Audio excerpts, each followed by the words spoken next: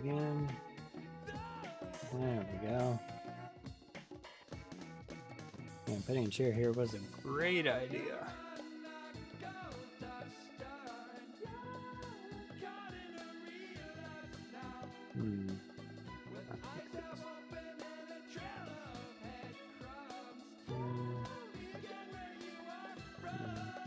Let's start.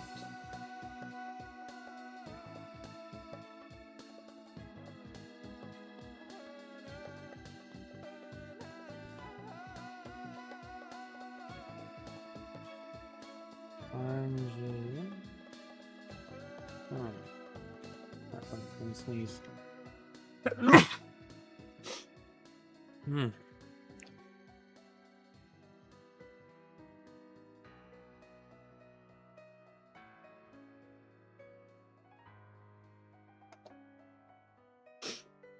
All right. Start recording. I'm just gonna jump right into it today. So,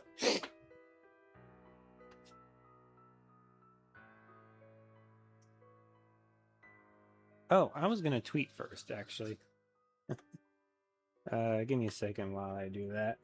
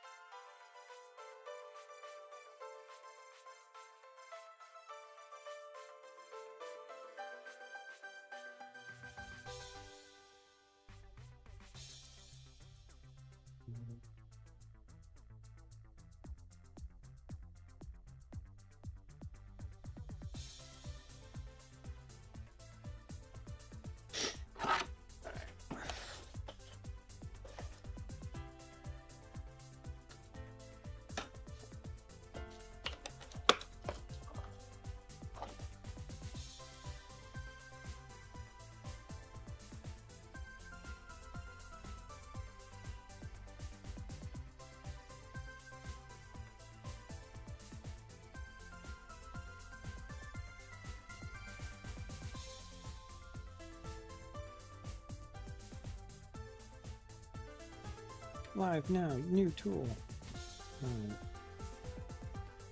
Cool.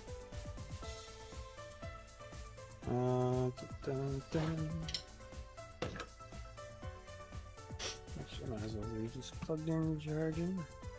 I don't think that harms anything. I hope it doesn't at least. Alright.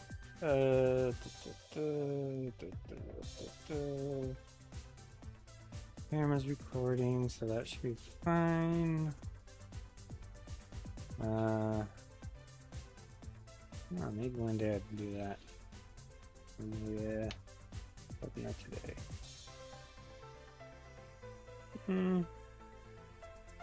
Yeah, I guess. Back recording going, and maybe for the mic too. Alright, now I'm just jumping right into it. So first of all, new tool. Is a brand new gear wrench,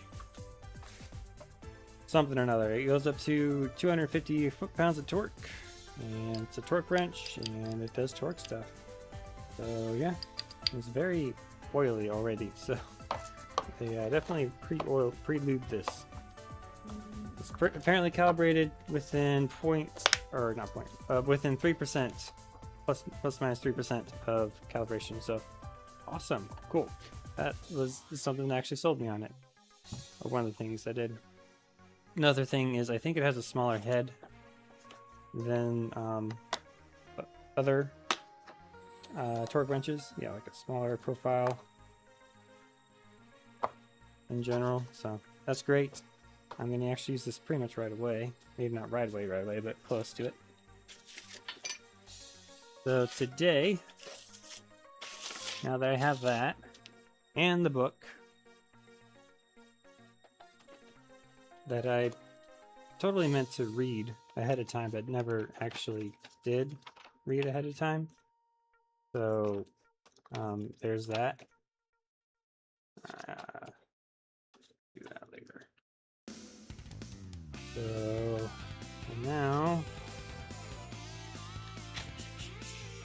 This is assembly mostly. Okay, so I want to get to assembly.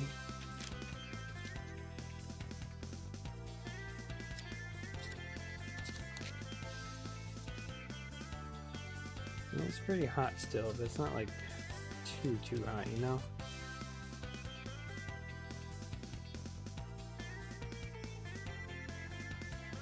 Okay, so we're gonna pretend I did all this already. To a point, I think. Or maybe some of it not. Yeah, hang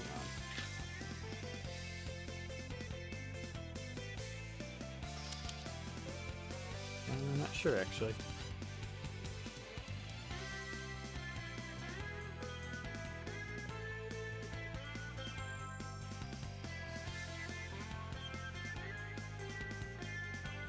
Interesting.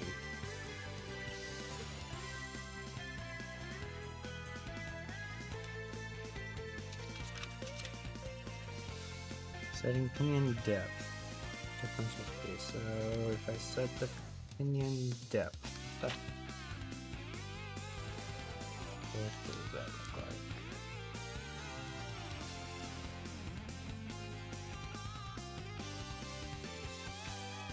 Is there another step for that?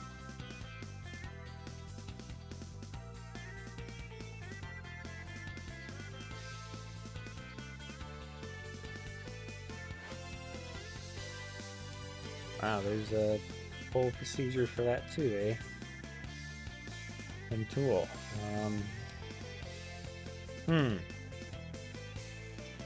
So, so if that's the case, then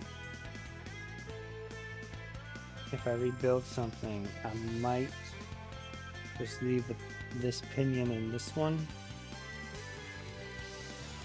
Maybe. That way I don't have to deal with more shims that I need to deal with. Because that might actually have part of this set up correctly. I'm not sure. I'm probably have to read that. Okay.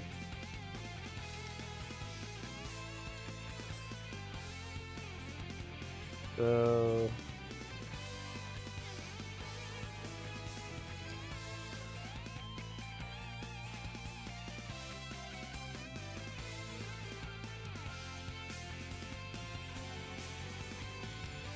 wow.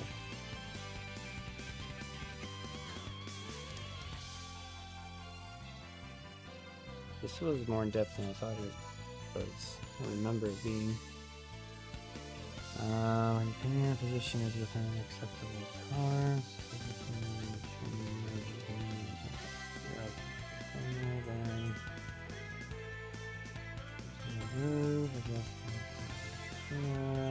A lot of this might be reading, but I'm skimming now.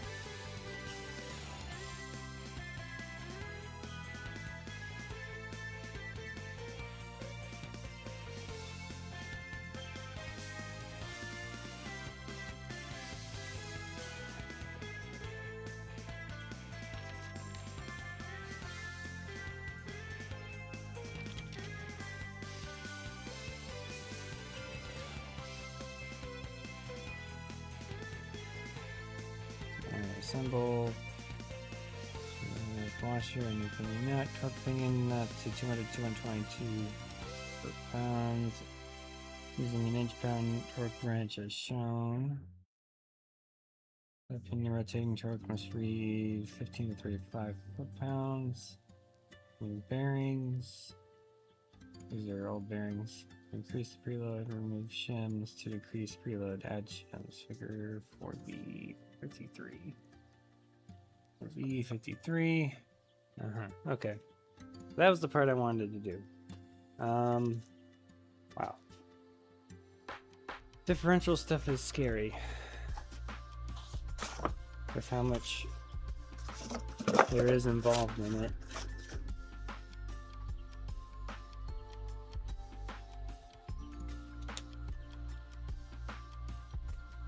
But, so the idea is I'm going to check the tolerance. Just a reminder, I'm going to check the tolerance and everything on the old one first. or the one that was in this car, I should say, the original. Ugh. And then I'm gonna make a decision on how I want to go about rebuilding all this. So first things first, I don't think it matters if I use the old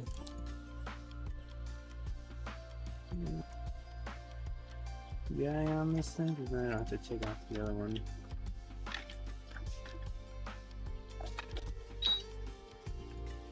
I think it does matter, because that would affect the resistance there, wouldn't it? Right, in that case, I should clean this up before I put it on. Alright, so clean that up, put it on that one, take the tool off that one, put these bolts out of here.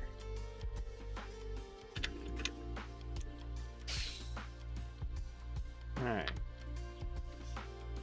And of course I did some work on my sister's car, so my stuff is all over the place still.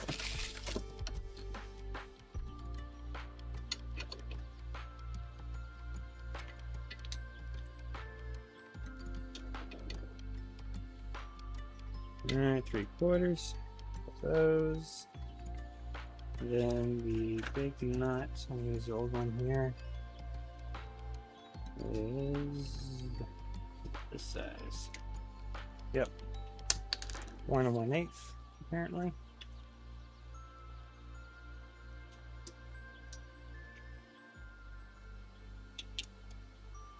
And that, I don't know where this is out from.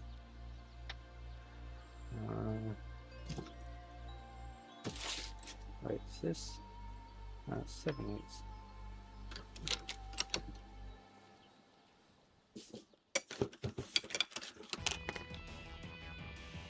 3/4, so we can take that.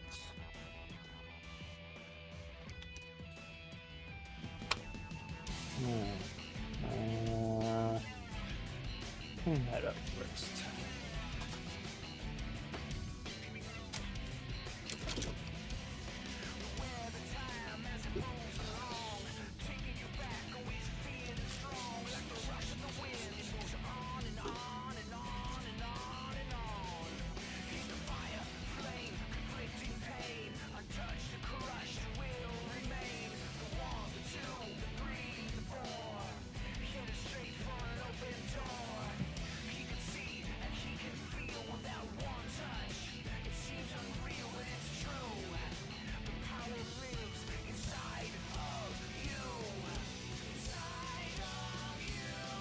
There is a groove in this one.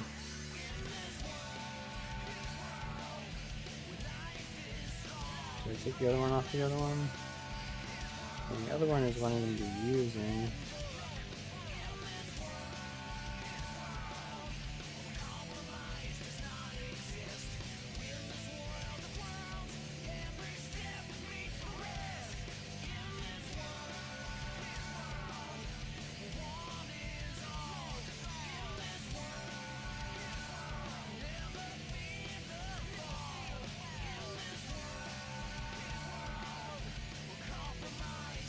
Whichever one gets it.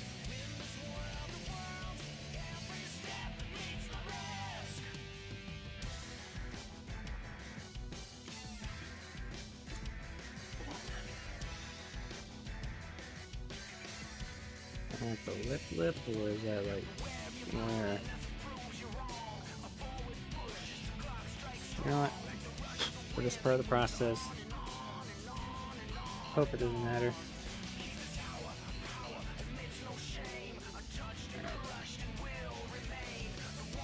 Clean.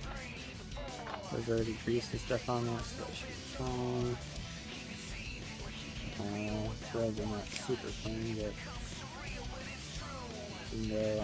let's start with the low side of the metric, and then go up from there. Squeeze over here. And actually, can I adapt this down to, I can.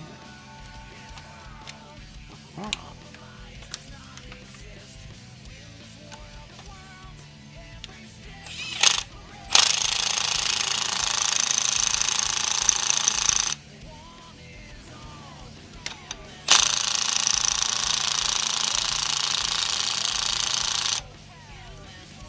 Cool. Alright, so then I need the tool on this thing, or this one over here. Please don't fall.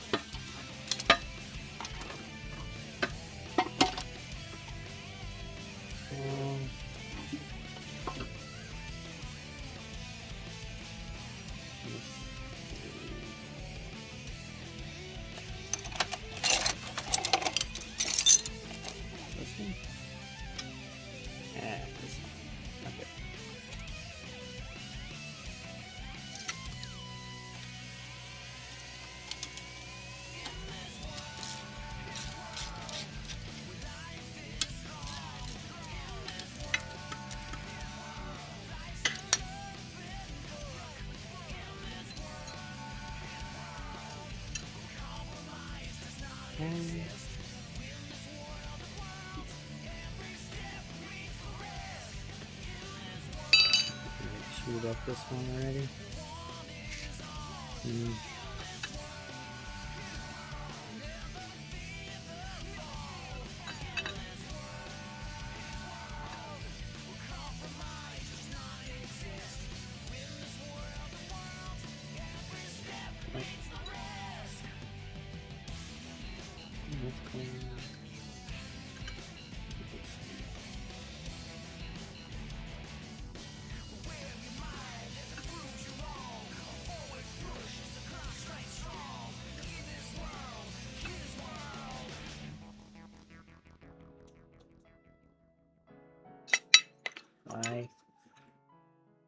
It's like slightly too thick for this, unfortunately.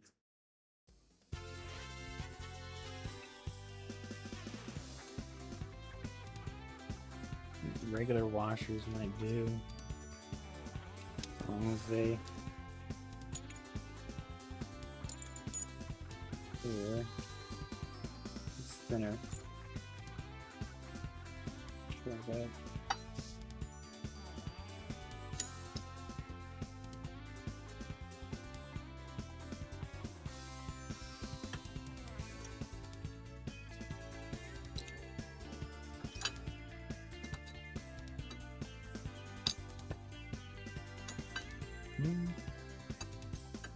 Ow. I'm doing this wrong. They were doing it right before, somehow.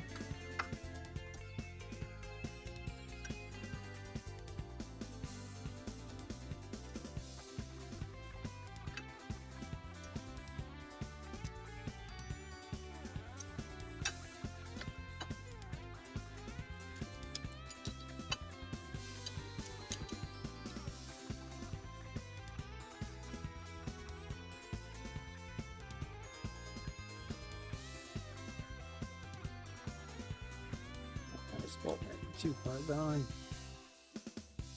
Unless it's the right thread chaser. I think it is.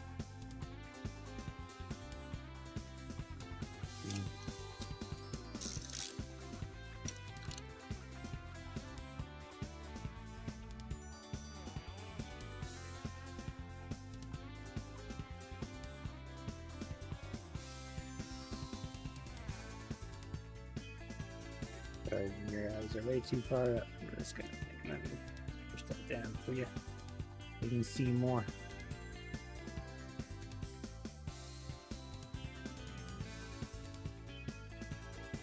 And if I can cover this one, pretty bad.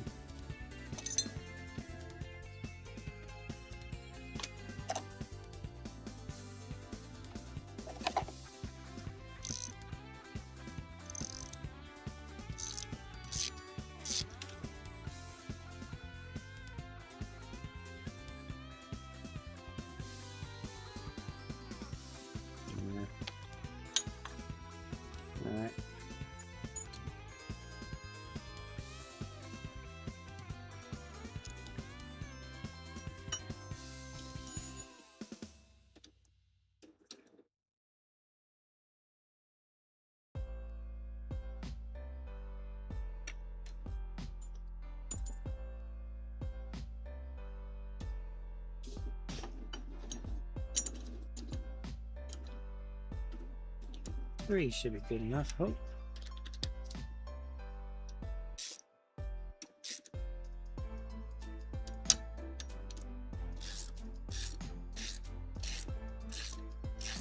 Especially since these are going further down than 4.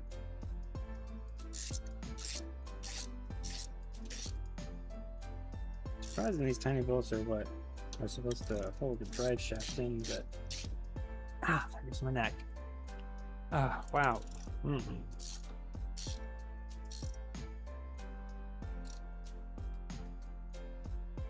Something's wrong with my back and neck, it feels like.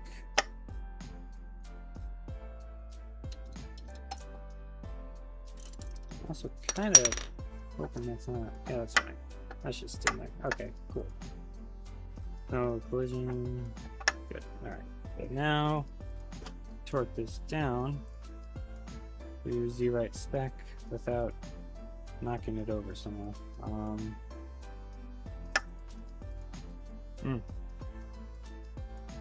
Oh, wow. It's shoulder muscle. Not in great shape anymore for whatever reason.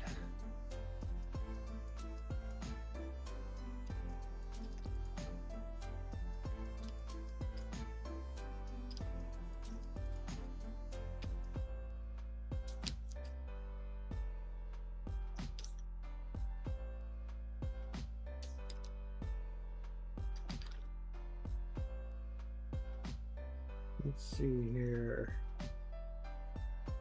90.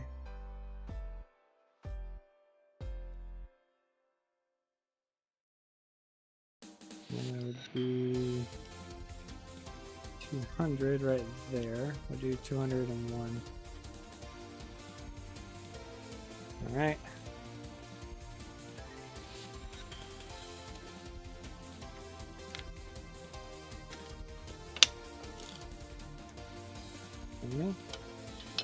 So I can reach. Yeah. Like small extension there to reach a little better. Plus the bolts get in the way. Alright, and then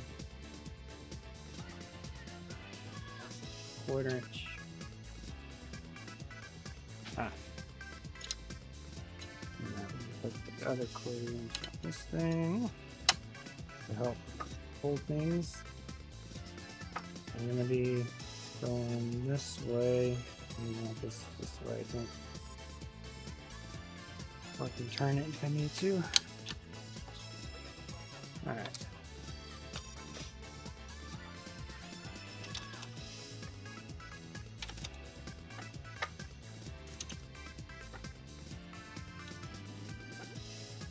Okay, this is going really easy right now.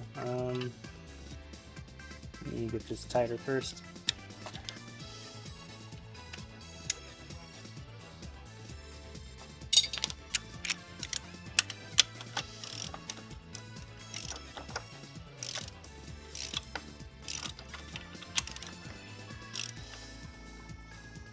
Alright, so there we go. Now I should be closer.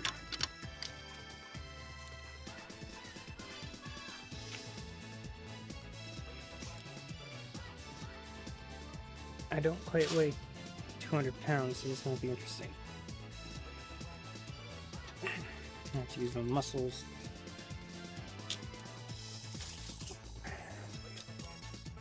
And wait. Ugh.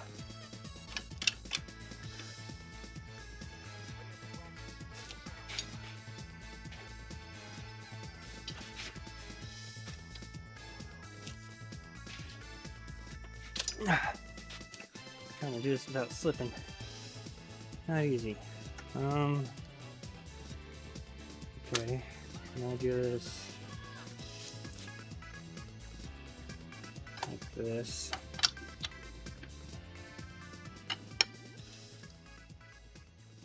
And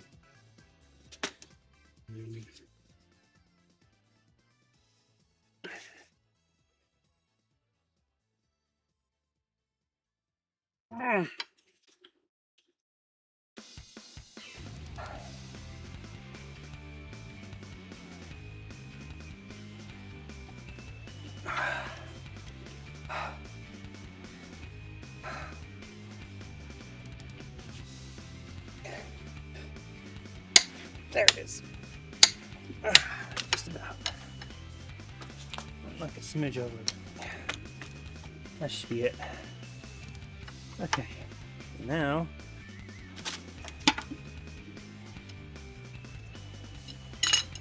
take the plate off. So it can be rotated.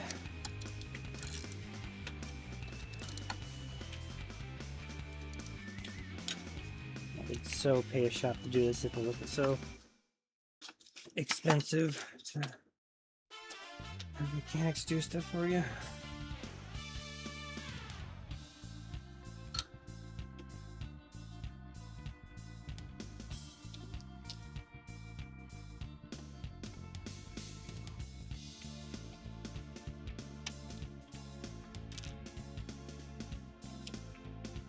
And there's a learning experience, but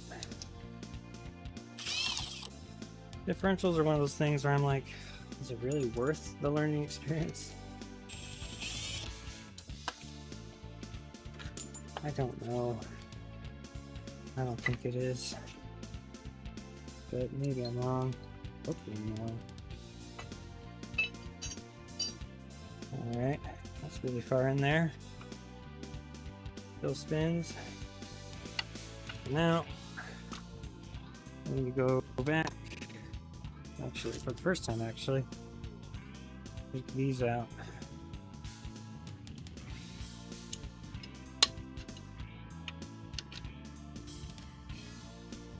Somehow.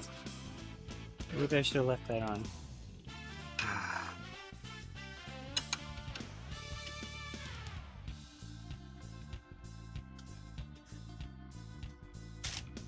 Yeah, I should have left that on so I had leverage. Why can't I think ahead? Here we go. There's one.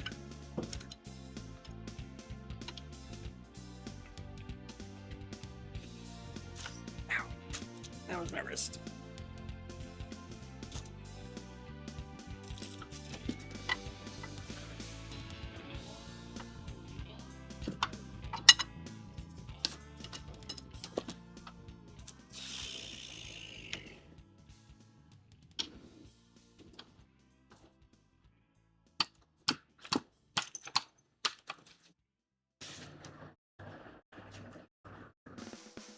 Mm.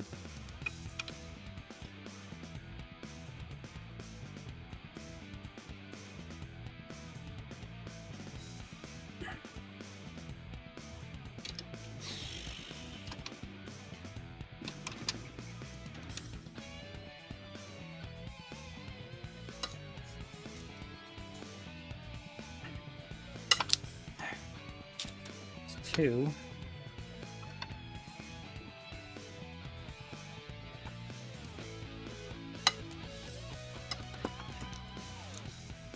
Might be three.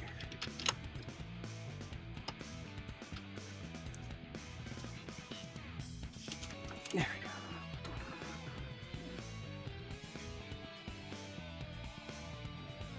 Here we got sealed it. Oh well. If this goes back in, I'll probably clean it off anyways. And is this the one?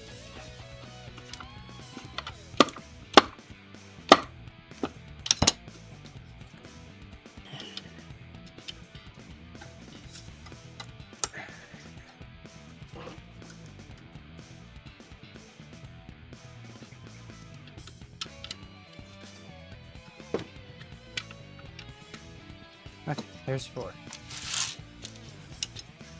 So. Okay. Take these out.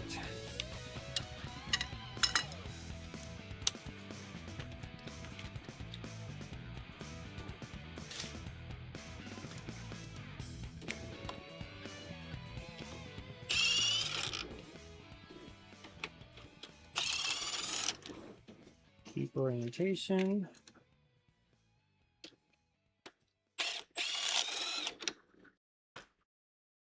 Ooh, fresh smelling gear oil there.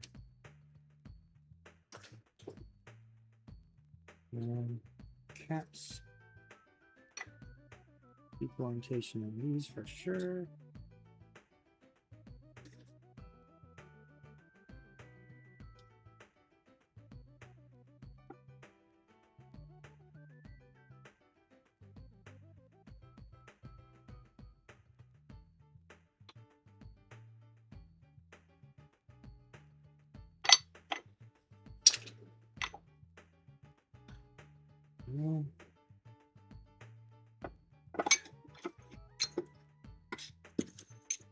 All right, this is the good carrier. Oh, that's a bad, supposedly bad ring.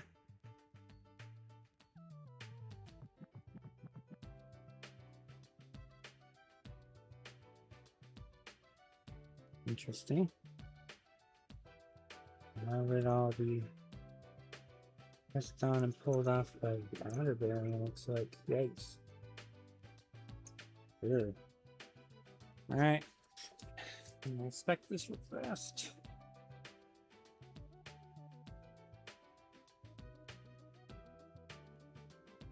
Put these.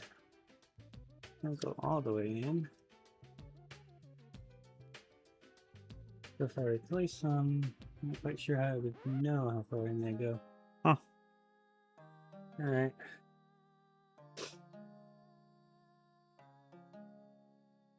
Now, so I want to check this somehow.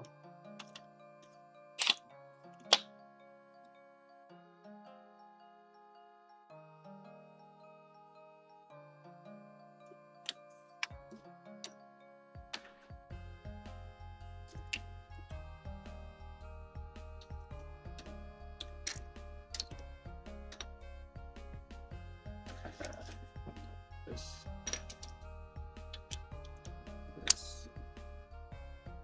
and then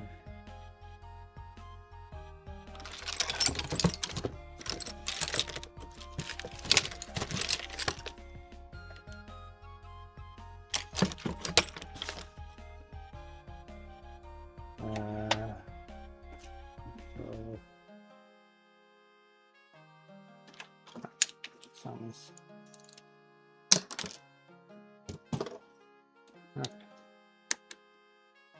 There we go. And I'm just gonna see what happens here. That's 15, it looks like. 10, 9,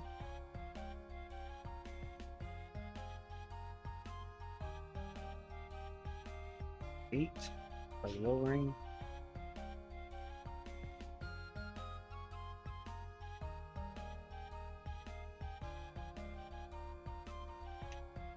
2.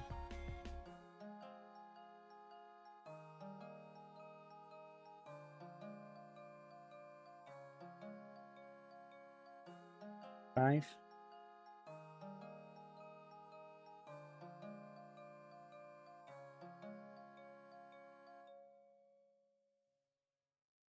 5 to 10 after that initial spin.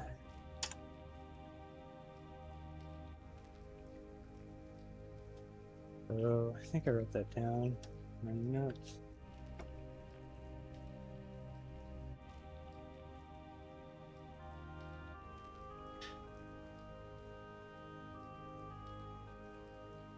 Six to 8 inch-pounds used. So pass it and then test it. There was an easier way for me to do that. Like if I could bolt this down to something sturdy.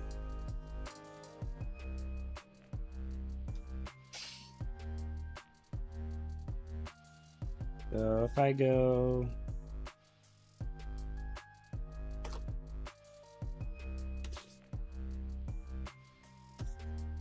don't know how I'm gonna get this tight new with new bushings.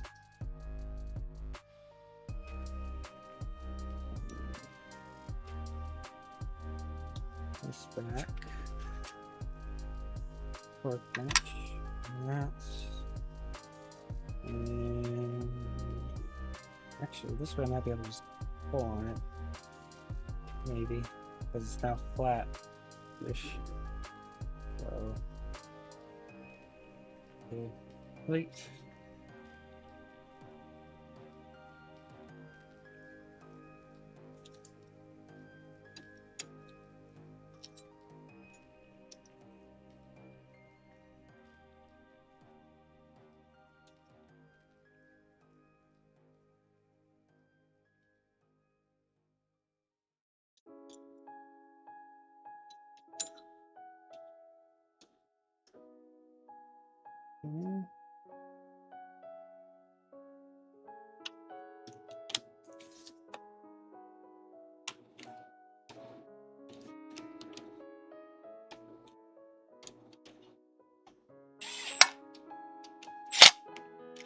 Careful.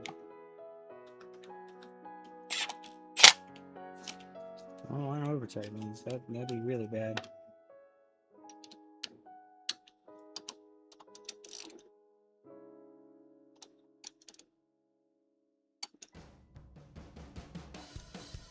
Good enough.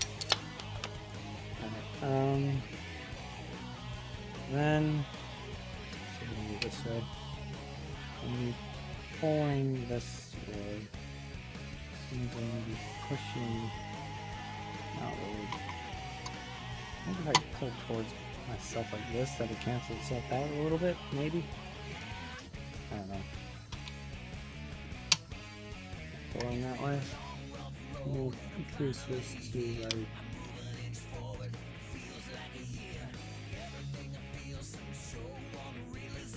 oh, that was only 190. That should be 200. Okay. Well, let me increase it to 200 and see what happens there. Is that 200? Maybe a little smidge more. 21. Alright. That was not bad. I was hoping to use my feet. I just have to use my knees. Right, here we go.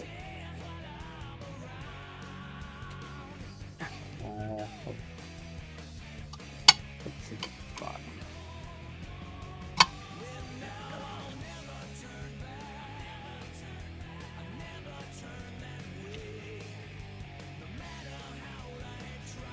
Here. Oh.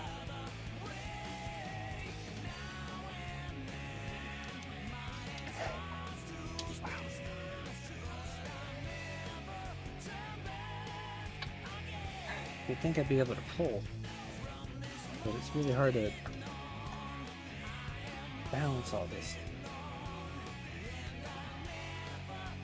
That was on a stool.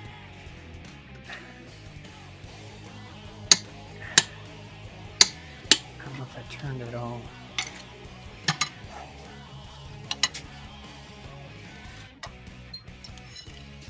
I'm knocking things over here. Okay, I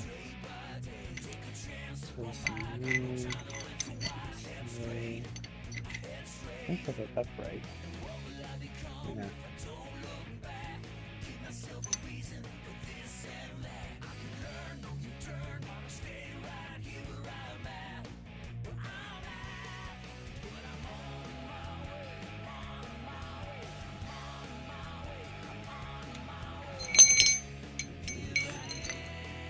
Pretty good.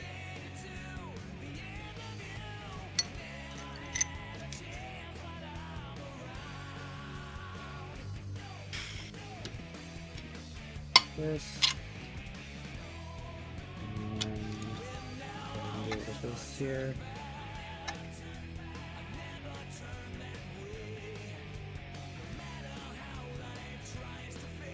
Two, 5 that way. Definitely tighter. I didn't really feel it tighten at all, so Yeah. I think I'm onto the right track here. I just need to adjust how I'm doing this.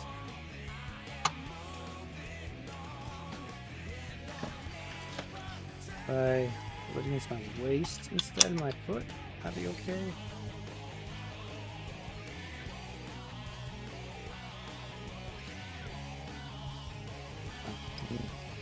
I was so tight. No. That should be 210. Oh, hold on. What was I at before? I was at 200. Okay. Let's do, since this is what it is, let's do 216. Ow.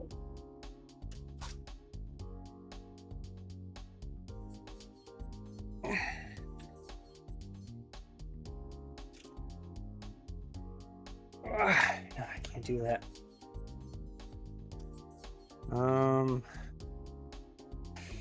Try doing this. If it wasn't working before, why would it work now? No.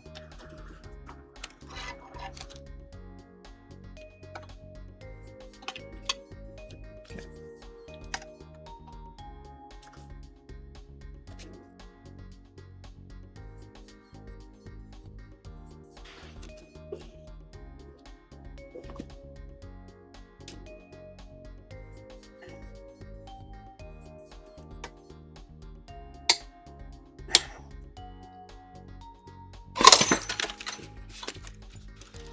Well, it clicked. So, I don't know if that even tightened though.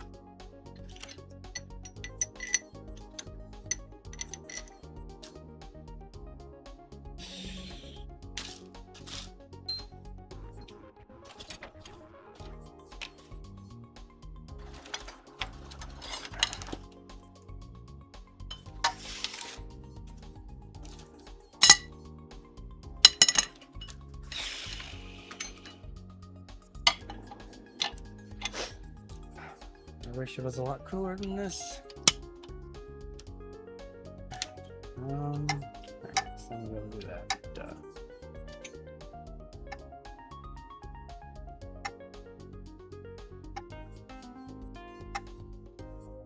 I don't think that changed at all.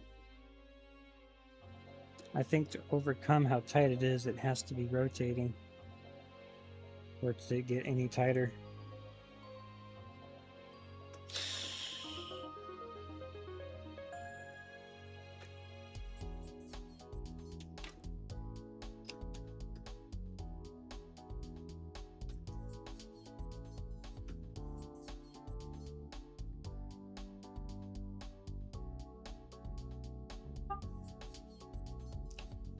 Try 230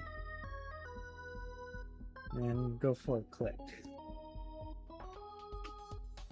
if even possible. I don't think this is possible, but let's try it.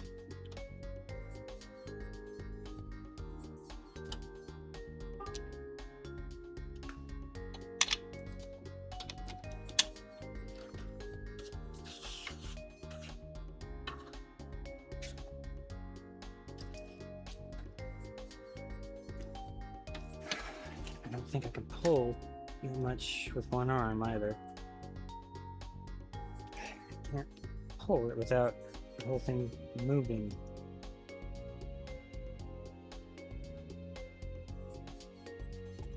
Turn this braced higher. I don't think any part of me can handle this much pulling.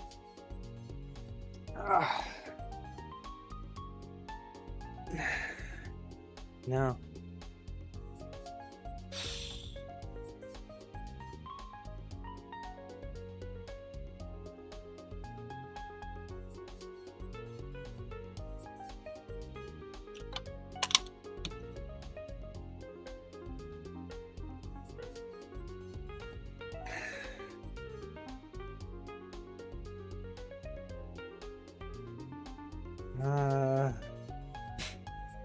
Need to like use my weight.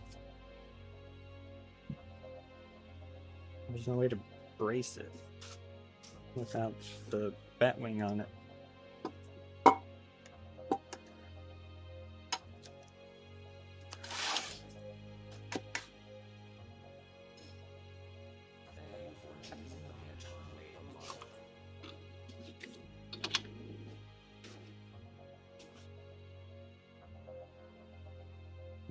So I would have to somehow do this number.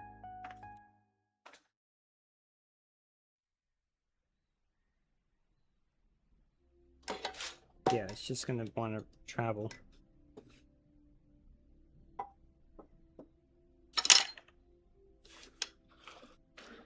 Slip right out.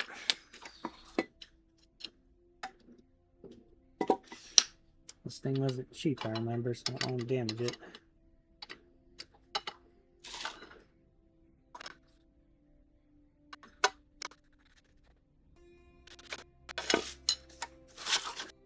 Why is it just...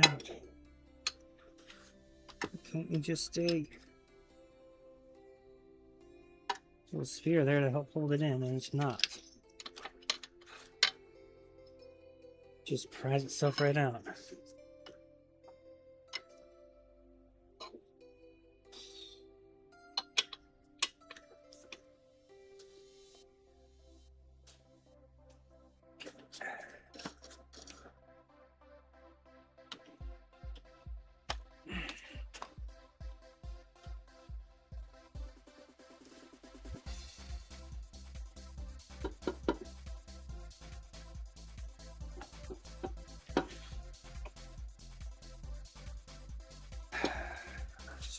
Slipping, moving.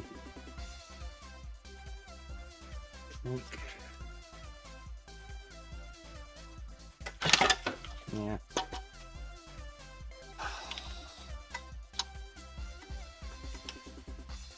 I don't know how I'm supposed to get that much torque on this thing without the wing attached. And even with it attached, it's a pain.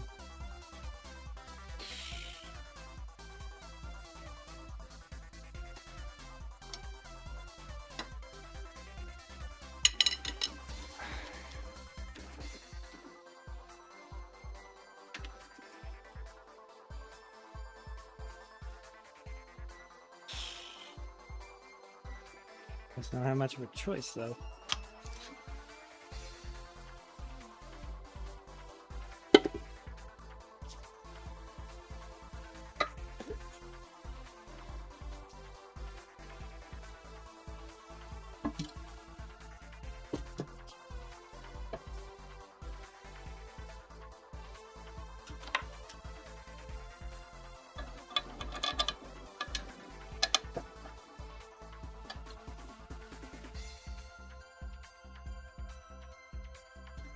One smaller. Smaller.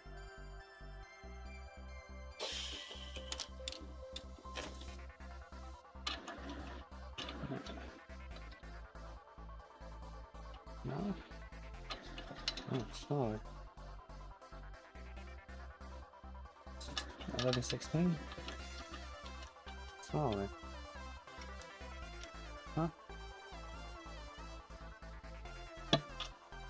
9/16. 11/16. So like 5/8 then.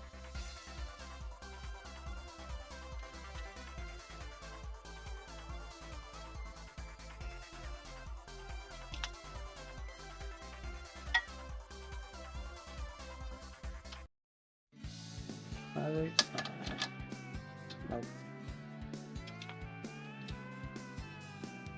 5/8. There you go.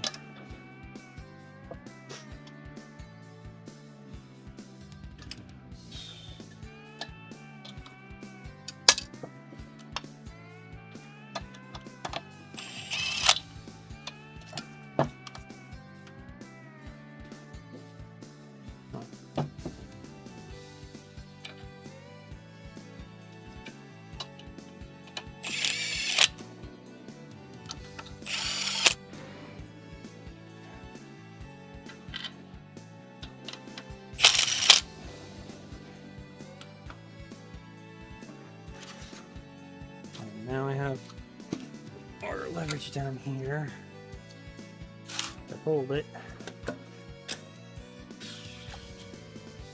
In theory.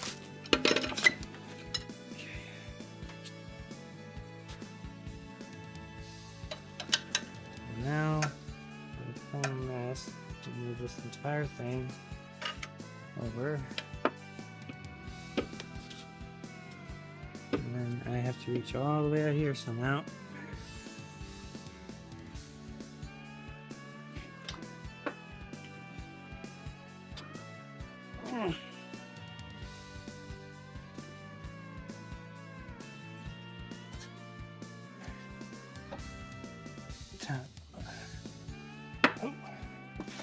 no, come on. Why does it have to be way out there?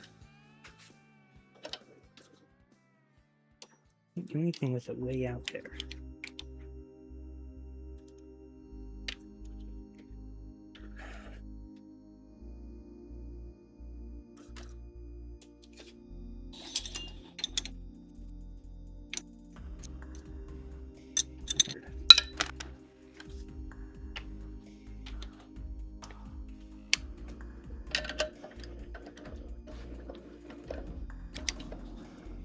I don't know if that even goes on the nut all the way. Not enough.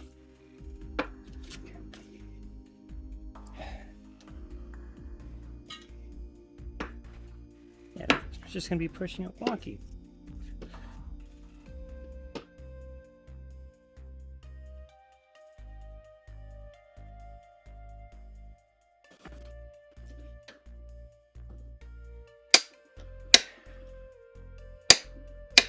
Okay, that's over torqued apparently. See if that did anything.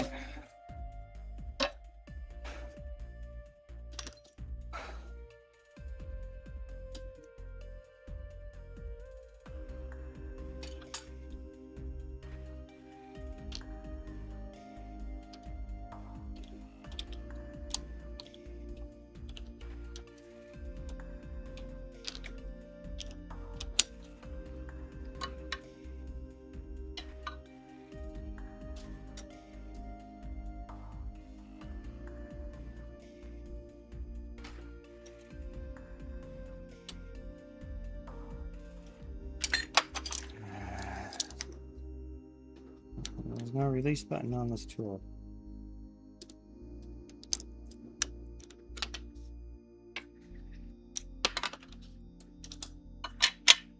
It's too hot for this.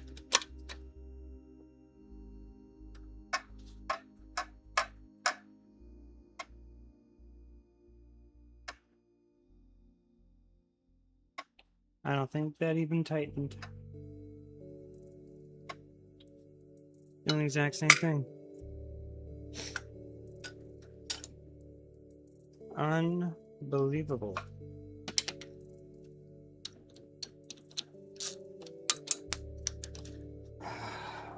Why?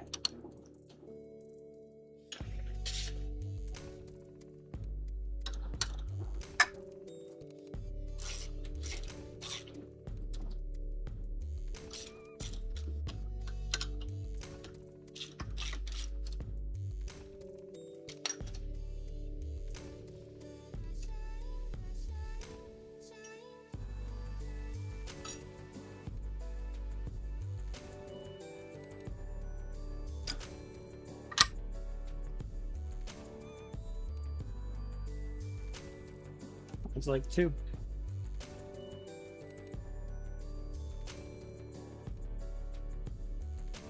Ooh, 2 to 4-ish. If that. 2 or 3. Hoping this thing is accurate. It probably is. Well, so that's as good as you can get with used ones then. Used bearings, that is. Alright. What does it say for used ones? 6 to 8? Yeah.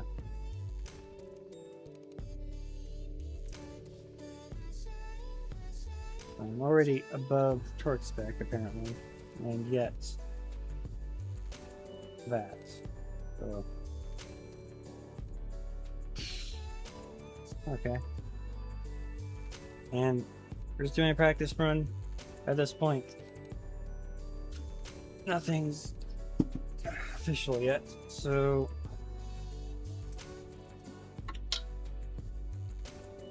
yeah.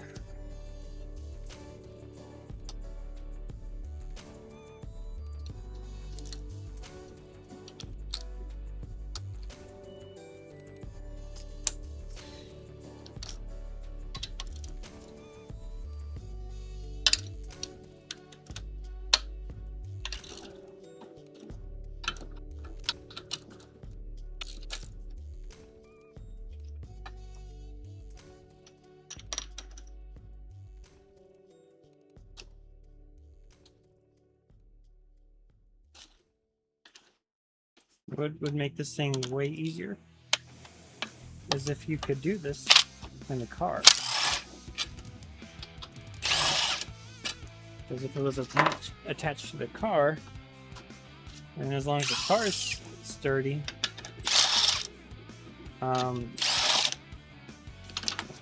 you can torque it down on the car. And with it on the car is heavier and thus less likely to move around. But no, it has this giant bat wing that attaches and you can't take off the cover without taking it off the car. So, and on top of that, there's a cross beam right under here, or right in front of here actually, I think. Or right above, I don't know, around here. Blocks off the entire area. Ugh. Alright.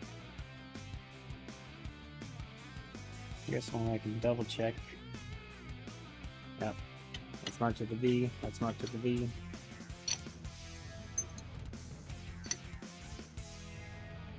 This one's marked with a V, but it's going a different direction.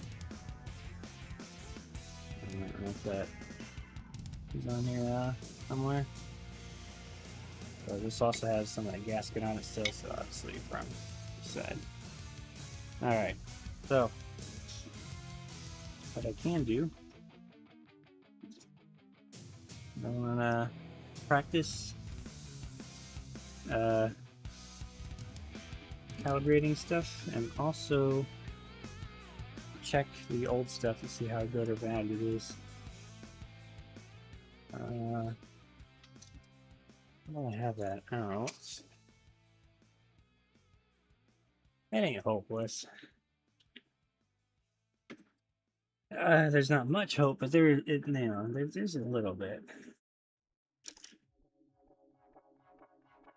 Let's see.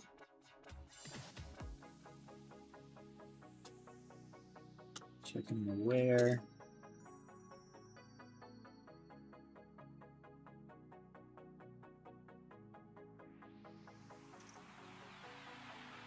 It looks like wear. Yep.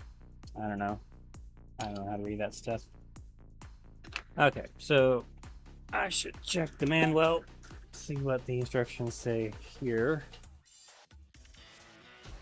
Alright, be sure to flange face and whichever case is free of nicks and burrs. Assemble ring gear to differential case and using new ring screws. I already did all that. Oh no, I haven't done any of that. But we're assuming I did all that at this point. Alright, install a spreader and indicator carrier as shown. Do not spread the carrier over 0.010. That's 100, I think. 7-inch, remove the indicator, assemble different bearings for differentials. Install the differential assembly into the carrier. Use the rawhide or heavy-duty plastic hammer to seat the differential assembly into the crossboard of the carrier. Carrier should be taken to avoid making during assembly.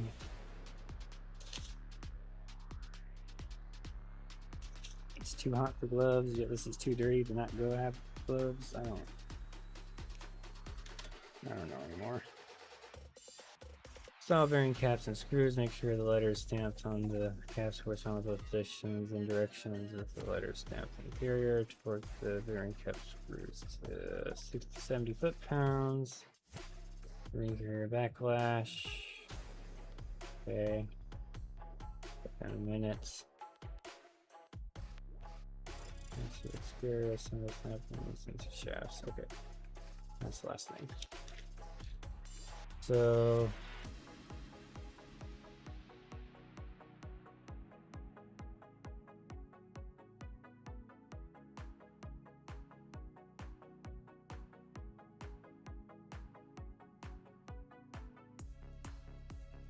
would be some 57.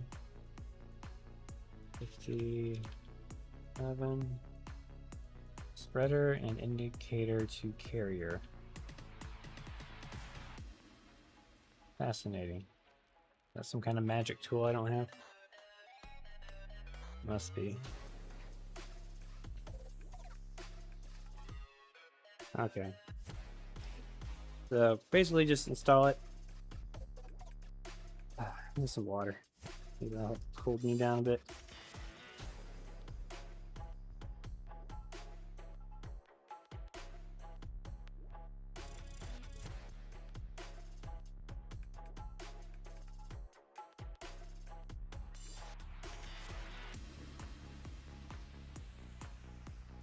Okay.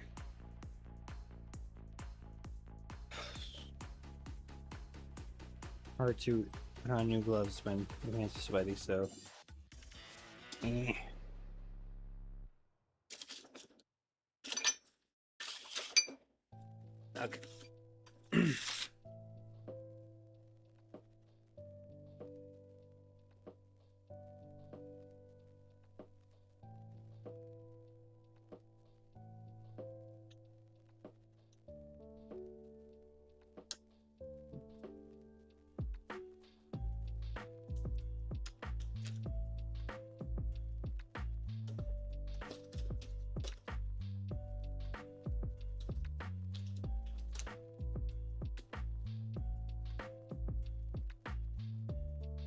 Alright, put the carrier back in, whatever it's called. Clean this up a little bit.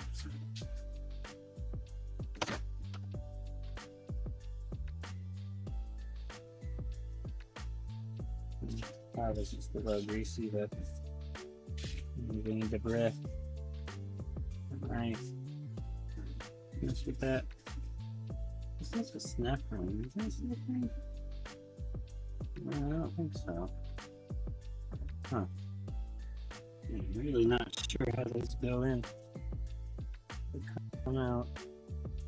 I know that differently, but I don't know how you're supposed to know how far those side bearings going if I replace them.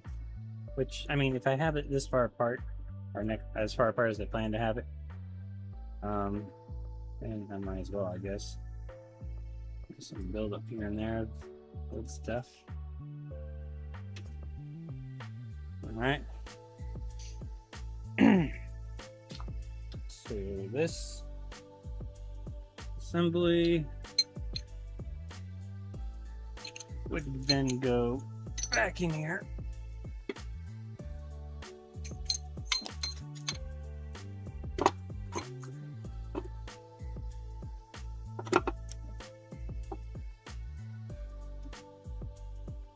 Somehow. There we go. And then let's obviously get in place. What kinds are these? These are Timkins. Cool.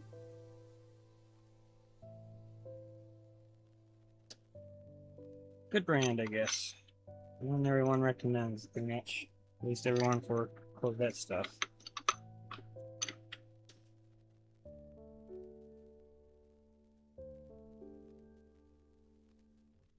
This one, yes.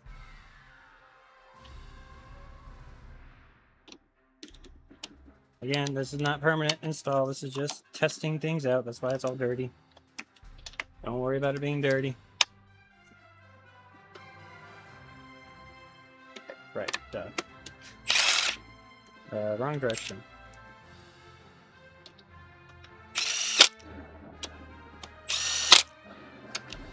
Now, think about that. Maybe I should creep up on that more.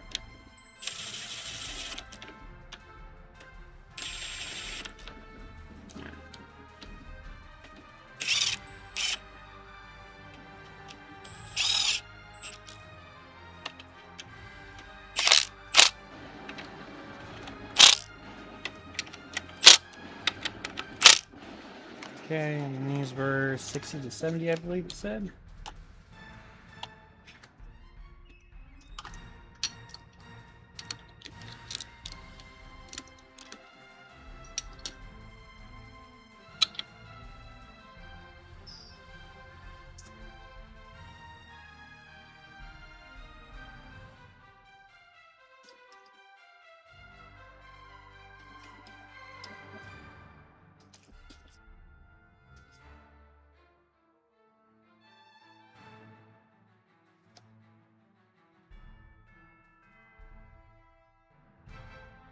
That's 70.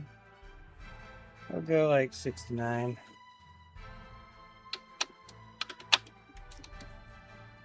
Ah! Okay. Base without having to brace it. It was 60 to 70, right?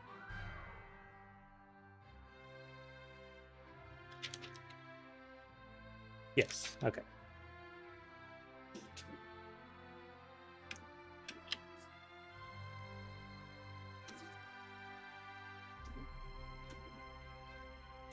Okay, so how am I going to do this without knocking it over?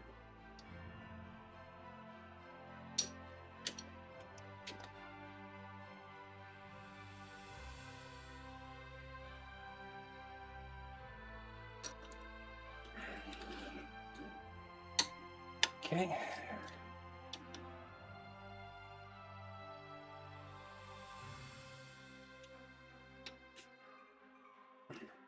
I just tightened it slightly.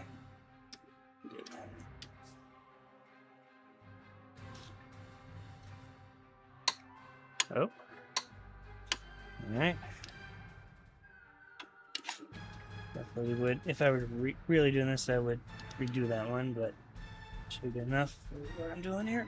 Because I want to creep up on it pretty much.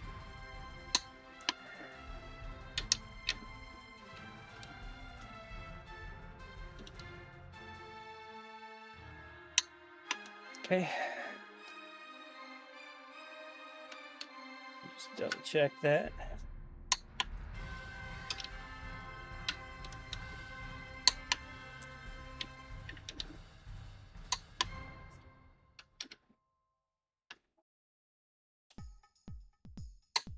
Okay. All right.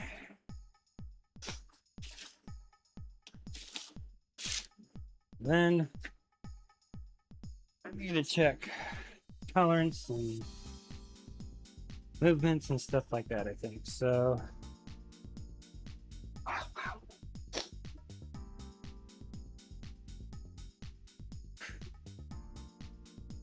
so if this were a steel casing, this part would be a little easier, I think, but since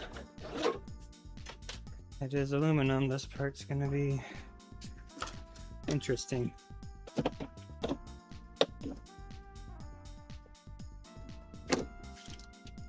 Because this is a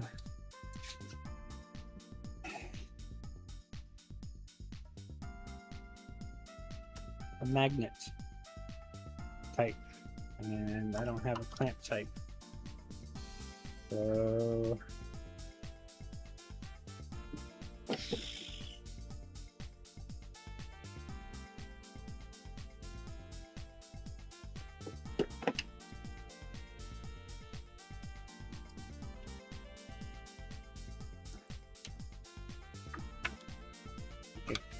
so I'm going to attach it to that. That doesn't really help. This entire thing is aluminum.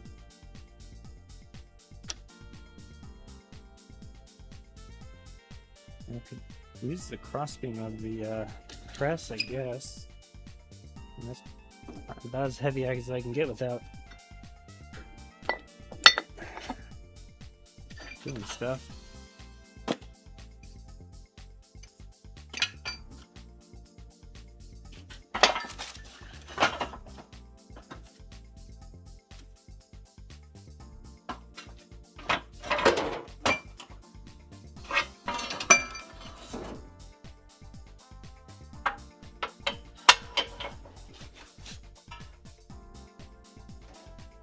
Alright.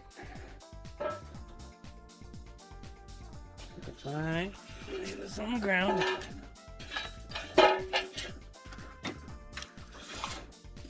This should be a practically stationary thing for this to attach to, right? Oh yeah, that's pretty sturdy. Then, I mean, it's not going to latch onto it. But I could put it on top of it. Hold on.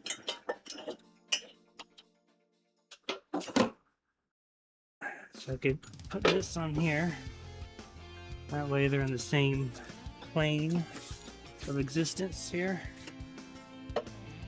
And then maybe just clamp the tail end here with my channel locks. Where are they? There we go.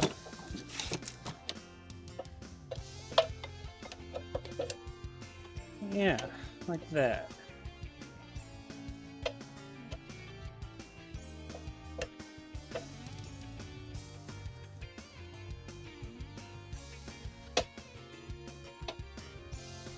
I'm gonna tilt it sideways a little bit there, but yeah, now it's attached to that. I can adjust this how I want it.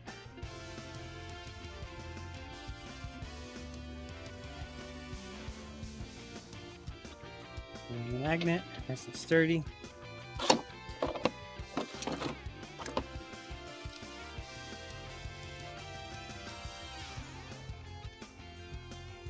And stick this in here.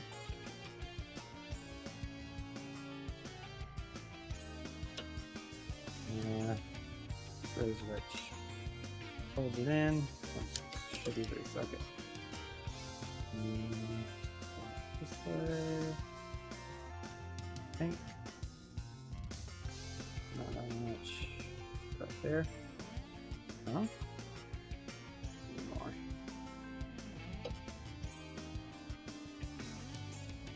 There we go. Oop! Don't break the dial.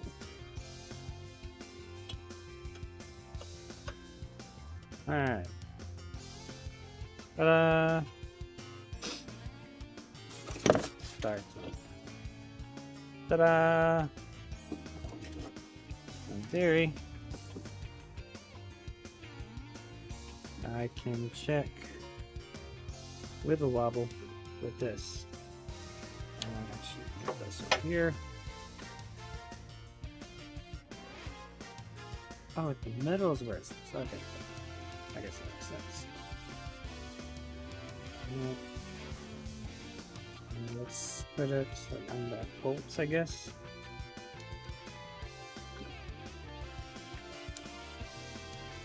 A little more forward now.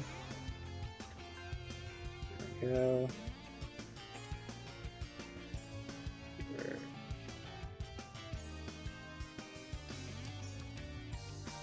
A little loose there.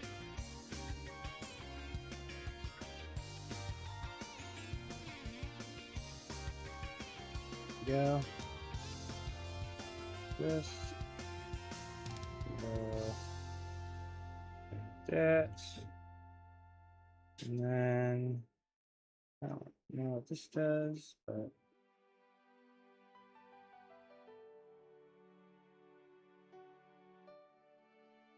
do I tighten it and just leave it like that? I don't know. I really don't know what that does. Alright, what does this do? I don't know what that does either. Alright, whatever.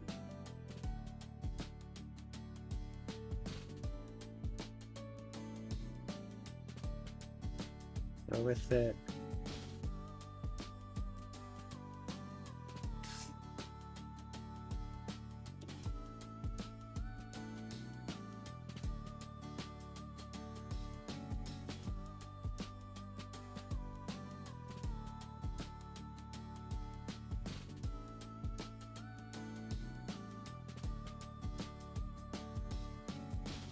I feel like I moved this entire thing. Is it problem? Yeah, I am.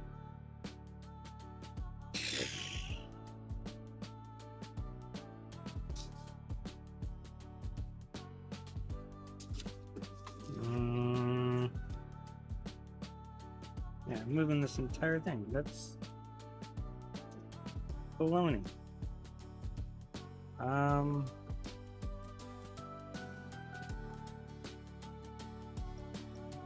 Oh, my idea.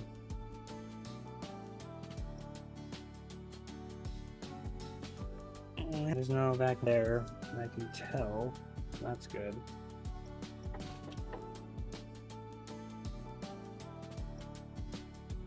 I think what I'm supposed to actually be measuring is this up and down here.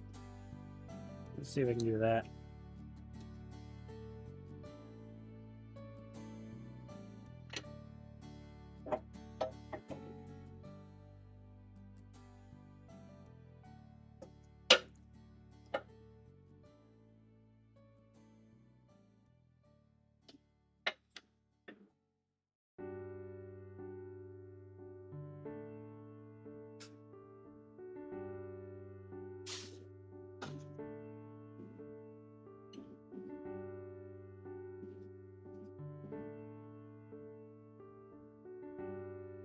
Why does it only sometimes move to the center? I don't know.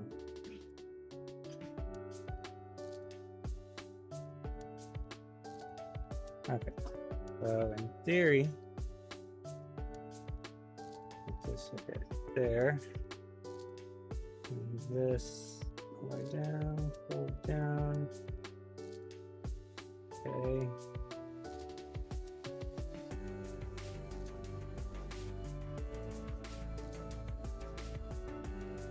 Right there.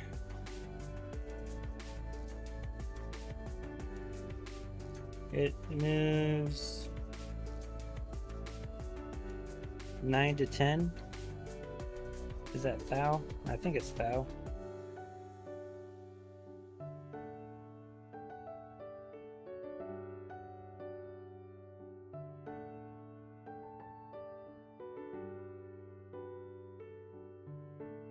Like 9.1. Yeah, like 9.5 thou. So is that in spec? I don't know. Ugh. Let's see.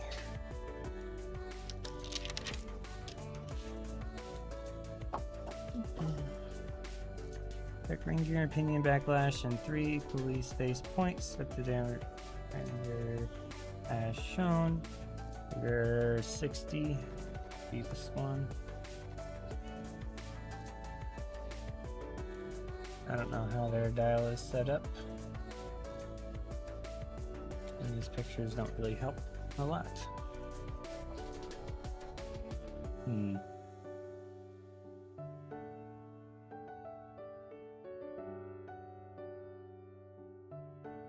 Positions and directions of the loader sample and carrier. Okay, that's good to know. I was right. Anyways, backlash tolerance is 5 thousandths to 9 thousandths. We have like 9.5 thousandths. It cannot vary more than 3 thousandths between points checked.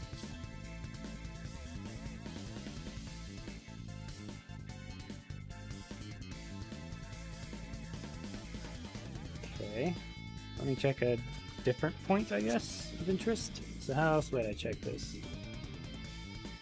I guess if I checked on the inside there, maybe that would work. Put this around just here.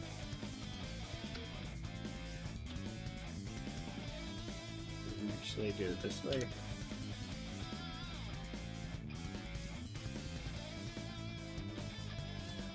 There. Oop, oop, oop, oop. Stop. Hold still.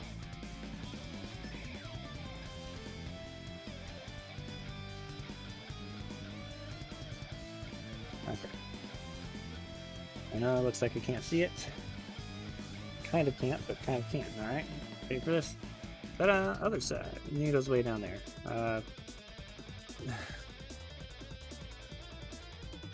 Okay, hold on. Oh, oh, oh. Don't worry. Don't worry. Don't worry. I got this. Alright. Ah! Why? Alright. There we go. So now I look at it from this angle.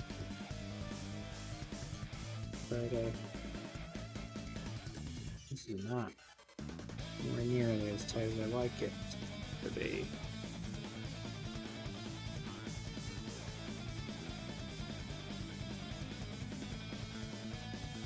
There we go.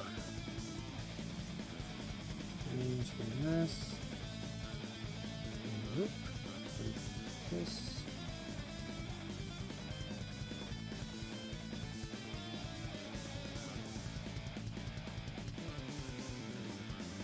There.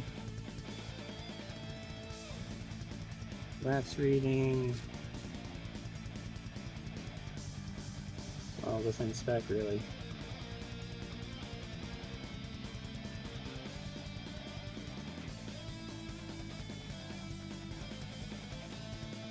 It's like 4.5 thousandths, more or less. Maybe just about 4 in that. I guess that's not really measuring it that way. Maybe if I went on this angle instead, because that would rotate outward instead of inward. I don't know.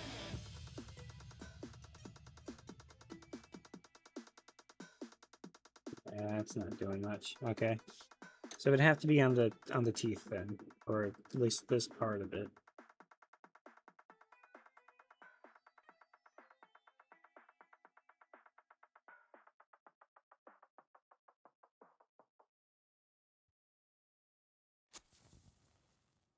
So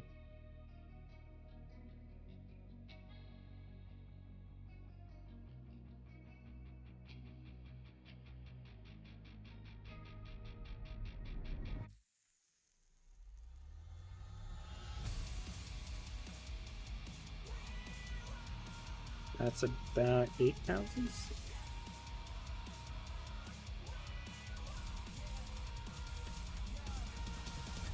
8 to 9 thousandths, I would say.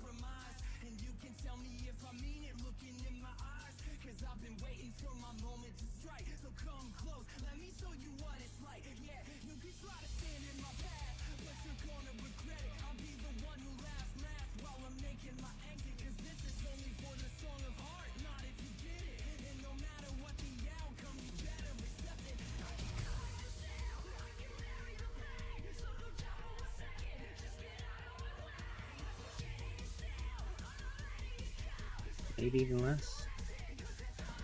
No.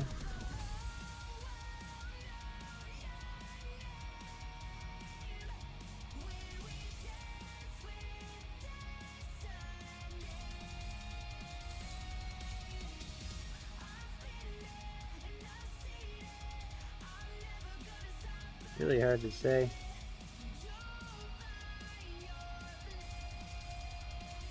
Yeah. So what if I rotate it? Maybe that's what's talking about different points. Like just rotate it the other way. And then check. Replay. Oh.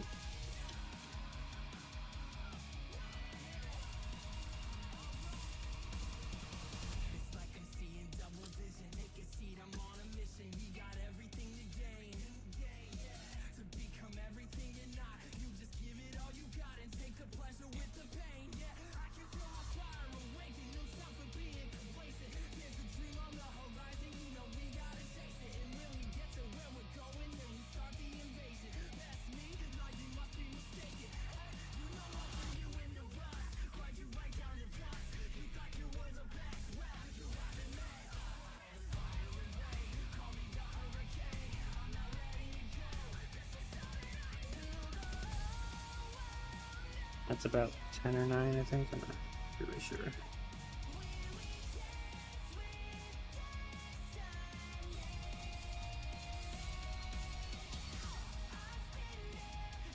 I'm kind of jiggling this. I don't want to do that.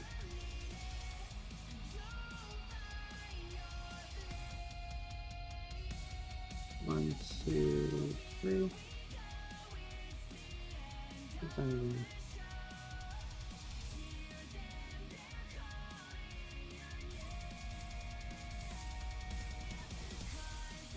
I don't know. I'm kind of leaning towards like 9.5 thousandths.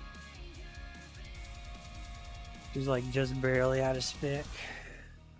It is. Now this is the ring opinion that were had the little rubbing issue for like a few miles. Improperly tightened nut, yoke nut.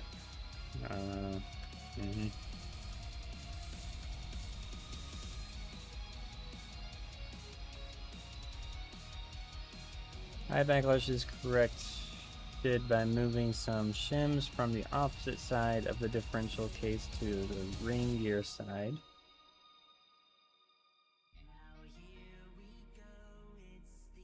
Just moving the ring gear closer to the pinion. Low backlash is corrected by moving the shims from the ring gear side of the differential case to the opposite side, moving the ring gear away from the pinion. Now install the inner yoke shafts and the okay, yeah. We check here. I don't check for like the tooth pattern or anything like that, or is that just not in this?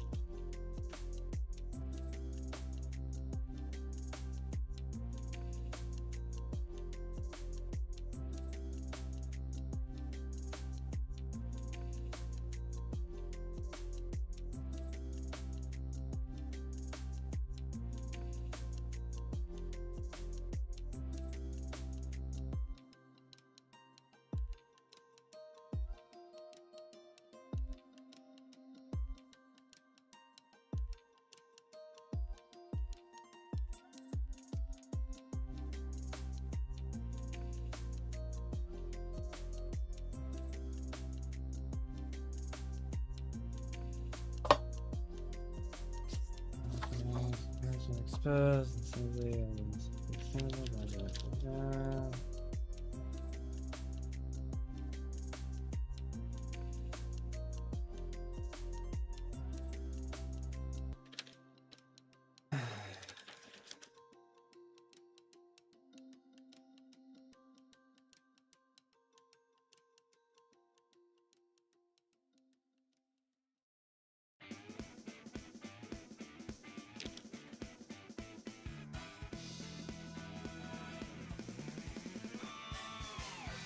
reading fun stuff for people who are not me.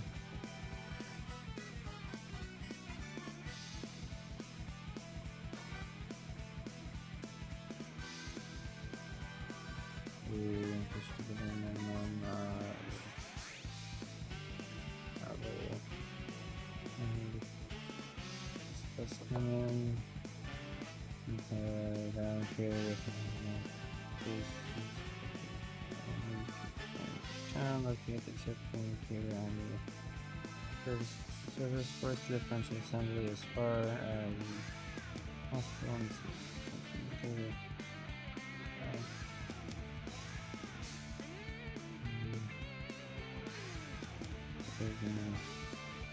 Minimum of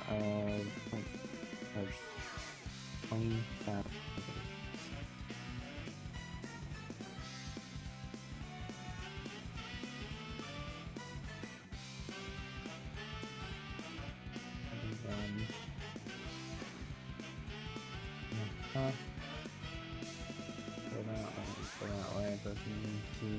indicator. I see on that. Okay. Yeah, I don't know how I'm gonna do this without that tool. Maybe it's not that expensive? Oh, that's funny. Doesn't give maximum travel, but minimum travel.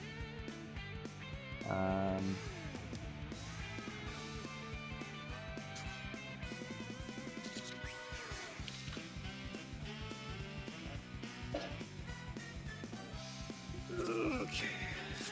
So, other measurement would be this.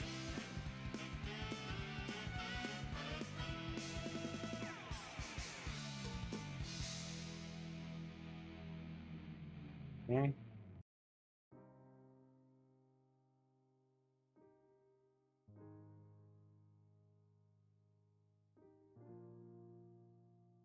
And this is like really far apart, so I don't know if this is gonna work well, but yeah, I moved this, I moved the entire thing.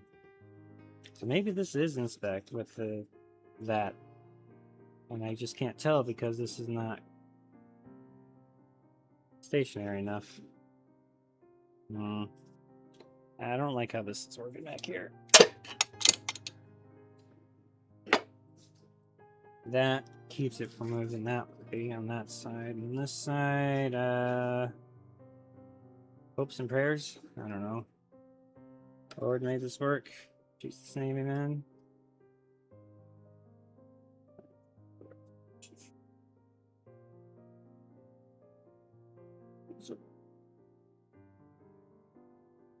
Okay.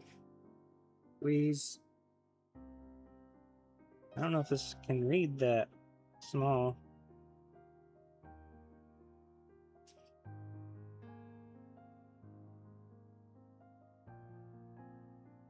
It's theoretically tighter than spec.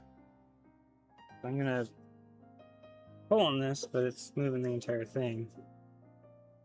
Can't really trust that. If I squeeze it, push it, I bump it.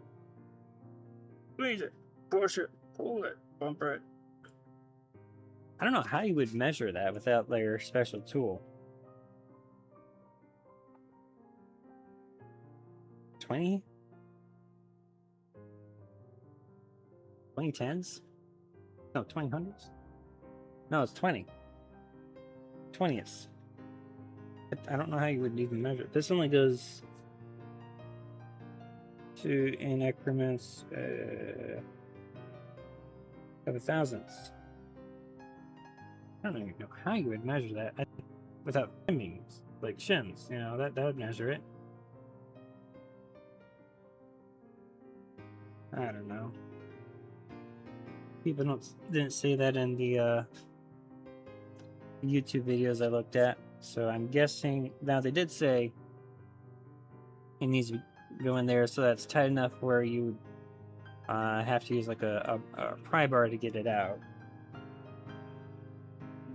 but not over tight. So obviously you don't want marble.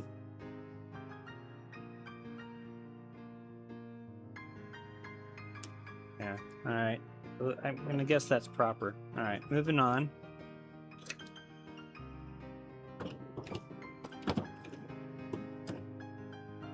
So then the next thing to check would be the tooth pattern, I believe. And in order to check that, I think I need my teeth. They need the teeth cleaned. It's teeth cleaned, not mine. My teeth are okay right now.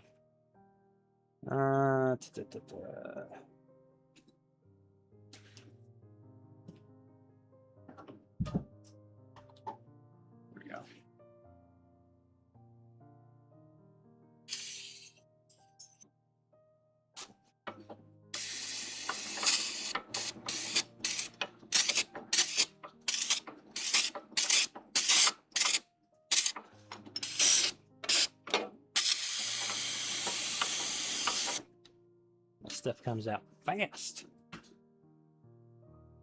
Alright. That should probably be good enough to clean it.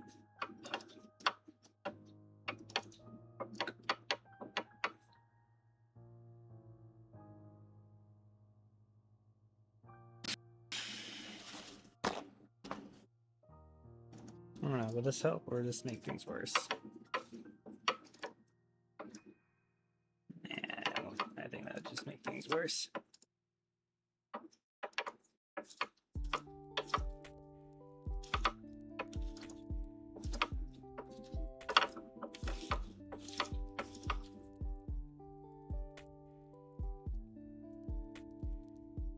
Alright, so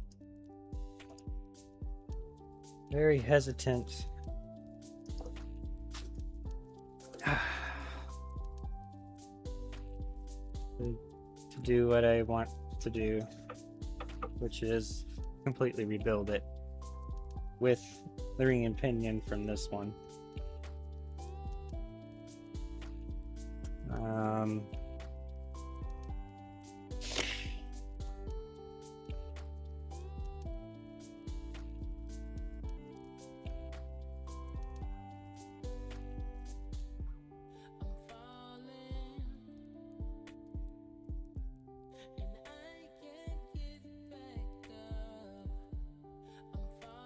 If I do that,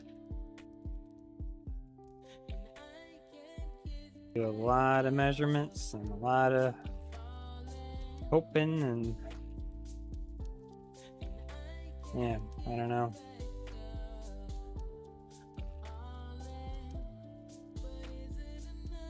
Or I could literally just be like, nope, clean this one up, oil it back up, put it back in there. Then take this one to like a, I don't know, maybe just take it to a shop and have them rebuild it. A new clutch pack, new brackets for that thing because it's old and broken. Properly put in there, properly everything. And then just have a shop do it. And then once I get this one back, swap these two out.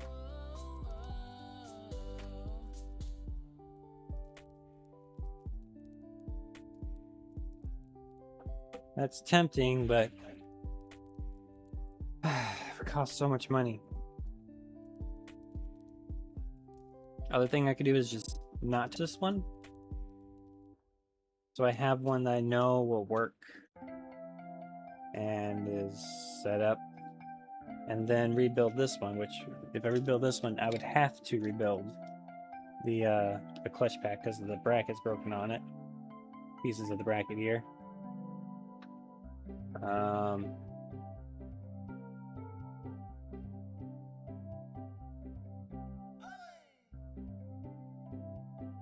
Then rebuild this entire thing with new bearings and put it back together, and then put this one in there and then have this as like a backup just in case. And if I fail at this one at any point, I can just put this one in and be like, nah. The problem is the purist in me is like, even though these are the exact same differential from the exact same year, the exact same model cars, this is the one that came out of this one. And even though there's nothing at all different between these two, part of me is like, I really want to put the original one that came with the car back in the car, you know? So, which means I would have to rebuild this one with those things.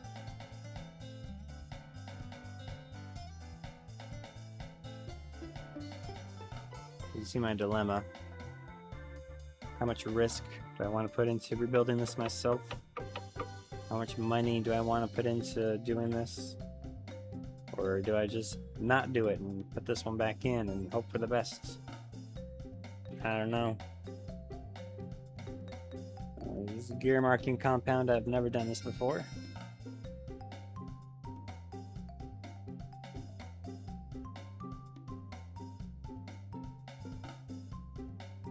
Do I put this on or do I paint it on? I don't quite remember.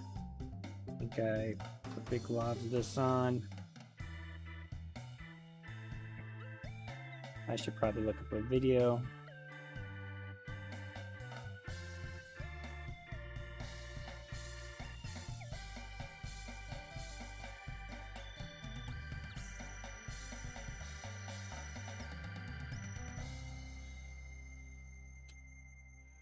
Yeah.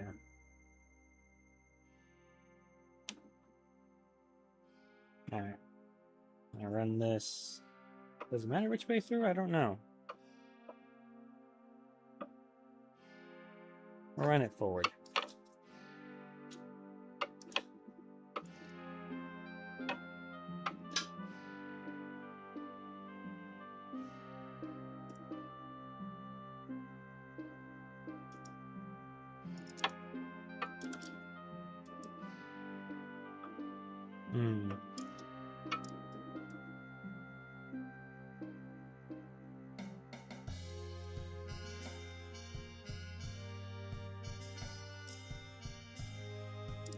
Did I run it forward and backwards? I really don't know.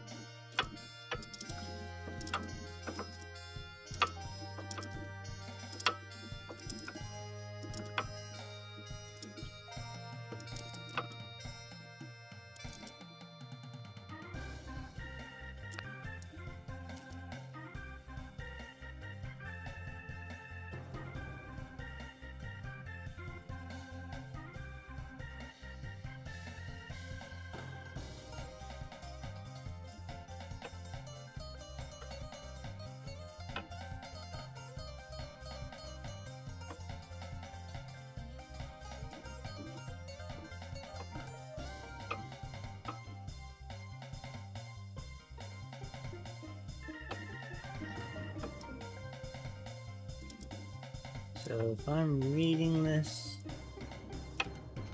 correctly, which I'm probably not, it looks like it's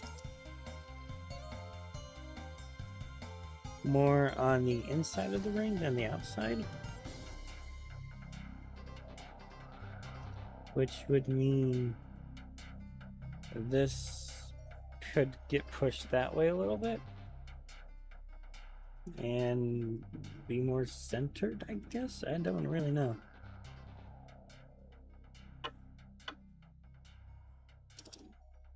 I don't know how to read this. Maybe I should look this up. Alright, let's do YouTube time.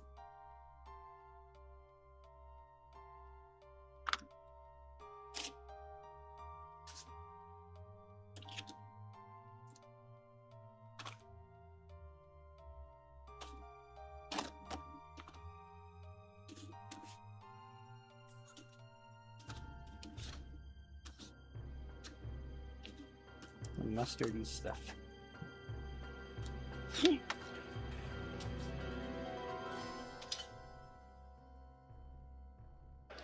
All right.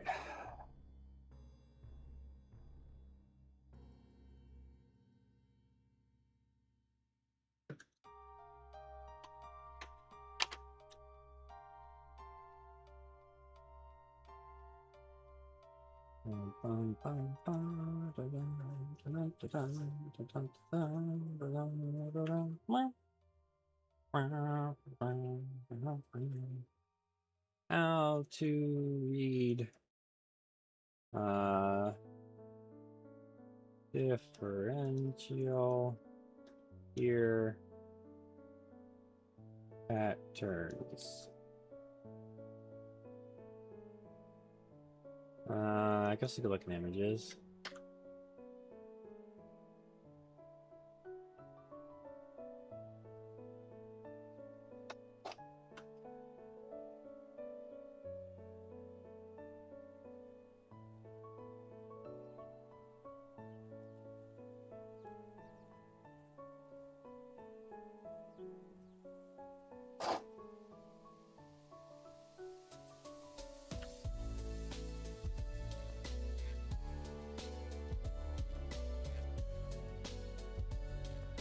Alright, on toe.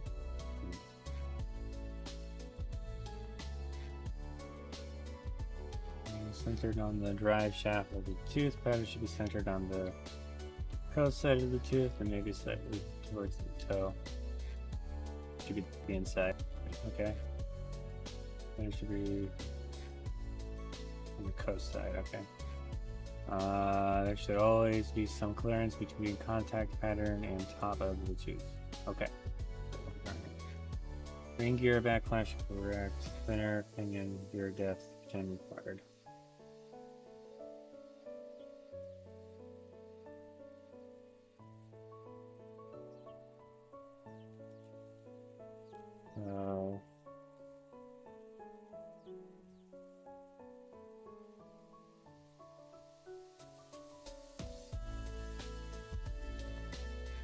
Record pinion gear depth 10 required. It's too far out. Maybe.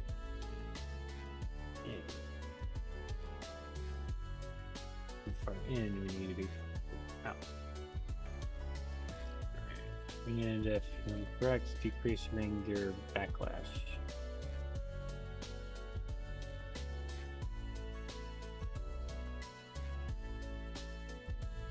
Pinion gear depth correct. Increased ring gear.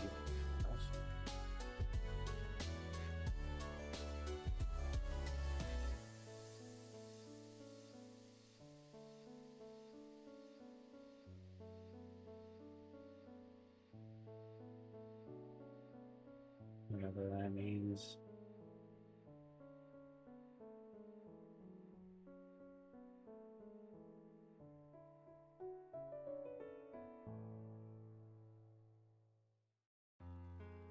I'm not much of a reader, but this might be better with a YouTube video, you know?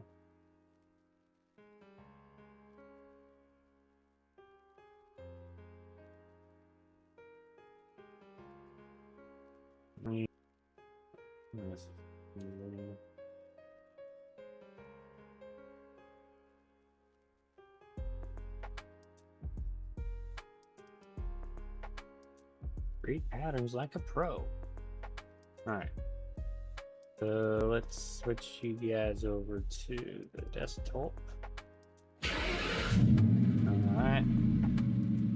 So today I'm going to show you guys how to correctly read and interpret a differential gear pattern. Now, a differential gear pattern is kind of the last step in a differential rebuild, and really what a differential gear pattern tells you is how the pinion gear and how the ring gear, how those two gears are meshing with one another.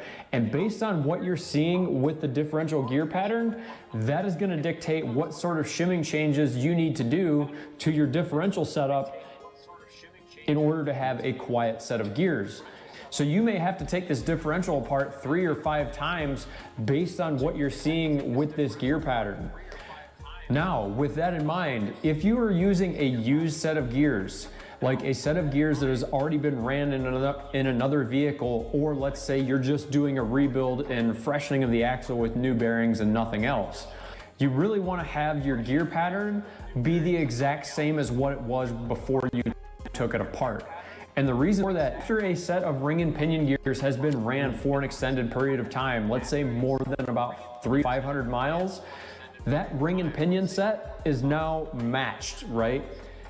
Well, once you have a matched ring and pinion and they both have established some wear in them, if you try to change that wear pattern of the ring and pinion gears, you're gonna cause noise. So if you're doing a stock rebuild with the same ring and pinion, or you're using a used set of ring and pinion gears, you really need to make sure that you have the same pattern when you took it apart as what you do when you go back together. They need to be one and the same in order to not have any noise. The other thing you need to note here is if you went out and you bought the cheapest set of gears that you could get your hands on, typically those gears probably aren't going to be cut quite as well as a high quality gear set, and you may struggle to get a quote unquote good pattern out of those gears simply because they were manufactured to a poor tolerance or possibly manufactured wrong. So you're going to sit there and chase your tail trying to get this gear pattern straightened out, have this thing apart 3 and 4 times because you bought a cheap set of gears that aren't cut correctly. It's not your setup that might necessarily be wrong. it could be the gears that you're using. So any gear set that you buy should come with some sort of marking compound. The gears that I bought, they did include some, but it was not very much. So I have to do 3 teeth in maybe 3 locations. What you guys will find is the gear marking compound may be a little thick and it just won't spread evenly across the teeth. And what you need to do in that case is simply just take 1 or 2 drops of gear oil and mix it in with the gear marking compound, and it should thin it out to make it really easy to spread. If the marking compound is too thick, guys, what you'll find is it'll be very, very hard to establish a pattern. So the paint will be so thick that it won't really show you where the 2 gears are contacting with one another. The paint won't flow out of the way where the gears are making contact. So when I'm doing this, I'm just doing a couple teeth. I've seen a bunch of people, they'll paint, the entire ring gear. If you guys want to do that, that's completely up to you. Usually if you do 3 teeth in 2 or 3 locations, provided you're using quality parts here, typically you don't have any problems. So first thing we're going to go over here is going to be drive side, coast side. So this is the drive side gear back here. Every one of these. So this is the drive side because when you're back side. Okay, hold on. I actually need to write this down because it might help me remember. Shoot, do I have a pencil anywhere? Should. Hold on, let me check my bag.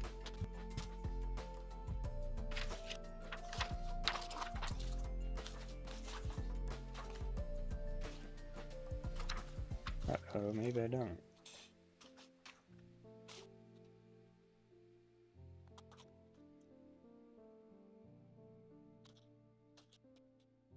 I thought I had a pencil. I saw it.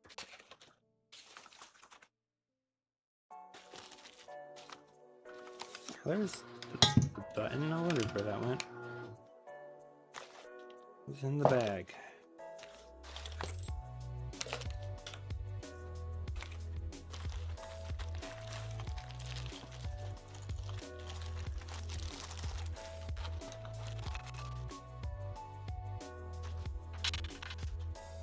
I don't see no pencil. Okay.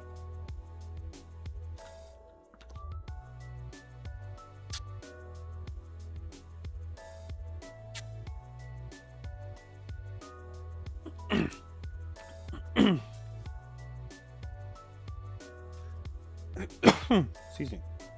Got some water there. So yeah, highlight. Oh, there we go. Pen. All right, cool. Hopefully this works. The pen, that is. Right on. I can use this, I guess. All right. So.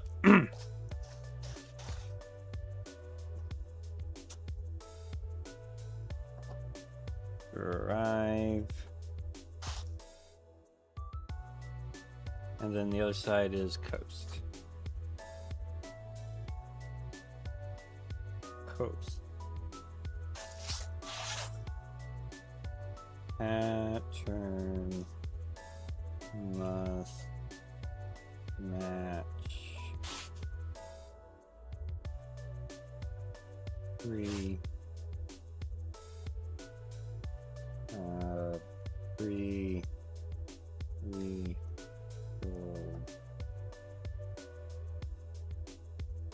pattern. Driving down the road, that way is forward, right? So everything is being driven this way. Now, just on the opposite side of that, when it's being rotated backwards, this in here would be the coast side. So what you're gonna do is you're gonna paint the teeth on the drive side and the coast side. Once you do that, grab a ratchet and turn your pinion nut while you put some drag on the carrier with your hand. If you don't put drag on the carrier with your hand, you will not get as good of a pattern. It'll be much harder to read. You have to put a little bit of resistance on this assembly to be able to get a good reading out of it. So there you can see I've got a drive side pattern. Okay. So now I'm going to reverse it. I don't know that either. And now I'm going to do the same thing, and I'm going to get a coast side pattern. So now that you have a good grasp on what you actually need to do to be able to run a differential pattern, if you go out on Google and you start looking around, you can find all sorts of charts on how to interpret one of these gear patterns, and they'll start referencing things that you may or may not know what they're talking about.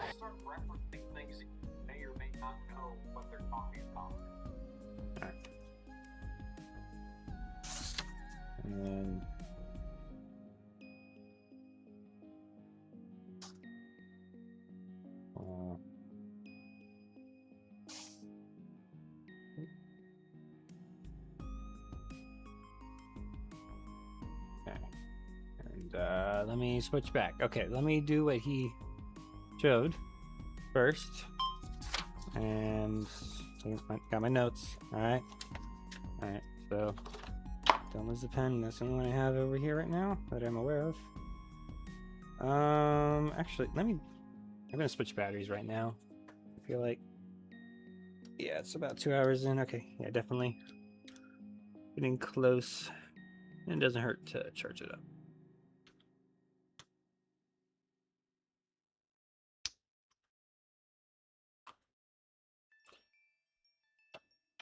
Toasty. Yeah, 11%. Yeah, good time to switch it out. All right. There we go. Okay, so while he was doing that, cut out a piece of this to act as a brush.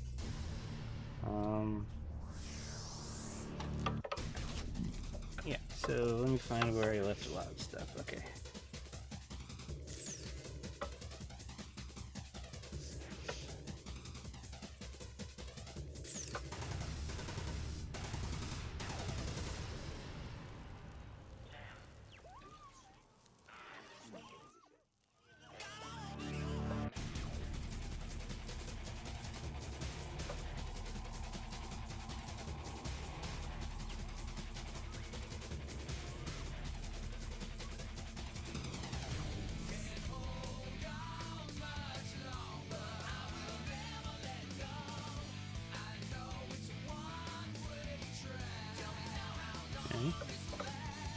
Well, and you know what I'm gonna do? I don't mix this spot up with other spots. I'm going to take a paint marker.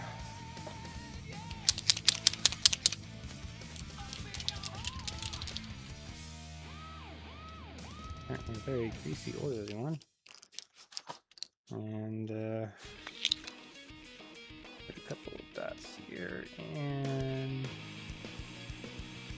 here with the other one between those two.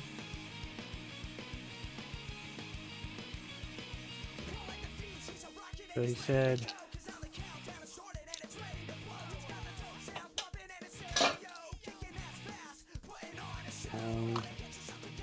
put resistance on it while turning it. Okay. I don't know why he used a wrench to turn it. Guess so you can put more resistance on it. I kind of feel like you can do this by hand.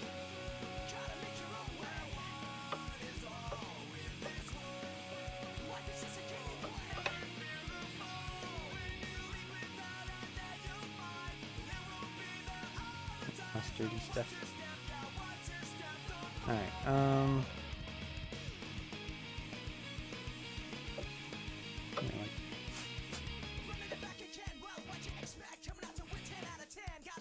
maybe you could put a lot more resistance on it because of the being attached to a car. Okay, apparently that's one way, and then do the other way.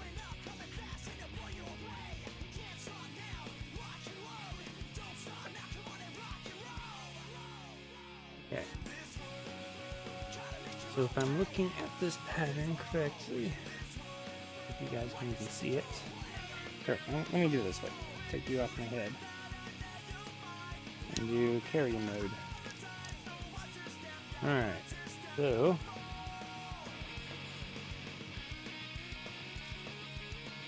there we go. See that?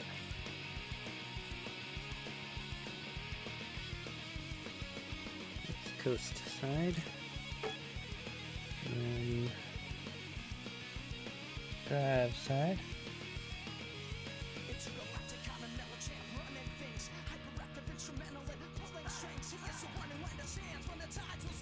Alright, let me inspect that without you guys looking at it, so I can see for myself. So, drive side, look kind of center and a little bit towards the toe. Coast side is definitely towards the toe.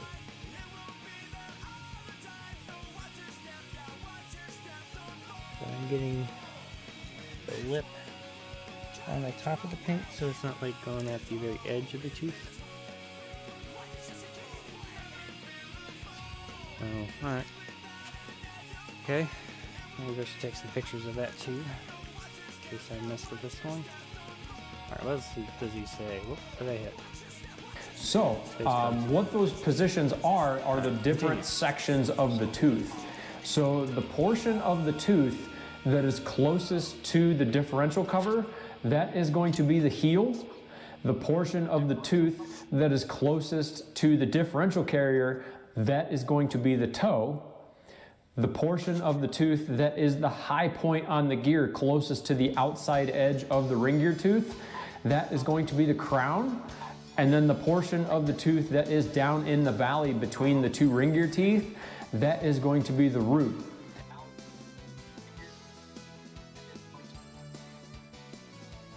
Alright, hold on, let me get this figured out here. Okay, toe, heel.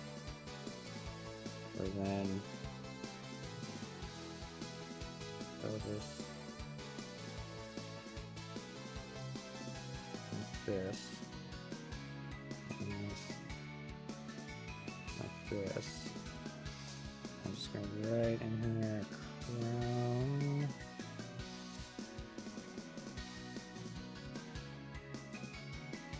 And then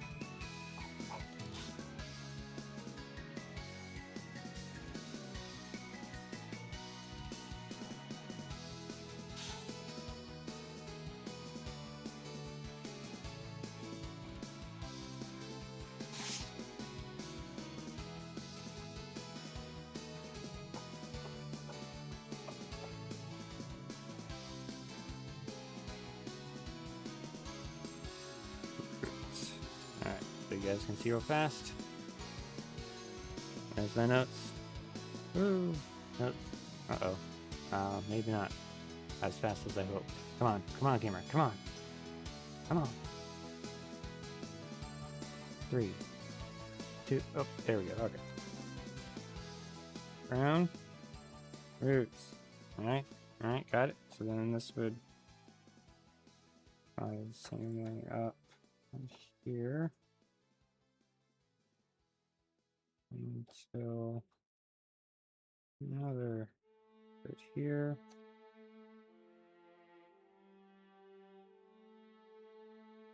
Oh, right this way. Over the top. And root. Root.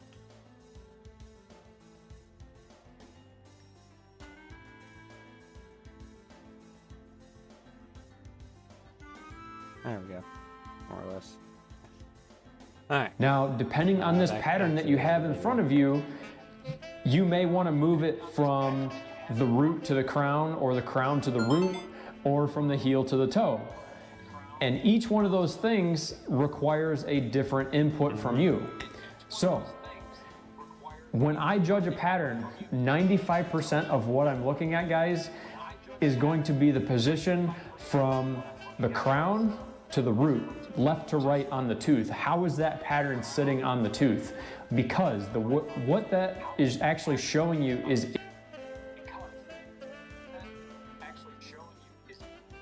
Alright, so thicker shim needed when it's too high. And it's too high for him in this picture is when the wear pattern is too close to the crown, I guess. And it's too low when it's right next to the root, it looks like. So if I look at mine again, am I taking it for the camera switch back, or maybe it'll work? I don't know. If I look at mine again,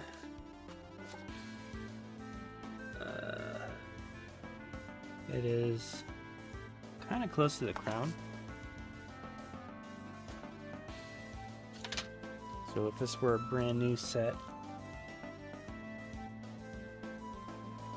no, actually, yeah, if this were a brand new set, maybe I'd bring that down a bit towards the roots. Maybe. I guess I should be checking out the drive side, not the coast side. Maybe using the lingo. I'm using the lingo now. Actually, the drive side looks pretty much spot on, I would say. Okay.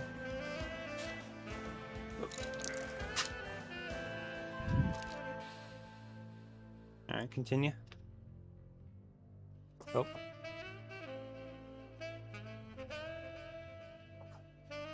It's sort of built around that pinion depth. And if you change the pinion depth, that is going to change the backlash.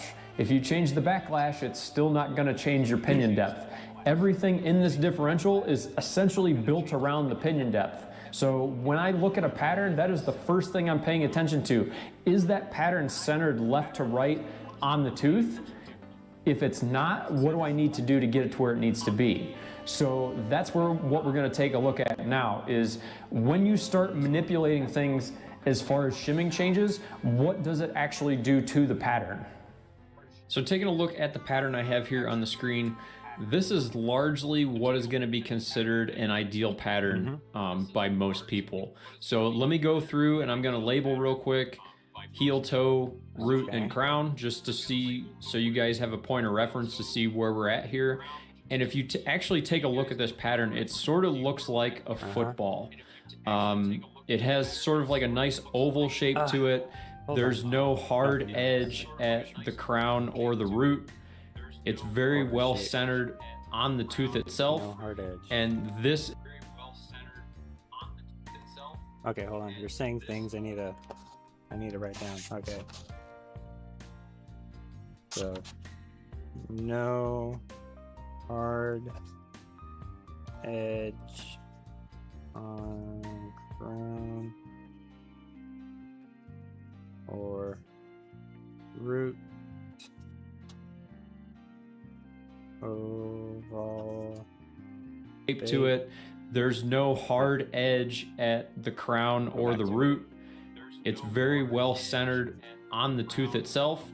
And this is really what you're striving for here when you're setting up a gear pattern. 99.9% of the time, guys, you will not get a pattern that looks like this. This really comes down to, first of all, A, how well you're setting up the gears naturally, but B, it also depends on how the gears that you're using are cut. And I'll be honest, the ones that I have came right from Ford, and the ones from Ford, my pattern looks nothing like this. I'll show you my pattern at the end of the video. But going back to what I was saying, there's a nice radius on the top and bottom edge on the root and the crown. It's nicely centered between the heel and the toe. So nice. Hold on. Nice radius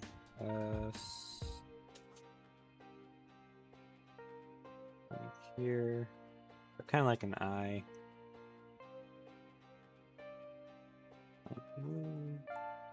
And then alright, so oop, not there. And the box messed me up. Dang, that's where they go. Okay. Line. Nice radius. There.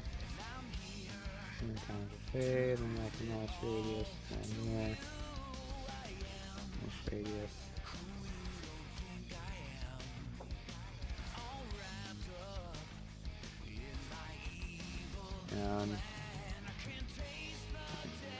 So let me flip over here and show you guys the other picture that I showed you a second ago. The picture that I have on the left, you can see the pattern is much higher toward the crown than it is the root. It has a very hard edge on that tooth against the crown. That is how you know you need a thicker pinion shim. A thicker pinion shim will drive the pattern from the crown down to the root. So when you look at the picture on the right, it's just the opposite. That pattern has too deep of a pinion shim. It's gonna do just the opposite. So if you thin out that pinion shim, it's gonna drive it from the root back up toward the crown. This is, like I said, 95% of what I look at when I look at a pattern, because everything in this gear setup is built around the pinion depth. So if your pinion depth is wrong, it really doesn't matter what your backlash is or what you think you need to adjust with your backlash if you have this screwed up. So this right here, what I just told you guys, is 95% of what people screw up with these patterns. Is whenever you have a hard edge like this on one side or the other and not both sides, you have to make an adjustment. So let me pull up some more examples just to show you. So taking a look at the pattern I have here on the screen, guys, knowing what I just told you a second ago, what do you guys think that this pattern needs? To me, it needs a thicker pinion shim. A thicker pinion shim is going to move that pattern down toward the root and away from the crown a little bit to get better tooth engagement. So taking a look at the next one I have here on the screen, this is going to be very similar to the quote-unquote ideal pattern that I showed you guys at the beginning. But if you look very closely at this pattern is actually slightly offset toward the root, meaning the pinion depth is very minutely too deep. You could change it maybe 1 or 2 thousandths and remove some pinion shim and try to get it back up toward the crown. In all honesty, looking at this pattern, yes, it is a little bit offset toward the root, but I'm here to say probably 99.9% of the time you could run this pattern and you wouldn't have any problem. So like I was saying, guys, this is a very subjective thing that we're talking about here, and you could ask 3 different people what their opinion is on some of this stuff and you may get 2 different opinions. So just keep all this in mind when you're looking at this stuff. It's very subjective what we're dealing with here. So now that you have a basic understanding of how the pinion depth moves the gear pattern between the root and the crown, well, the next adjustment we're going to talk about is going to be backlash. And the backlash is going to do the adjustment between the heel and the toe. Now with that said, like I told you guys, 95% of what I look at with these patterns is simply the pinion depth. The reason for that is this Ford 8.8 differential that I'm dealing with here. Ford gives me a specification for backlash. Ford tells me it has to be between 8 and 12 thousandths of an inch, and you have to play inside that window, right? This is why I don't pay very much attention to backlash adjustments on a gear pattern. I just try to set it within the window and then run the pattern. If it's grossly off, maybe I'll start looking at my pinion depth again just to make sure I'm double checking my pinion depth. But generally speaking, if you can get the pinion depth relatively close, your backlash adjustment should be relatively close, just based on the fact that they give you a window that you're supposed to be playing in. So taking a look at the pattern I have here on the screen, this shows exactly what I was talking about. Somebody that would look at this pattern is going to look at this and go, wow, this is way off. It's totally offset to the toe. I need to change my backlash to get this straightened back out. But like I said, you're limited on your backlash adjustment by the manufacturer's specification. So really, what is wrong here? If you actually stop and take a look at this pattern, the pinion depth is way off. If you see, it has a very hard edge down on the root, and you can transfer some of that up toward the crown by reducing the thickness of the pinion shim.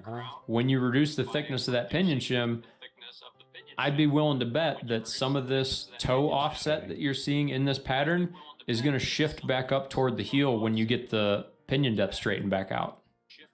So this pattern I have on the screen now is a little bit more realistic. So if you take a look, the pinion depth on this is actually very, very close. It's maybe slightly offset toward the root, but at any rate, it's definitely has a major offset toward the toe. So the way that you transfer a gear pattern from the toe to the heel is you would loosen the backlash. When you loosen the backlash, it's going to move that pattern up toward the heel. So naturally, if you have a pattern that is up by the heel and you want to bring it up, down toward the toe, you are going to reduce the backlash, do just the opposite. Loosen backlash to move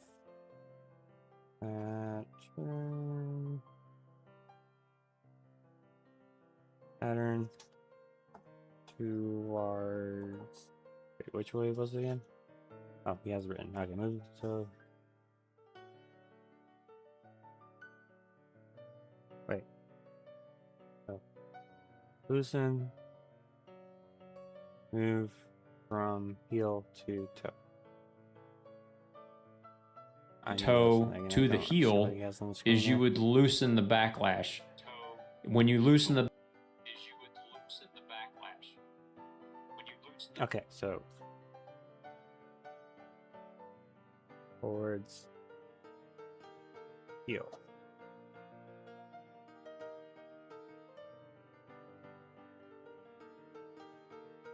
Alright. Here's the backlash by move heel.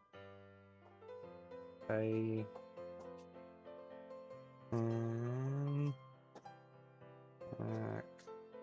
backlash moving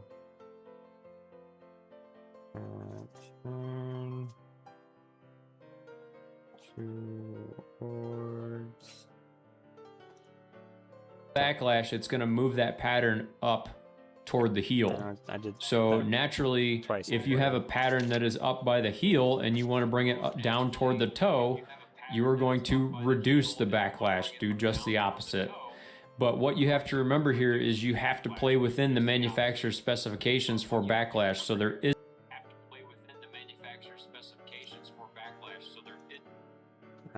so in my case, it is a little bit more towards the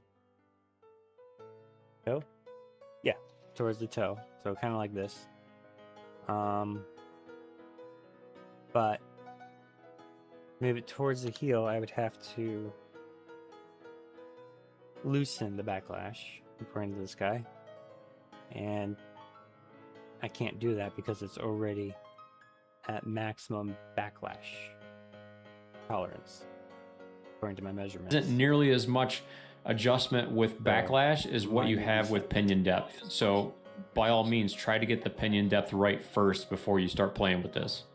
Now this gets into what I was talking about at the beginning of the video. If you bought a poor quality gear set and their gears are not cut correctly, this is where people start chasing their tail, trying to figure all this stuff out, because you may get the pinion depth right, but the position heel to toe may be completely off because the gears are cut wrong. So this is why you need to buy quality parts, because you may get this whole thing back together, nail your pinion depth right in the middle where it needs to be, and you're way out on the heel. And there's nothing really you can do about it other than try to adjust the backlash as best you can, but you still have to stay within the window that the manufacturer gives you for backlash. So moral of the story is, buy quality parts, because your life is going to be so much easier for it. You're going to save the difference in labor screwing around with this differential had you just spent $50 more on a better quality ring and pinion. Now the other thing we need to note here too, guys, is everything we've done thus far in the video has only looked at the drive side patterns. Every pattern that I've shown you has been a drive side pattern. And the reason for that is any time that your foot is on the throttle in any way, shape, or form, that pinion is pushing on these gears to try and drive these wheels forward, right? Well, that means that pinion is on this drive side wear surface the whole time your foot is on the throttle. The only time that the coast pattern plays into any sort of gear noise is when your foot is off the throttle and the vehicle is coasting down or under braking. So when you're looking at these patterns, you need to prioritize the drive side of any pattern that you're dealing with, because that is where the vehicle is gonna spend most of its time when it's being driven. The ring and pinion is gonna wear on the drive side 95% of the time the vehicle is being driven. So that is why you need to prioritize the drive side pattern as opposed to the coast side. Do not sacrifice a drive side pattern to go chase a coast side pattern. If you have a good drive pattern, maybe try to split the difference between the two, and maybe the gears will wear in how you want them to. But if it's way off, generally speaking, it doesn't play out well. So guys, this is where I ended up with my final pattern. If you guys look there, some may say that it's too deep, but I actually added a little bit of pinion shim, because when I started looking at the side of the tooth there, I wasn't quite happy with the engagement, you know, on the tooth. It was a little shallow for my liking, like it was a little bit too close to the crown. I wanted a little bit more root, so I added like a 3/1000 pinion shim. Seemed to help it a little bit, and I'm pretty happy with where that's at. So that's the drive side. Spin this around. That is gonna be my coast side pattern. And guys, this is, like I was telling you, this is why you buy a high quality ring and pinion. This is a Ford Performance 410 ring and pinion in this 8.8. And these Ford gear sets are super easy to set if you guys are doing an 8.8 yourself.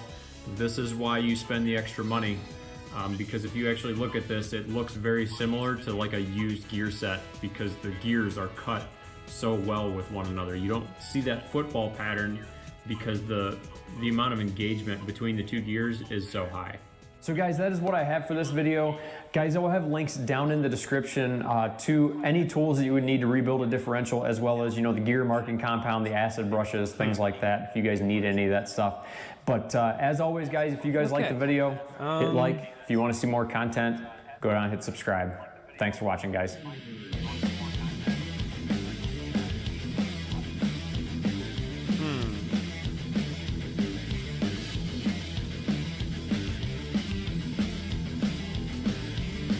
Okay, I'm less likely, I'm learning from this, is I'm way less likely to swap the ring and pinion from one differential to the other, because that might put in too many variables. So because I'd like to have one that's I know good enough, the old one,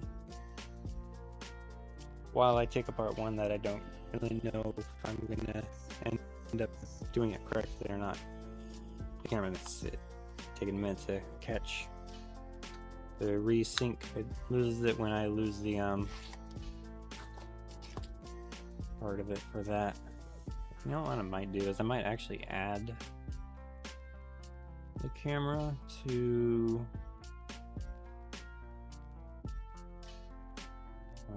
let's see. Is it not even on here? Is this it? What is this? Okay, that's me.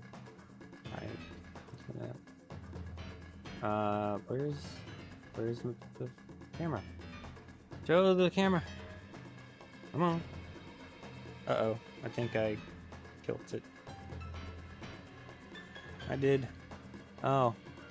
1 second. Or maybe a little more than 1 second. I gotta reconnect the camera to the PC because I messed up. I tried taking out the battery to let it cool down a bit with it plugged in, but I guess I didn't plug it in quickly because it's not charging. What? It's not charging. Should be charging. Oh, there it goes. Weird. Alright.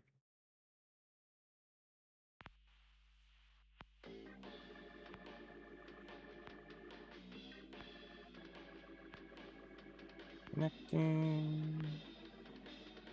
Again.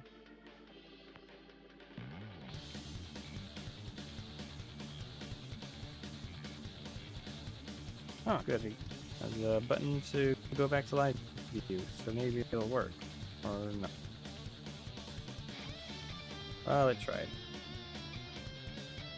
And that's better than GoPro can ever be, or ever do. Try. If they even try, I don't know. DJI just, yeah, the way to go if you're doing what I'm doing, as far as I'm concerned. Alright, so camera should be back any second now. Let me go ahead and do what I was about to do here. Actually not go. Wow. I want to copy this, add this to the desktop side, and then I think what I'll do is I'll just shrink this way down, so in the like the top corner. That way I don't lose speed, and it's able to do like a seamless swap. Otherwise, there we go. Alright. Cool.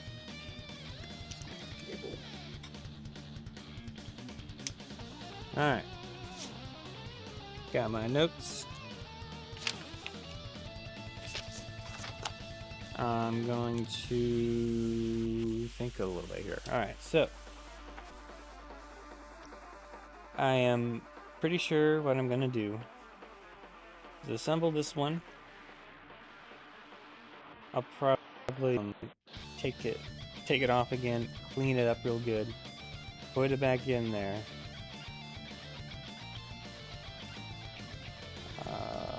Do I want...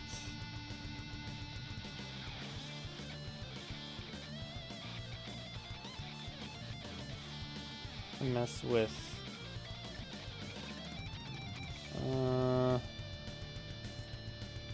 Okay, I'm gonna debate on the yoke, because that one has a little score in it. Not sure if I want to put the new one in this one, or the newer one back in, or the one that originally was with it. So we'll see.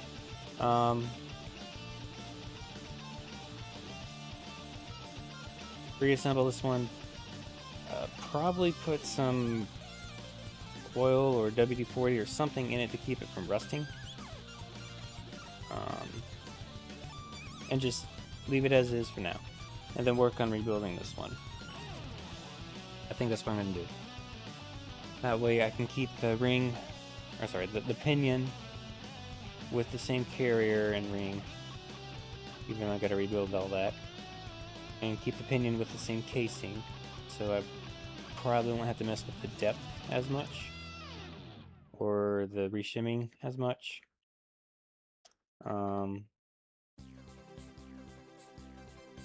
Then the debate comes down to, do I just replace the clutch on this?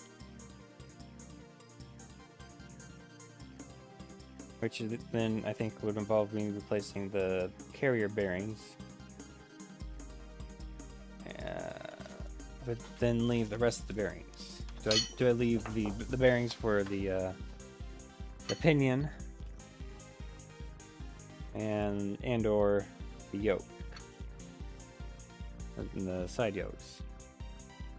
Do I leave those bearings and just not do those, so that I don't have to mess with them at all?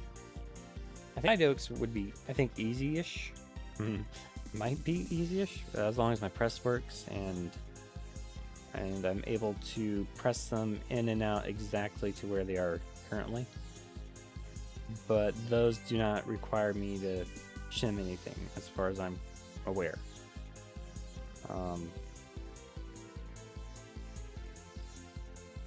So I wonder if the instructions here actually say anything about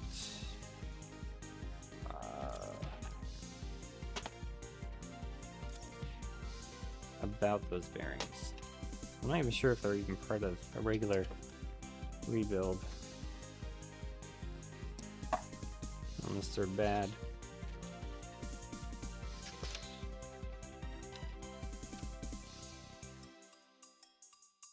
Yoke, seal, and bearing removal.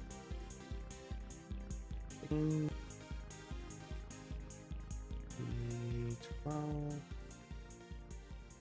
16. So discard seal and bearing, replace with new ones at each time of assembly.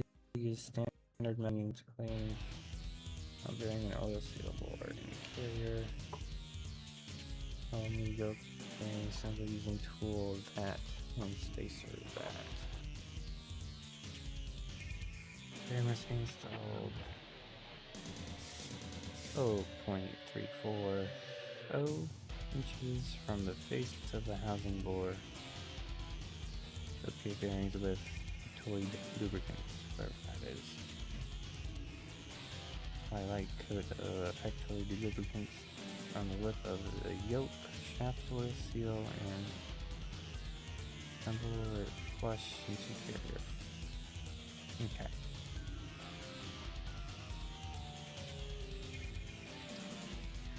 So if I had those special tools, then I imagine we'd get the depth right immediately.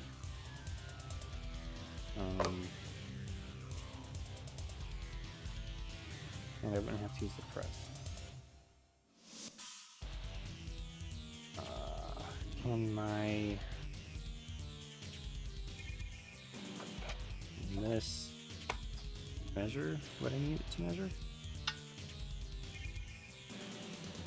Let's see.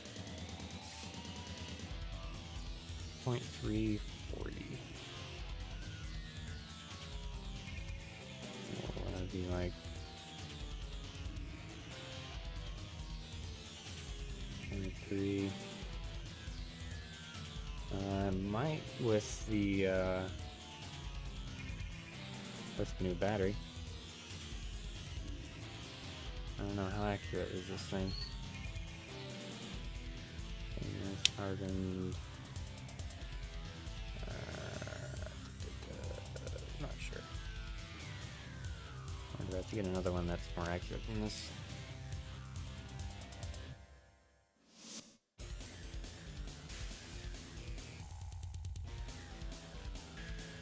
Goodness. Oh. Ugh. Don't think I have any more of these batteries. I'm not sure though. Remember, like, this thing eats through these batteries like candy though. Must I recall.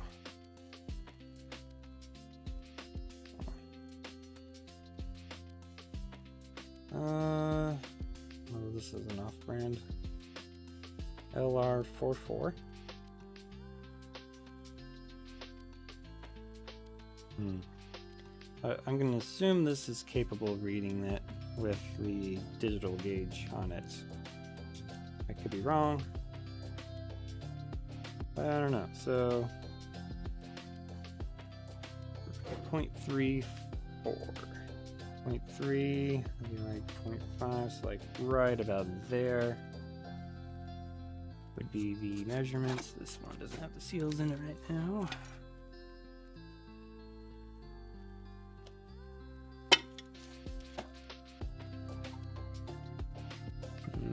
Right there, and it's actually smaller than that.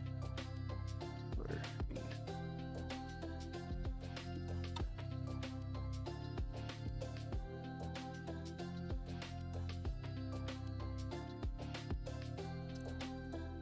0.3. I'd say it's more like 0.32.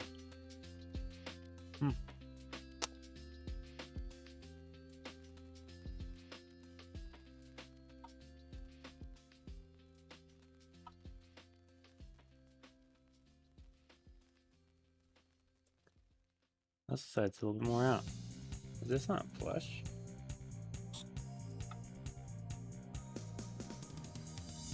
Like 0.3 there. Well, that's weird.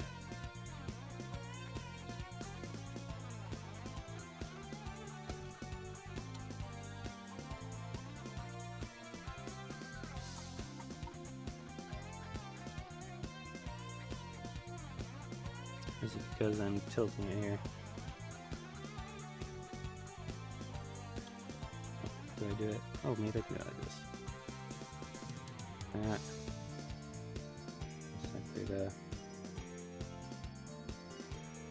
That looks like about 4.4.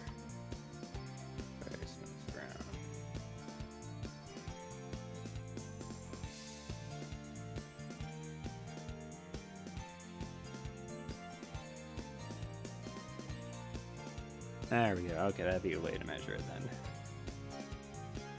So, okay. So if I can... It has to be that precisely in spot, though. I don't know if I can just use the press, you know? Because... Press it down, but if I get it too far down, then... How do I unpress that? Because I would have to press from the opposite side. Which means I have to go all the way through. And these bearings might have to be the first thing I do if I replace them. Oh, come on. Heady. Urgh.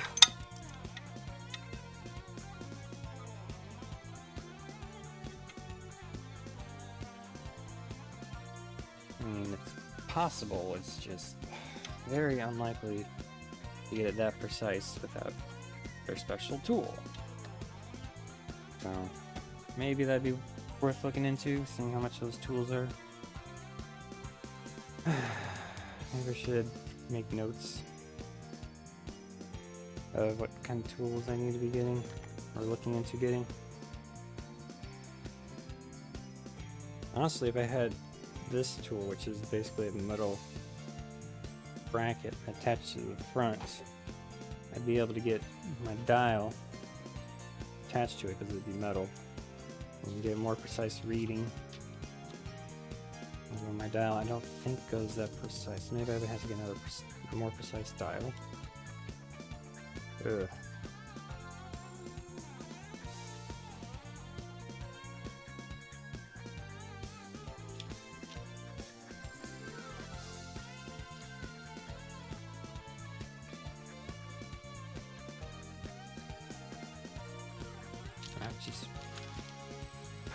I really don't want to do a pinion depth adjustment, which is making me lean towards just not replacing the bearings on the pinion and only work on rebuilding the carrier.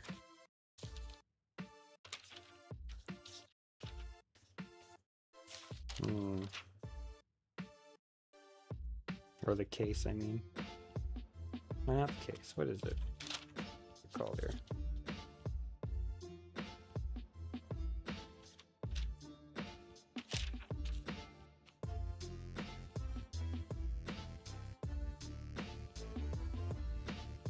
Means I'll be doing a lot of this.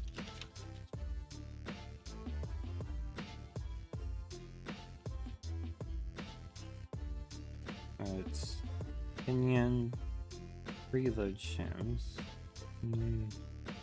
position shims, and oil baffle pinion oil slinger.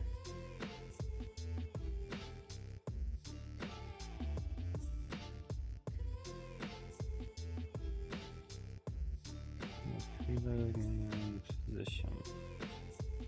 So what is the difference between the preload and position other than that it's pushing it either direction? So the preload and the position, so let me try and think this through. If the preload and position shims are the same exact shims, as long as you have the correct preload, you can adjust position by moving shims between the two. And that would adjust position, as long as you have enough shims to hold the preload. Right?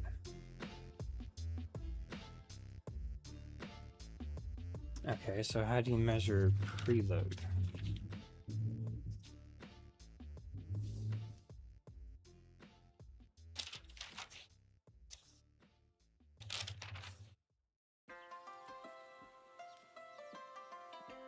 I need another special tool.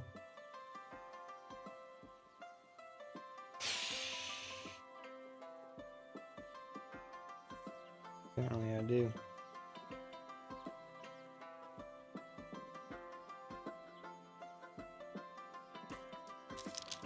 whole page is about pinion depth adjustment, it looks like. And that's just...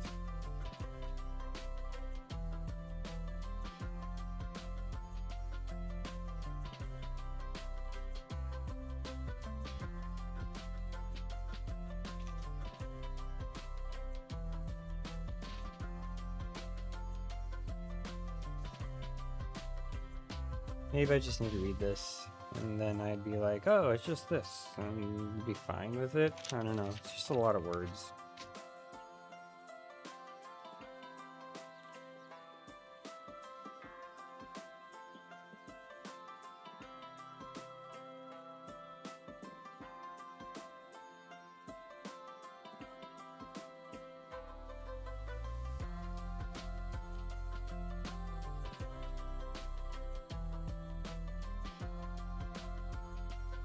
Man, how many specialty tools in this?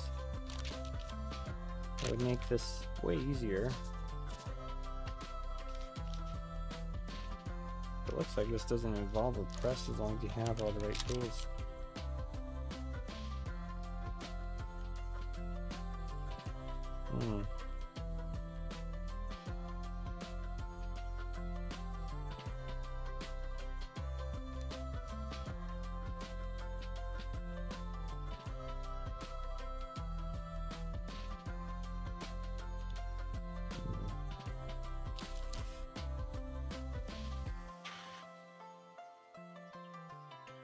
Maybe someone has all these tools online on eBay for super cheap because they did the job once and never doing it again. Well, maybe.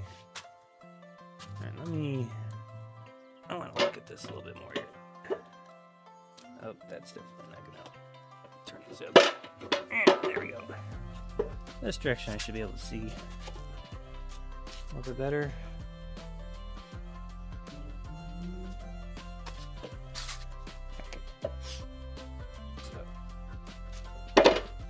Was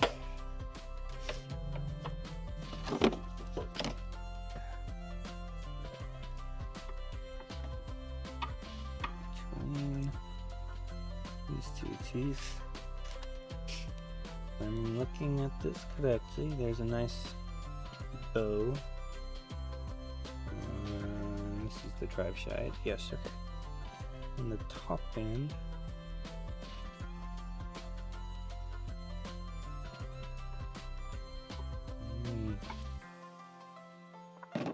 Oh, come on, undo that, please. And some resistance and turns. Better understand markings.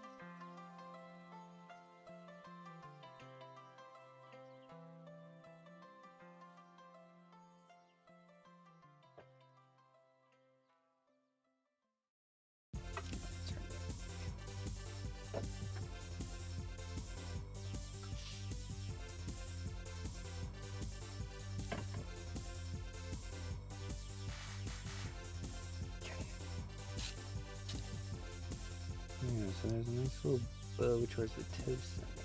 If anything, it's too much towards the crown. And it's kind of centered. It's kind of more towards the toe than the heel.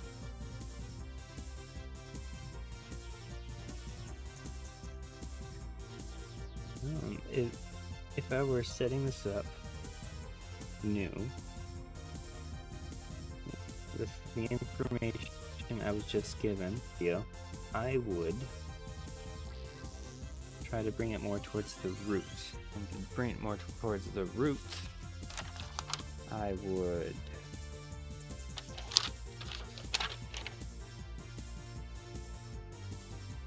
put a thicker pinion shin in, apparently. Which would,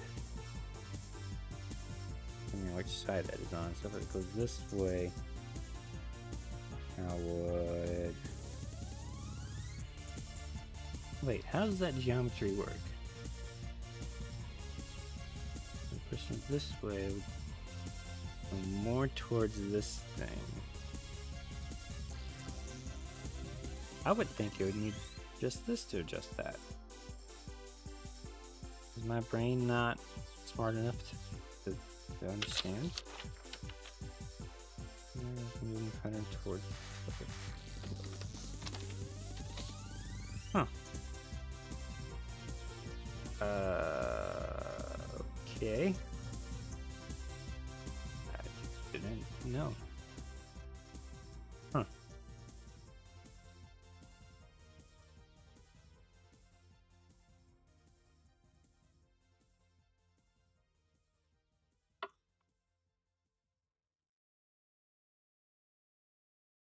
If I'm looking at these, which have a little bit more easier to read where, actually kind of centered. I don't know.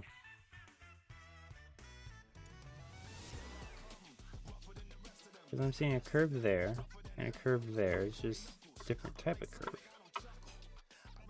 So if I'm reading this and continue to read down into the section again, it would. Maybe that is just more of a rhombus than a oval.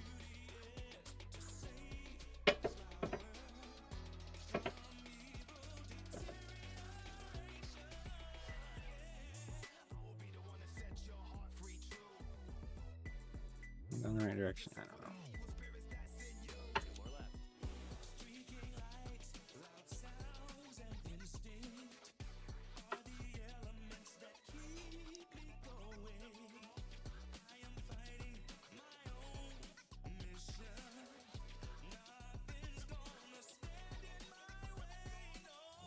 Yeah.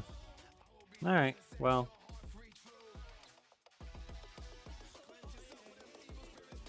Everything is playing towards things being just barely in spec, if not like microscopically out of spec. And this is the way it's built.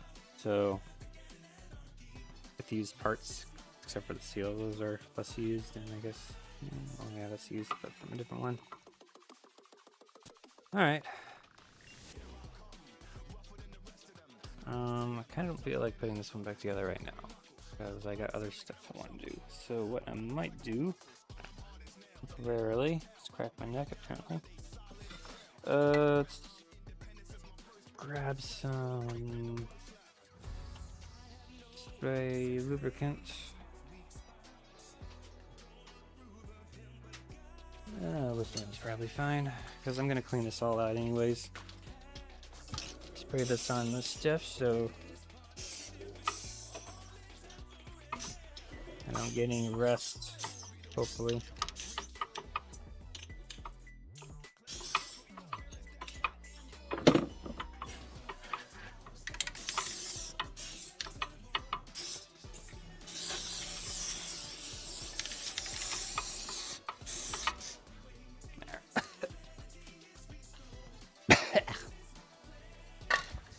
Alright.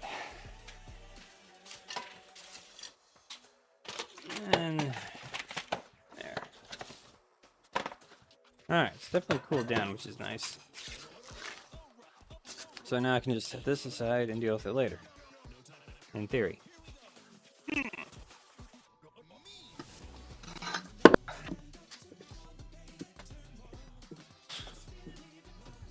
should have put gloves back on. Let me see if I can find that old flange in here. Supposedly there's an old flange in here. So I don't throw away parts yet.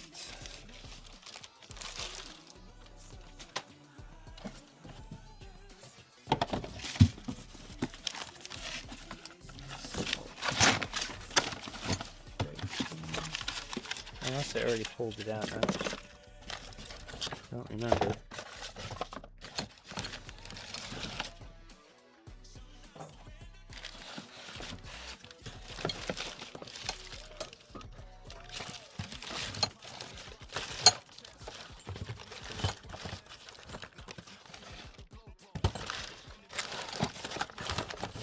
Pulled it out.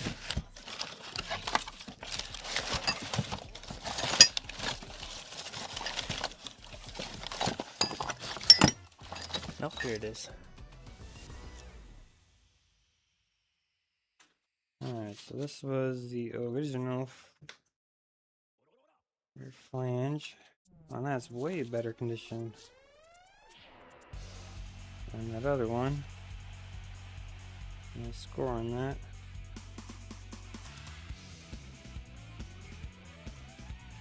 I mean, there's a little one, but not as bad as the other one. So I think what I'll do is I'll clean this one up, put it back on that one, the original one, and hopefully just call it good for the old stuff.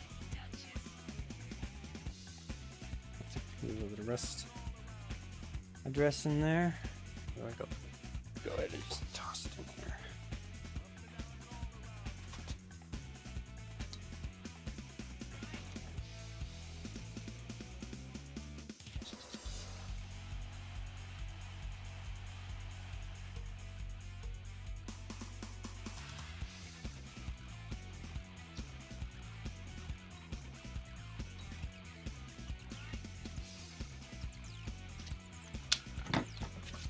And these are for the side bits.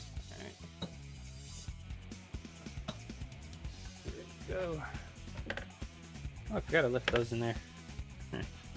I'll just take those out. Ooh, it smells fun.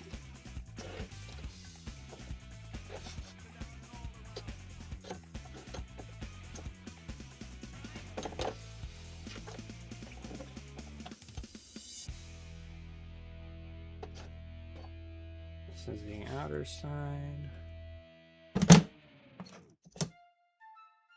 I don't know if leaving these in here causes any problems, but for long periods of time that is. But definitely needs a cleared up more. Inner side. Go this on the inside. Maybe just get it wet. Let's start working a little better. Alright, and well. Needs to be a lot deeper. The smaller parts, but big. Will it fit in a container?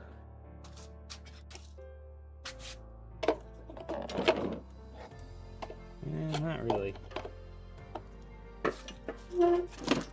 Okay, what about a larger container?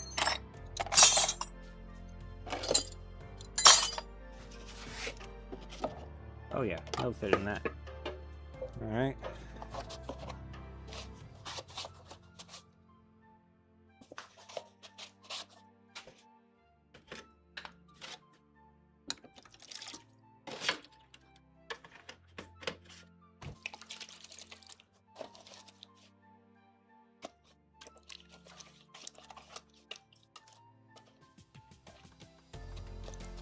Cooled down great. Now it feels awesome out here. It's probably like 78 degrees right now, somewhere around there. I don't know about awesome. It feels good out here.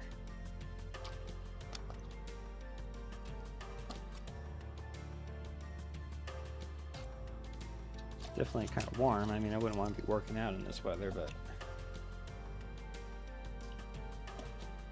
not for a long time.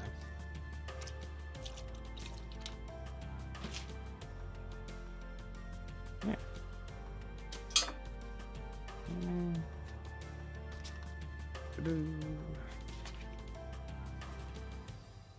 Alright, so what I might try, I want to just transfer some from here to there because I don't think there's anything big I want to do rust. Well, I mean, there is those things. Yeah, it should be fine. Ah, here we go.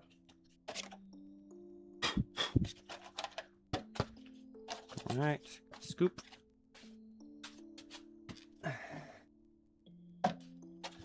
just scoop up the smelly stuff and keep it off the concrete because it beats up at concrete apparently. Shit.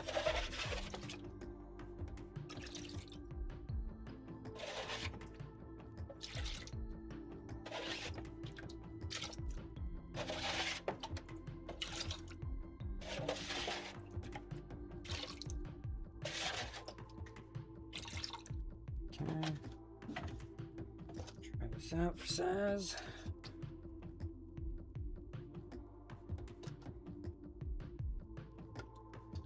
Oh yeah, much better. Much better.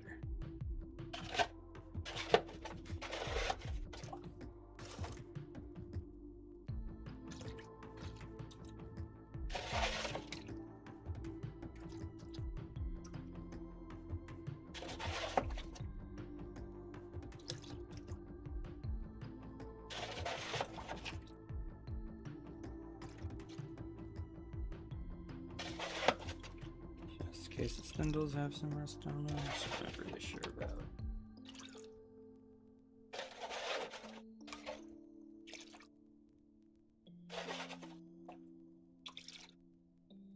Alright, that should be plenty.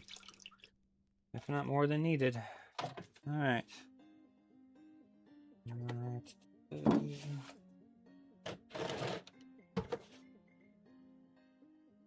Yeah, don't absorb into the cloth, dang it. Alright.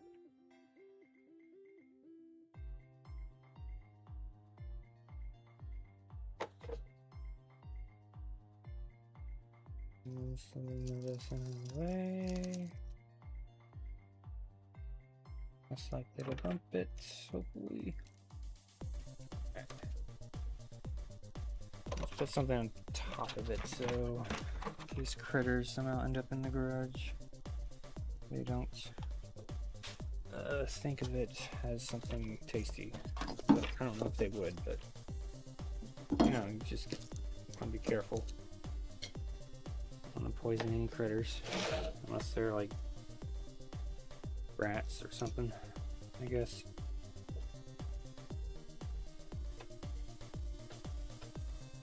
And that's the cotter pen.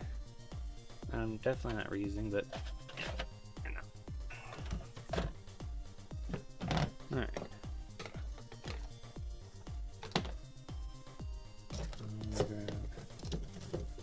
The other side stuff. I don't know if I can paint these because that would change the, you know, the thickness of them technically.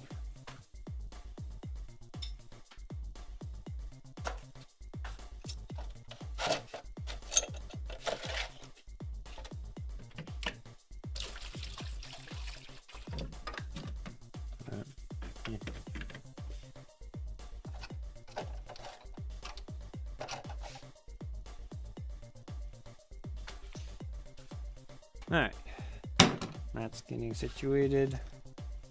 So what do I need to do to prep this one? Excuse me. Alright. Clean it off a little bit. And then reassemble it like I assembled the other one. And then do the gear marking on it. And memorize / take pictures of what it looks like on this one. Because the way it looks like on this one is right now is the way it has to go back together, apparently. Alright. Or I might decide to put it together and bring it to a shop and have them do it.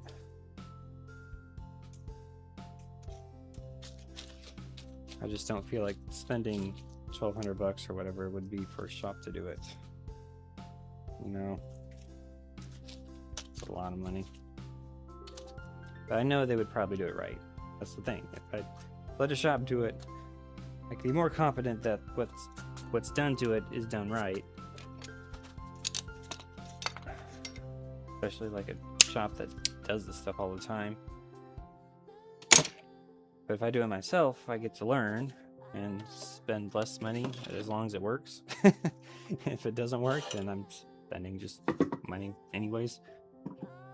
So yeah, I don't know.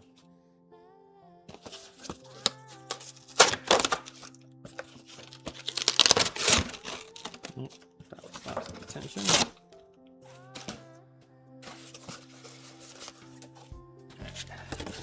Give me something to sit on here that's somewhat absorbent. There we go. Out of the way. Alright, so as for this one, oh, there is a difference. This one says J, and that one said V. Ooh, big difference, J and V. I don't know.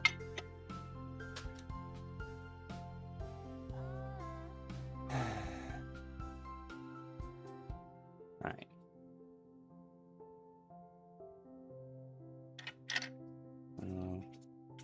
Take these out, clean them up a bit. Now that I know I can't really easily mix them up because of the lettering. Where is my socket? Did I send it flying? Well, this one will do. Maybe. Ow.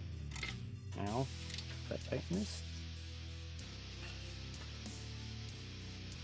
I thought I didn't tighten this one. Maybe I did. Wheel.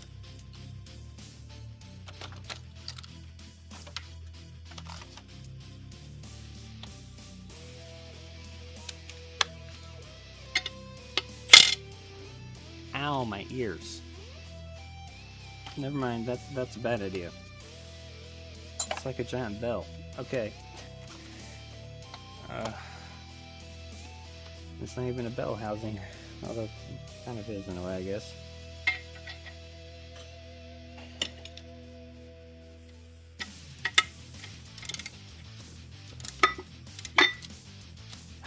Do I have to? Okay. Alright. Oh, don't break things. Don't damage the things.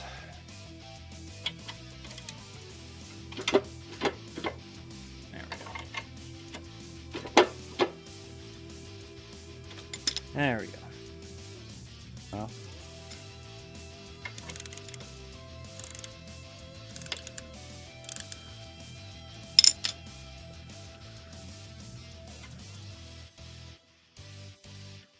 Alright.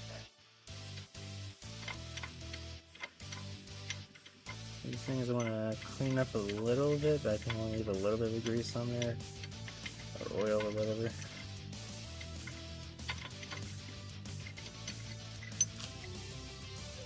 I don't know. I don't want anything throwing off the measurements I'm about to do. Get the bearings with the correct size. Alright.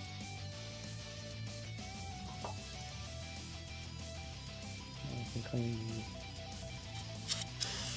that a little easier now.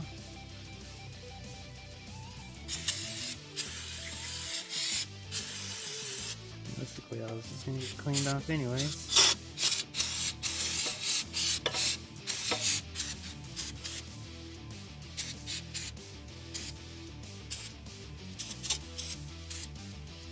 Cool. Alright. Like that. Things and clean off this area and these areas. Tidy enough. Don't leave any birds, I guess. So I guess I should have got the gear pattern before taking it this far apart, but that's what I've learned. And this feels tighter. A lot tighter. Hold on.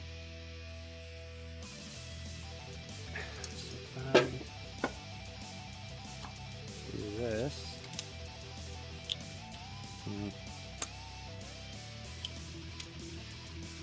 Yeah, multiple of those, right? Maybe. I don't know. That's like 30 wobbling. 40.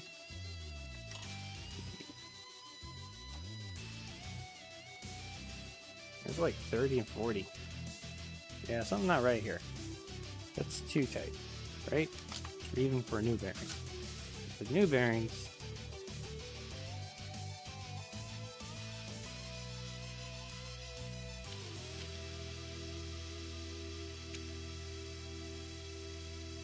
new bearings need to be less than 35, between 15 and 35. So, that's too tight, apparently. Or too ungreased, because I just sprayed stuff in there, but... Which means I gotta loosen this. Alright, this might not be fun. Alright, I'm gonna try to loosen it with the bat wing first and see what happens from there.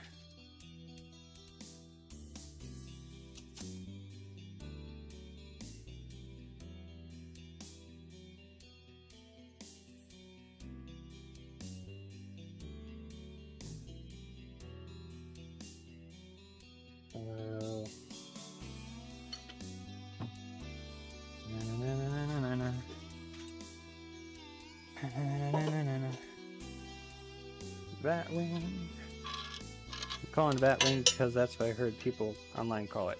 I don't know if it's technically true or what it's called, but other people are calling it that. I might as well call it that.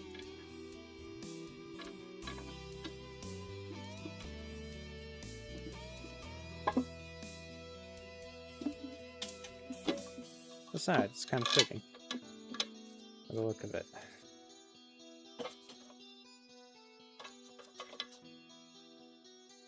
Ouch. Pinch me. Don't pinch me.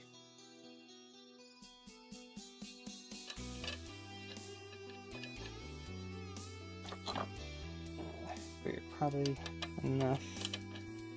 Always probably more than enough, but...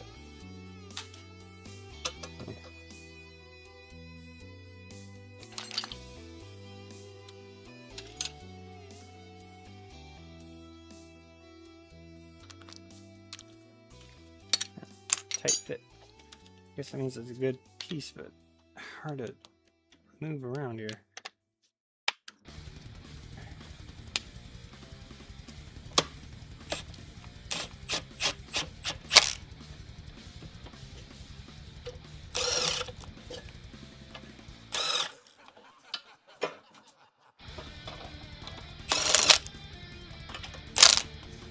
Something like that.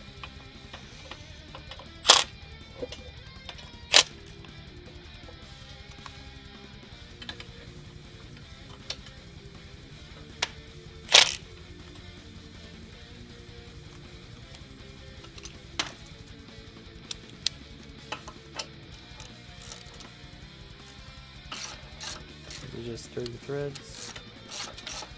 Yeah, probably just 30 threads.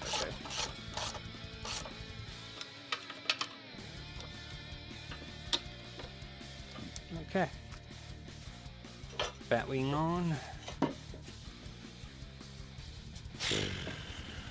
Now,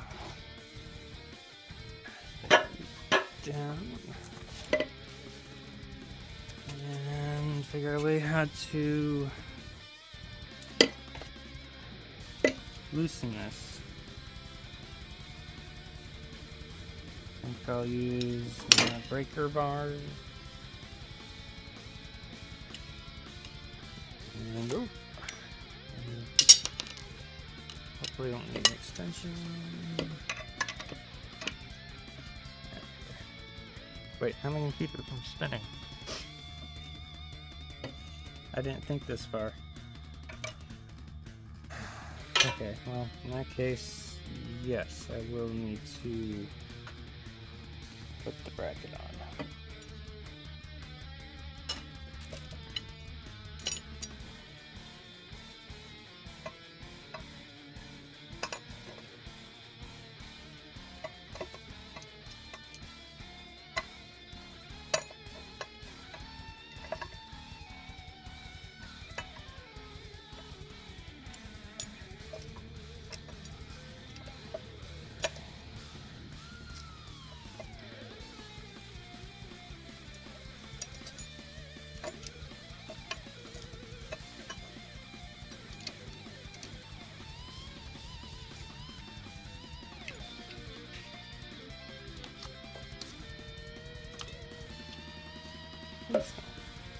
Don't hit that, please.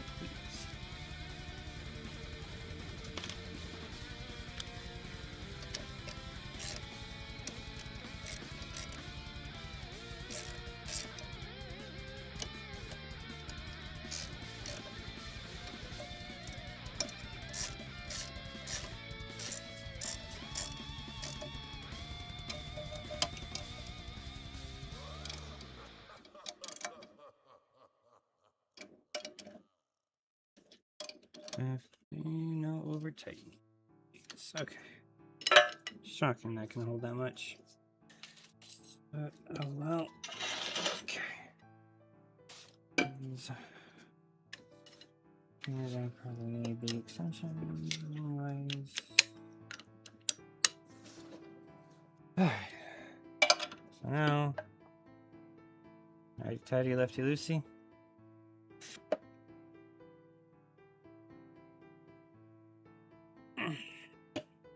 So somehow I need to put pressure in 3 points and not fall over. And pressure, I mean body weight. Oh! Alright. Okay.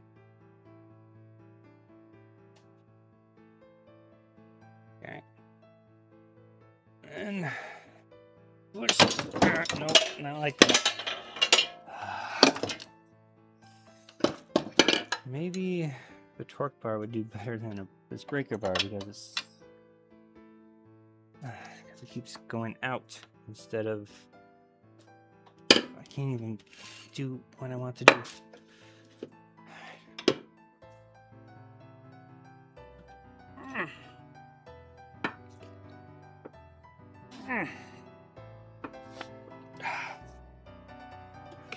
So if I go the other way, that means I'm pushing against the floor as long as the angles are right. Well, they're not.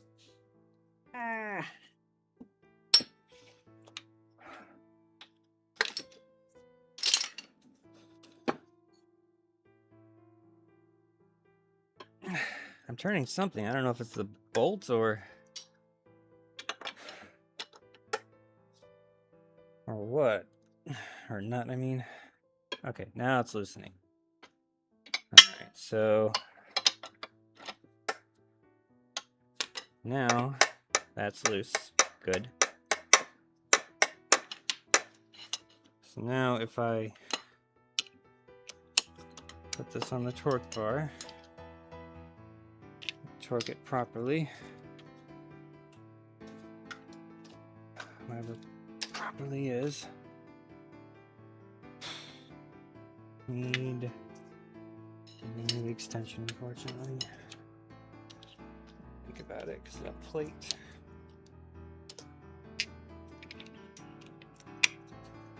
This plate has been well worth it, whatever I spent on it. I know I spent like a lot of money on it. In my opinion, probably too much, but okay, so that's whatever that was, probably 69, 68. I need to go.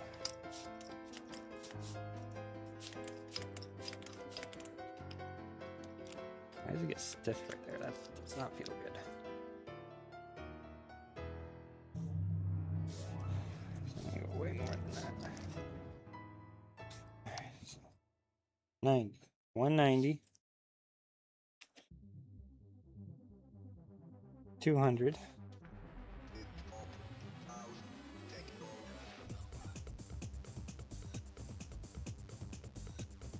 210, right? Yeah, 210. Alright, that's smack between the torque settings for this. I'm going to be pushing down on the opposite side, so I want this end down. I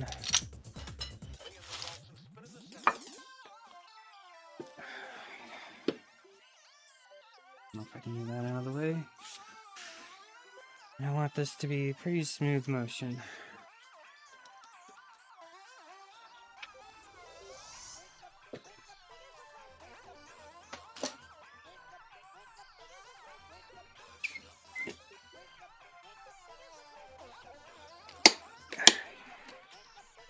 Should be about 210 foot-pounds. Whew. And how's that feel? Some resistance. Maybe too much. Might not be lubed enough for this, which means I probably should just take it out and move it again. Where's I can tell already that's too much again.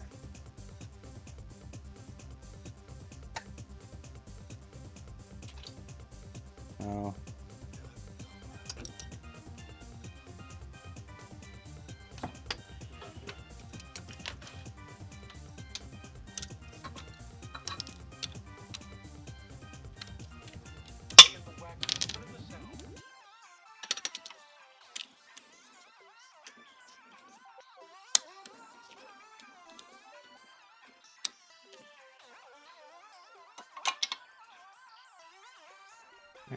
Like 30.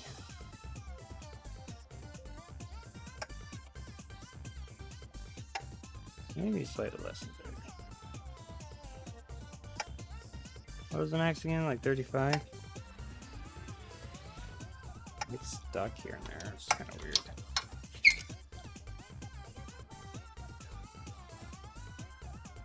$35 max. So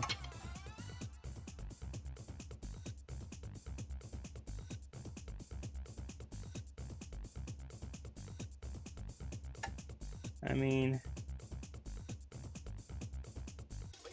it gets stuck, which is weird. But it's like just barely within spec, and I'm just trying to do this to make sure it's in spec for when I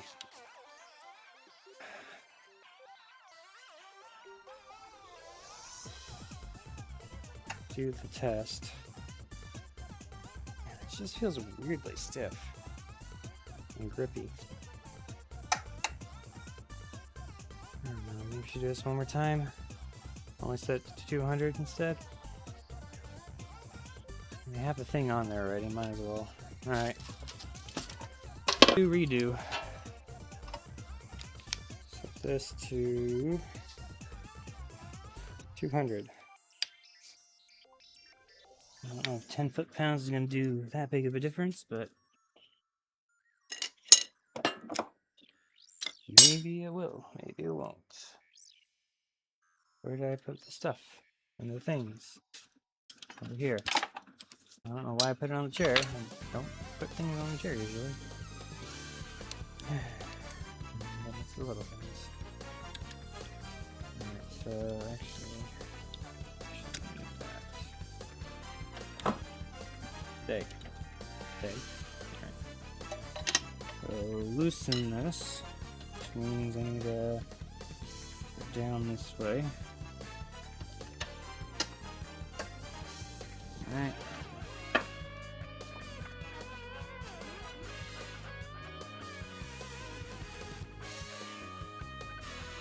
Okay. One more little bit. So I creep up on it. There we go.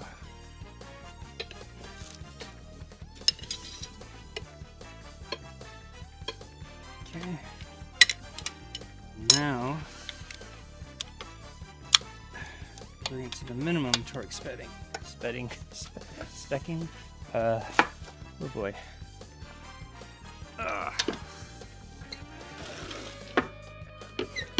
Words and things and stuff, you know.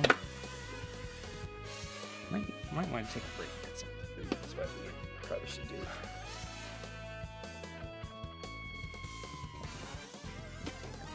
There. Out of the way. Hit the drill apparently. Alright, ready? 1, 2.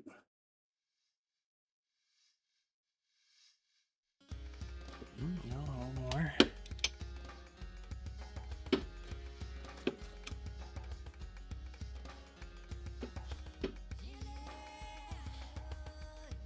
Oh, I might be a little too far for you. Push.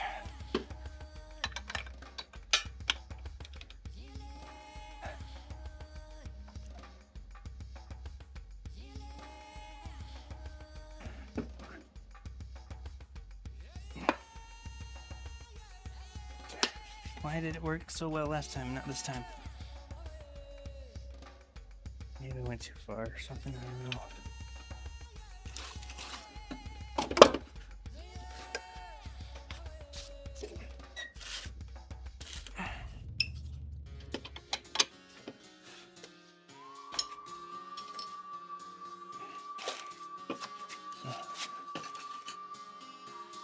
Definitely gonna need to get one of those regular nuts for when I do this for real.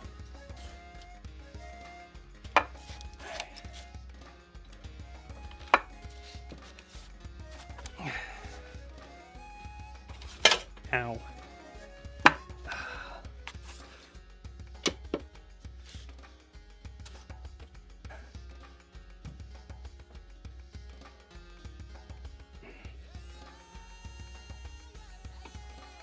Is that a clicker or no? I don't know.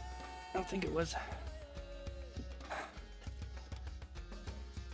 Come on.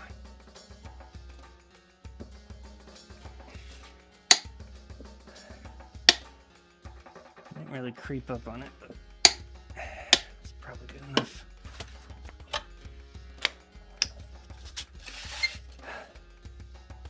Okay, it's a little warm for doing that. How's it feel now?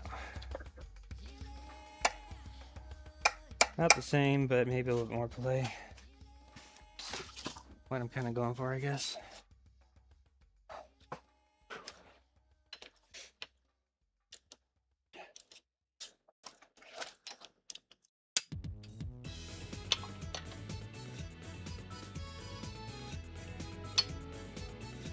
Yeah, it's like at the max resistance. But it'll do. Testing purposes.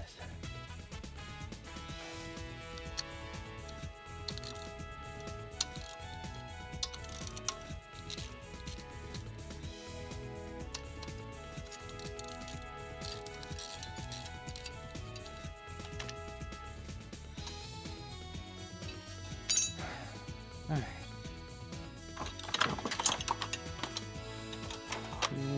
Not knock over stuff, please.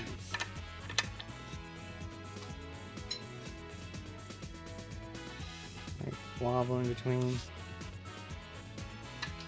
That should be and shouldn't be. First initial bit. That's now way too much. I think it's just not greased right.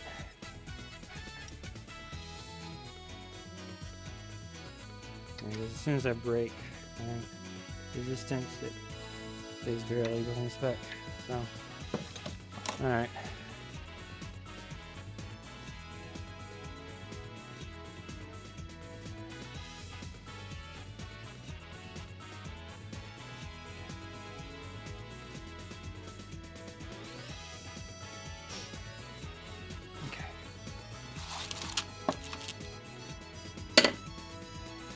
Might actually help me check backlash easier. I'm thinking about it.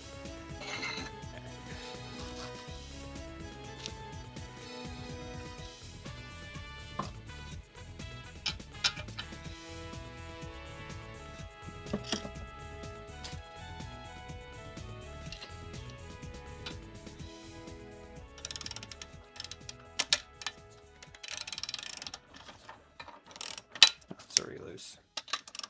Ish. Alright.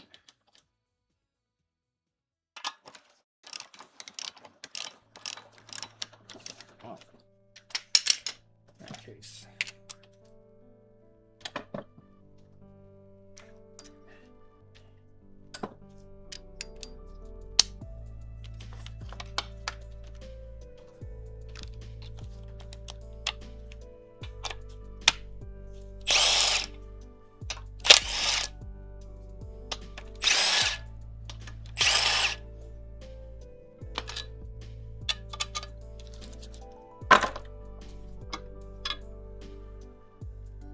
Hey. Way. what I probably should do is some grease pushing down here. Some rust penetrant spray we should do. Help grease that up a bit. For now. There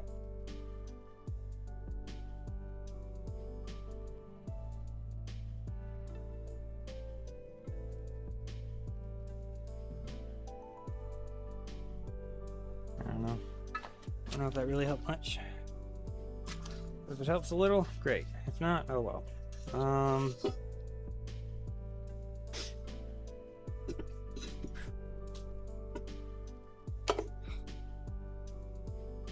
You get sweat on your face. It's like right in the spot where it's beginning to get itchy because it just is right there. You can't wipe it because your hands are filthy.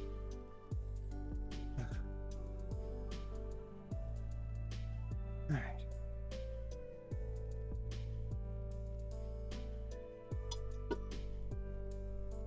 Where was I? Alright, so then you put this back in so I can test things. I also want to clean the ring a bit. This thing's not very good with the angles, is it? That's probably good enough. Alright, so I need bearings to go with the right size, or the races, I mean. This is J this way, and this is J facing this way. So this one goes on that side, and this one on this side. And probably good enough. Good enough for these, I hope.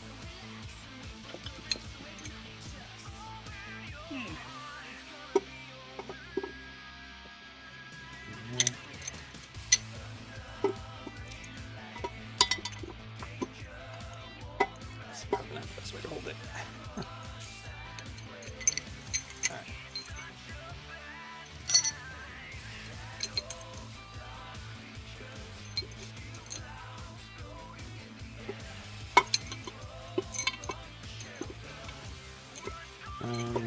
How do I do this without... How did I do this last time without pinching myself? Or dropping it?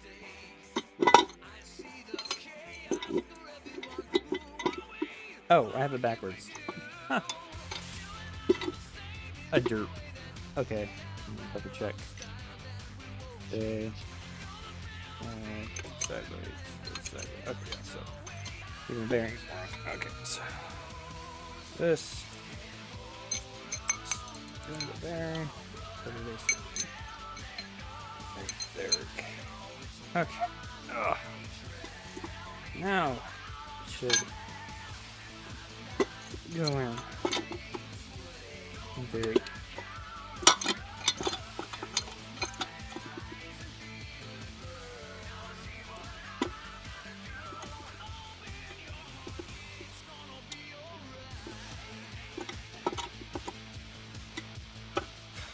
Maybe this is the wrong angle to be doing all this in with.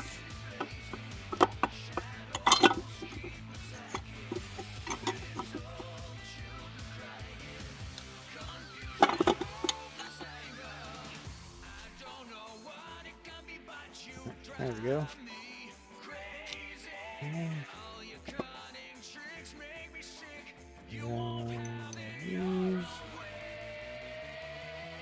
This is looking down good, which is on this side.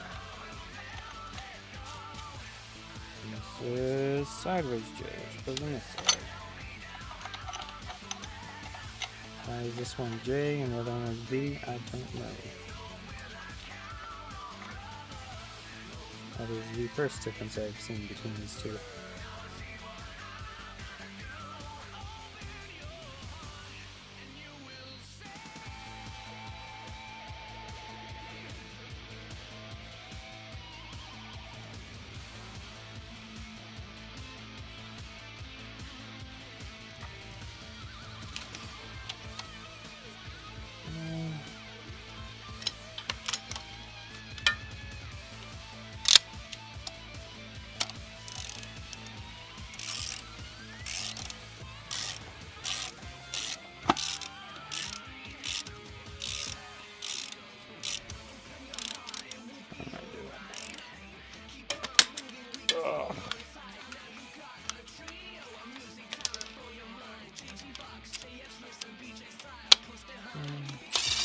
hell of it.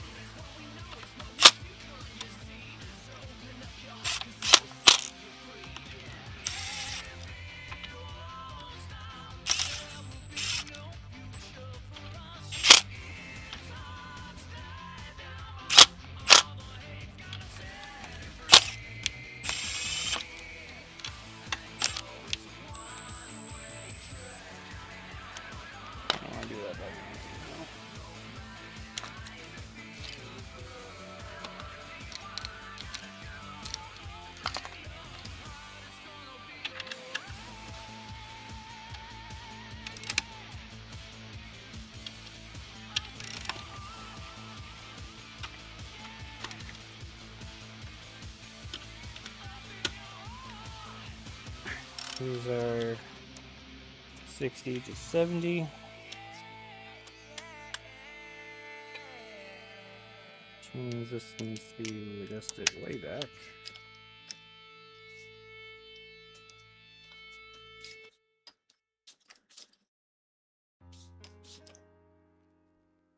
$90,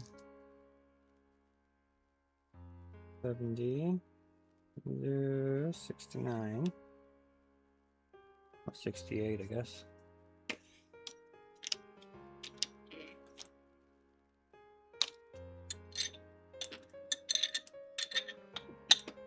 Goodness.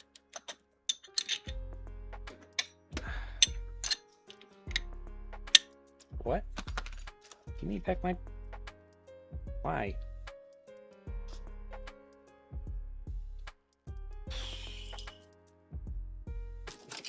Why would you do this to me?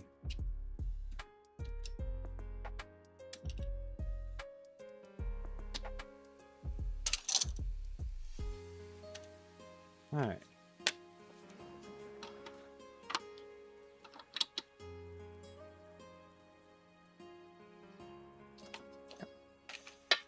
Okay.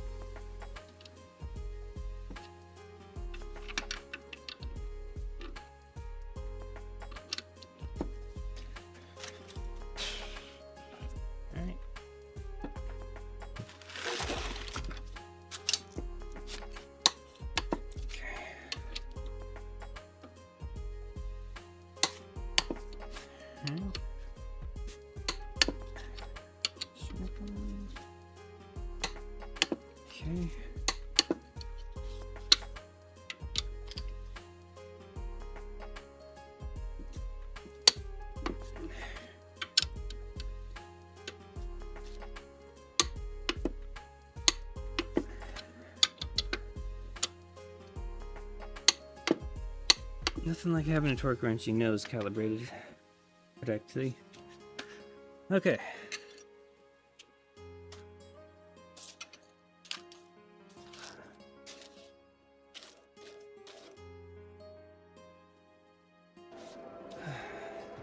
Now, let me check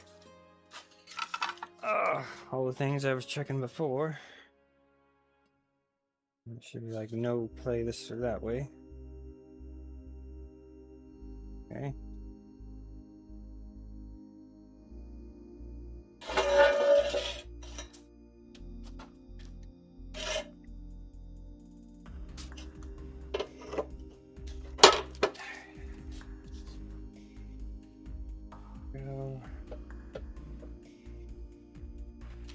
I don't know, maybe putting heavy things on top of it will help keep it from moving, or just make things more dangerous. I don't know.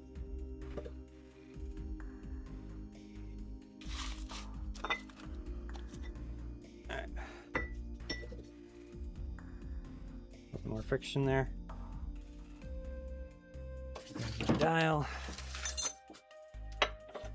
And check pretty much the same things as last time. Oh, I need to check on the up and down here, right? Yeah, so how do I...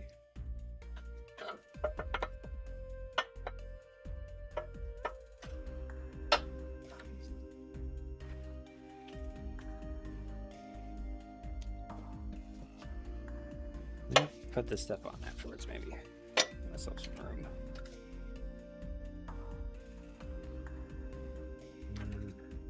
I need to go like that. I need this to be where it is not.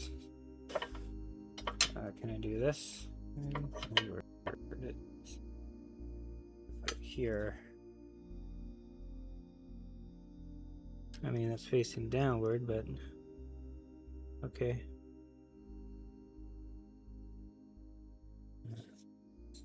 Where's the... There it is.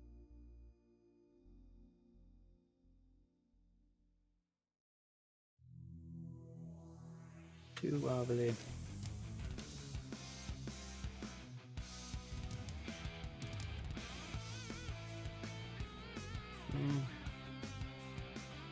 There we go. That's good. Alright, so here. List this as so. There. Alright, so now let's say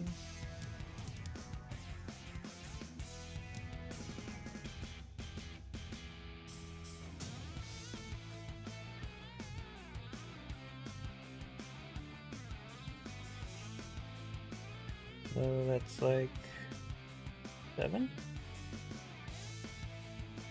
5, 6, 7, 8, yep. Yeah. It's 7 thou. Let me put my legs on top here.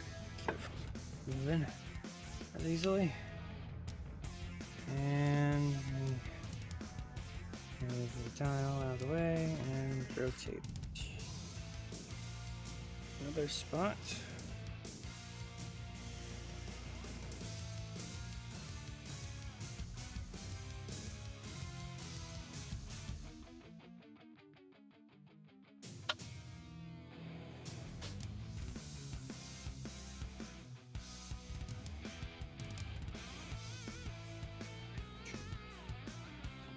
Here, maybe you guys can see better if I detach.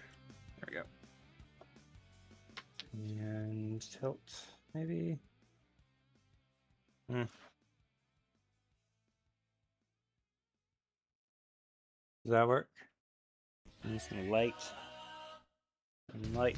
Oh, there's the light. There it is.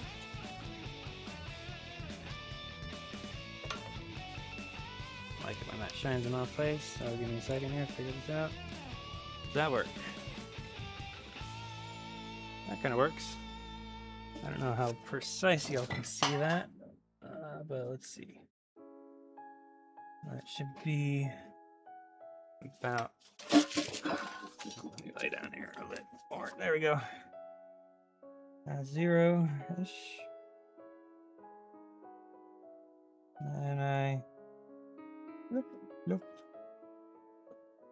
There.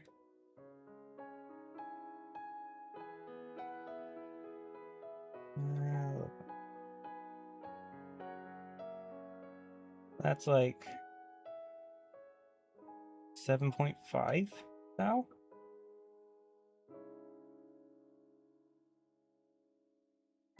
If that. Oh yeah, about 8. 7.5 to about 8 thou. Flash. That's in spec. That's in more spec than the other one was. Cool. Alright, let's check in one more spot here.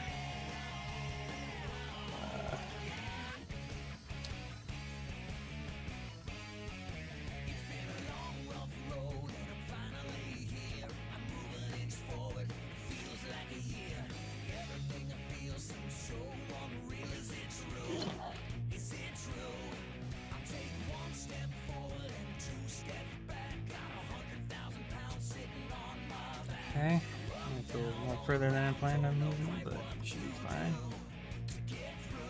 Alright. There, tighten that back down. Alright.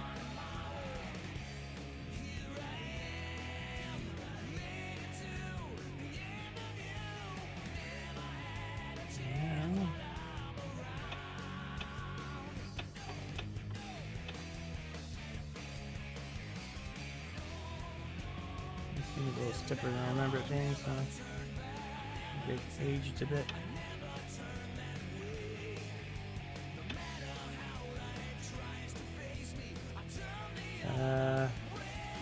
Hard to read the shadows there. It's all down to 10, isn't it? 0.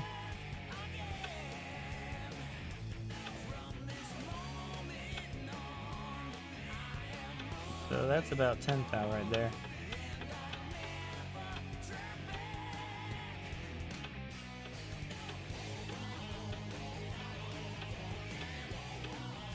I don't like that.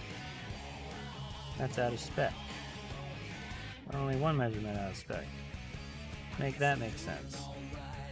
Alright, since it's the one that's different than the rest, I'm going to remeasure it with a different position here. Try this.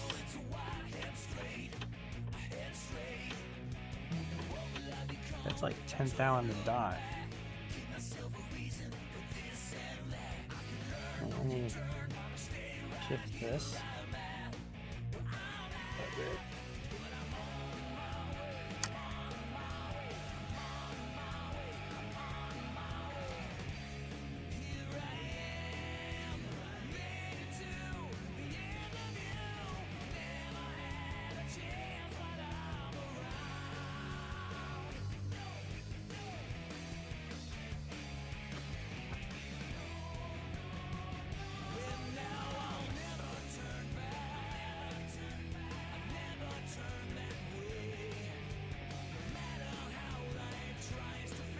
Below 10, like 9.5 there.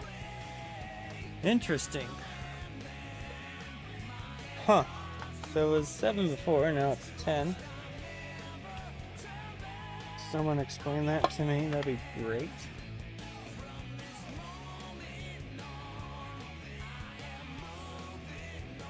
Try another spot.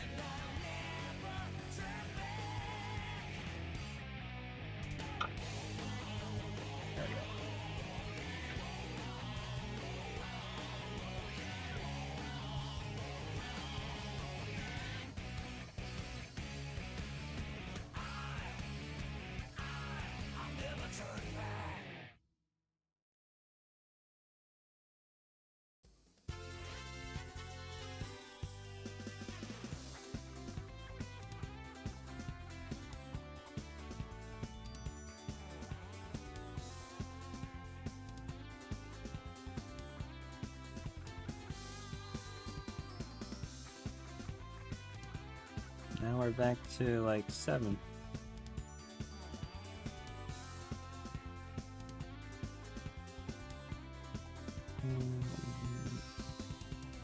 Yeah, that's like 7.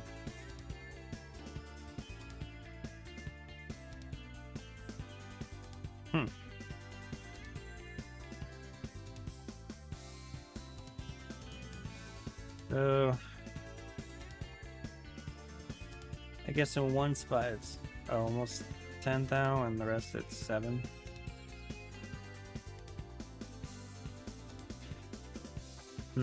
What was the spec again? It was something to 9. Let me check. Oh.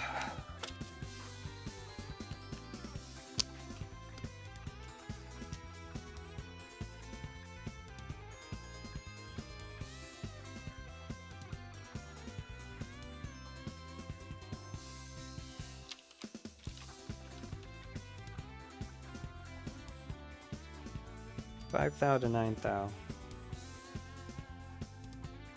So if I were calibrating this just based off that play, I would probably What would that be? That'd be pinion, right? I would adjust the pinion. Could be slightly thicker by a thou, I guess, if that's even possible. And that would decrease the play. Does it decrease the play the same amount as the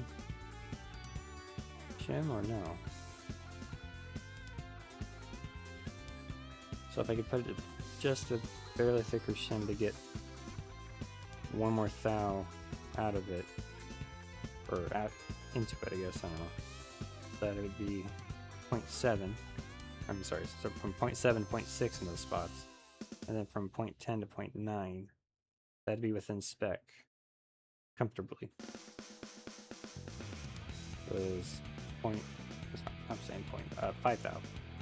5 thou is a low, so if I get it to 6 thou and 9 thou, that'd be good in the spec.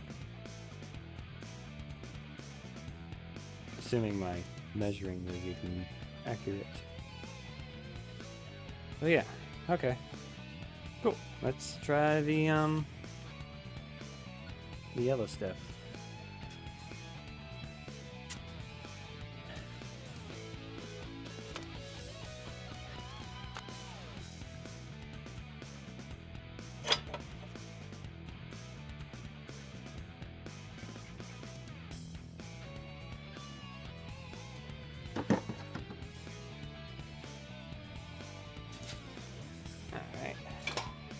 I kind of like the angle y'all were at, because y'all can just keep staring at it instead of seeing everything I'm looking at.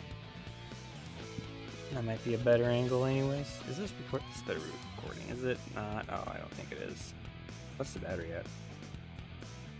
28. Good thing I started recording the stream, because now I gotta catch some bits from the stream. My videos, if I ever start working on those again.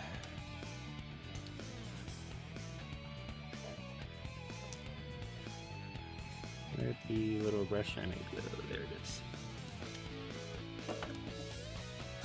Alright.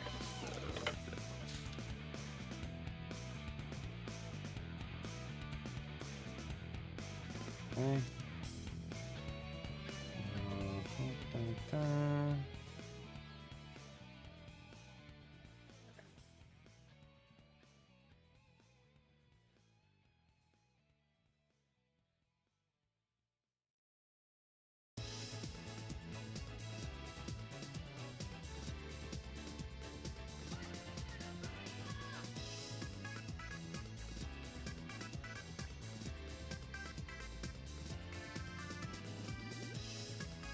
I'm just using a piece of Scotch-Brite to mark this up as a brush.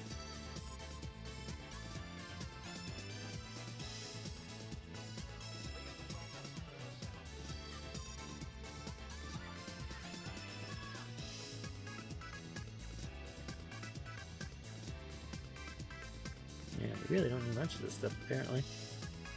Is cool. I think it came with something when I was rebuilding the transmission for my Blue Miata.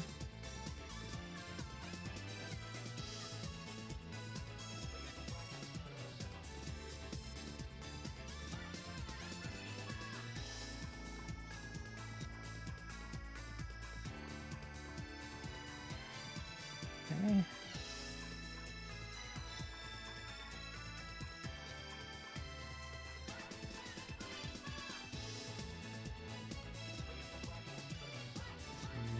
Just do a little dab here and a dab here to mark. These are the between points I want to be looking at.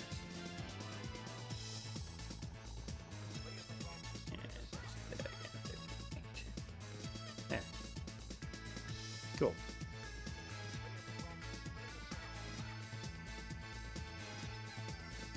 AC Delco stuff too, apparently. Huh.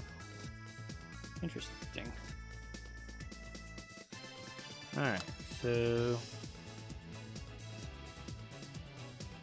I need to rotate it. Brackets off. Good. Okay.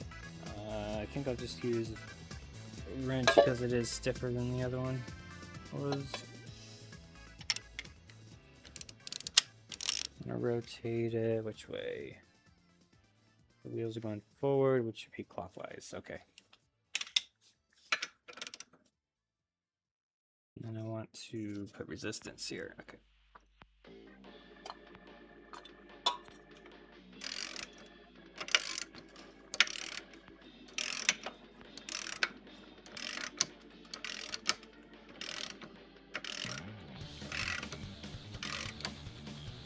Okay. That was forward. Now backward. Backward.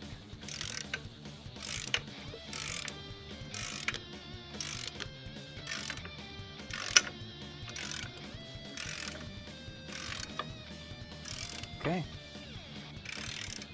Let's see what that looks like.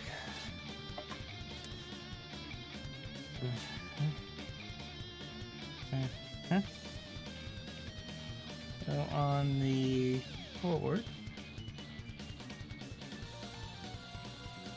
it looks round on both the top and bottom. Don't really see hard edge, and it looks a little closer to the inside than the outside. So I think that's just the way these are then. And on the coast,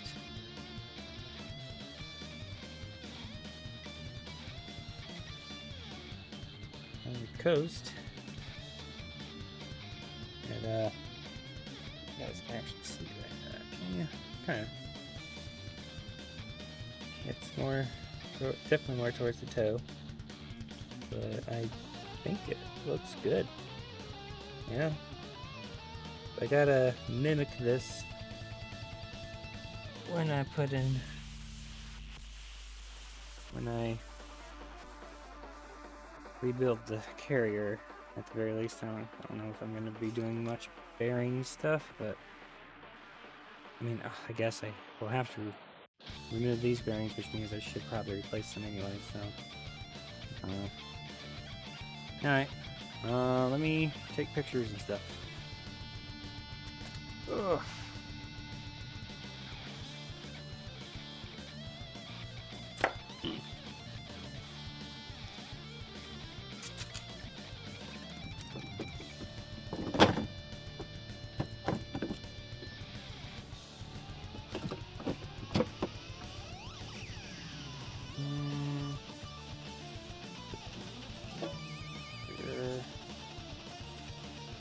Lighting I can use.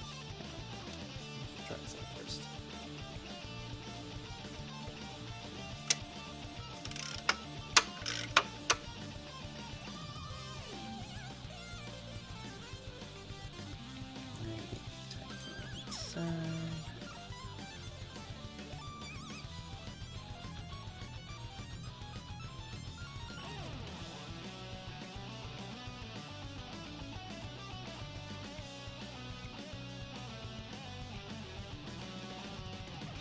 Okay, that's the less important side, I guess. And for the more important side,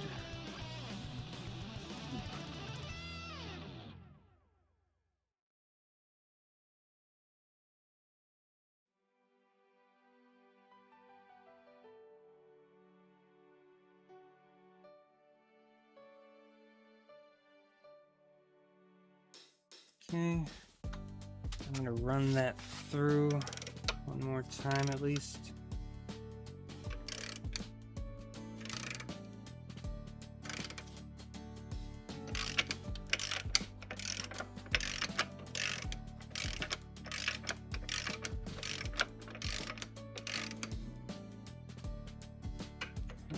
First.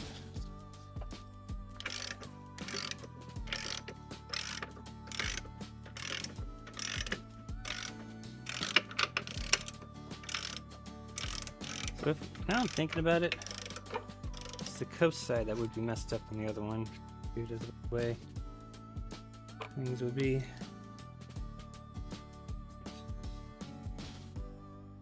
Nope, I don't know what I just did there. Panorama? No. Photo.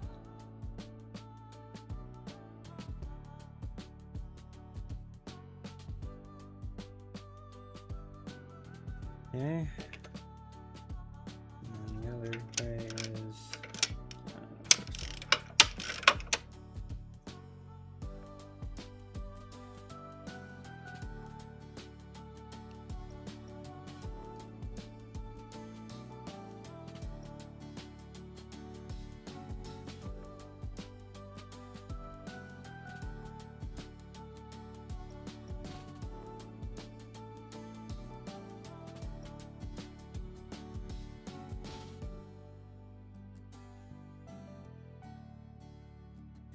and take as many pictures as I need, or think I need. Sorry if I'm blocking y'all's view. I am in the need for pictures. Alright, so now it's resistant. Just keep going forward, see what happens.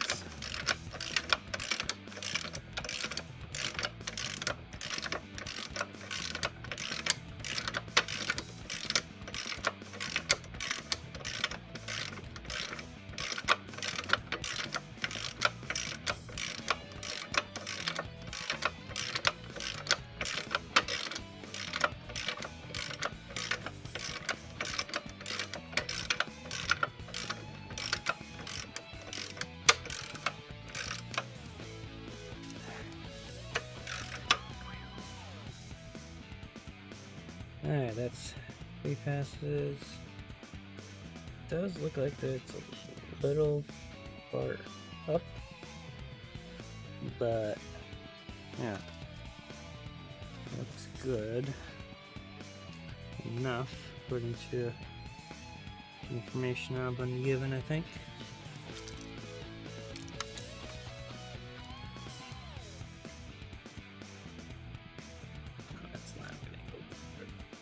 Come on, give me good camera. Good camera angle. Come on. Focus on the right thing. Do the thing. Do the thing.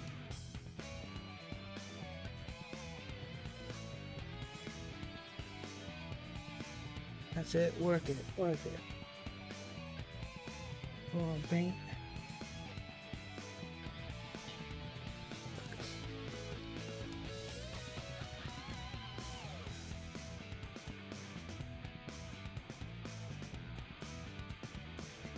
I'm gonna take a video here. Coast side.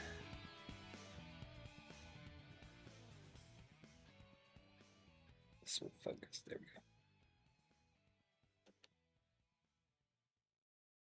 Take another video for the upper side.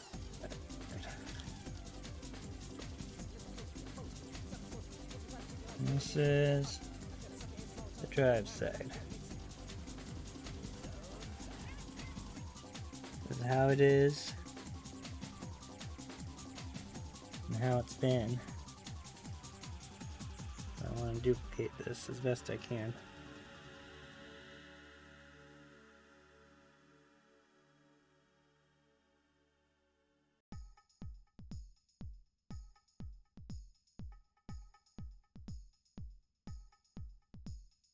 Alright, there you go.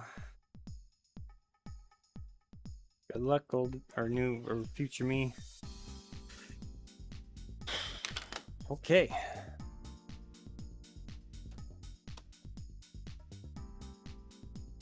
I think I'm going to try one more thing. I'm going to do the same thing over here, or at least similar thing over here.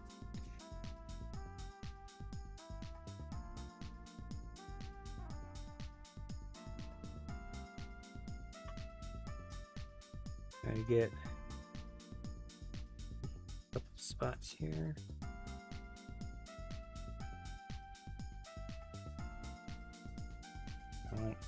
The more information I have, as long as it's not like too much information, the better. I guess is like saying absolutely nothing at all, but you know.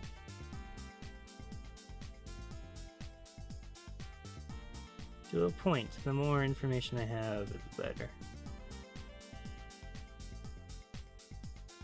The more information the future me has, the better too.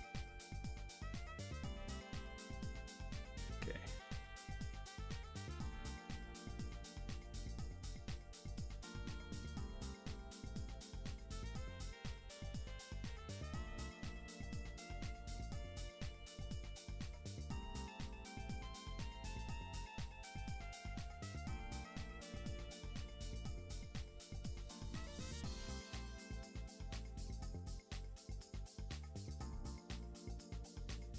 And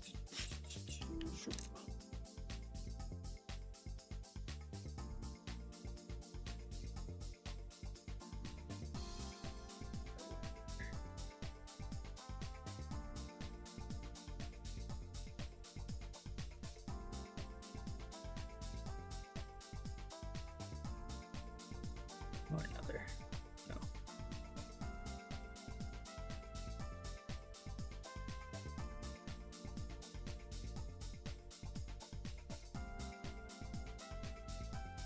Got all this paint out, might as well use some of it, right?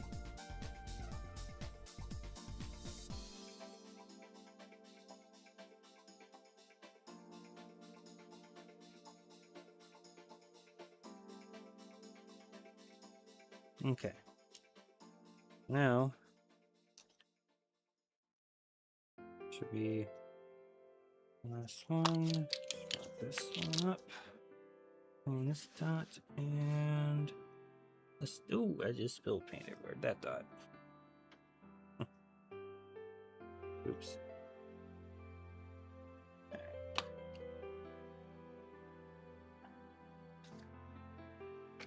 so I need to go. I want to check forward first.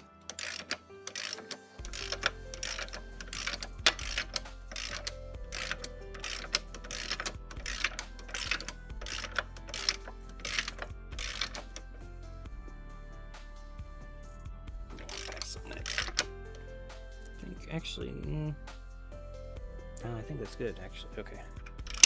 And go back on it.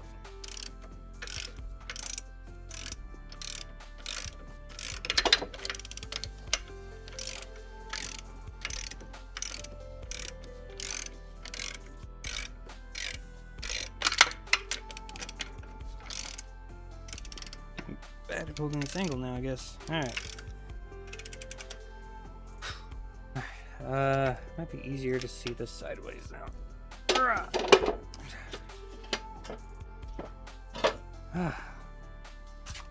Might be way easier to see it sideways. Okay. Drive side. Definitely more towards the inside. I forget which side that's called. I have my paper. My notes. Where are my notes?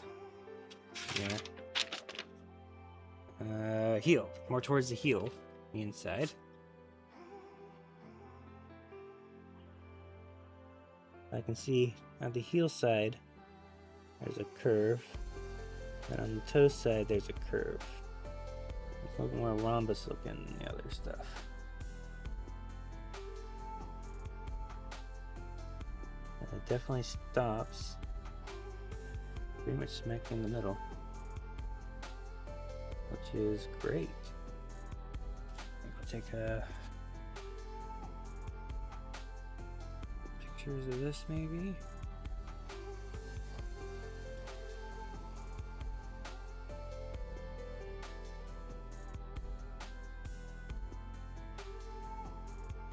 And the other side. This side looks different. But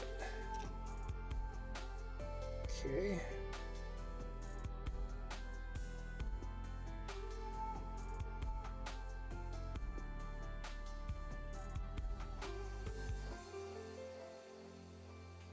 And video. Drive side. Slightly more towards the inside Although over here you can see it's definitely pretty center. And a little curve towards the inside, which is, hang on, the heel. And then the outside, a little curve towards the crown. The heel has a curve towards the root. The toe has the curve towards the crown. But it's definitely there on both sides. And this is how it's been. More or less. And then the other side. Or the coast side. It's definitely more towards the toe on the coast side, but. And just a little sideways there. Curve on the toe. Towards the root. Curve on the crown is towards the heel. And yep, I said that right and wrong, I guess. Yeah, there you go. Good luck, future me. Alright.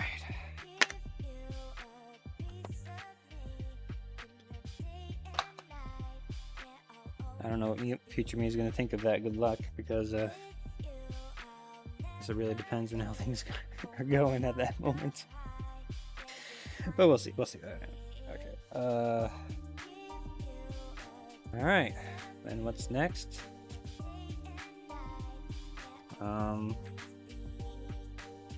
There's a mystery at this point. Let's see. I think I've decided. That one, reassemble as is, as properly as I can, put it back in,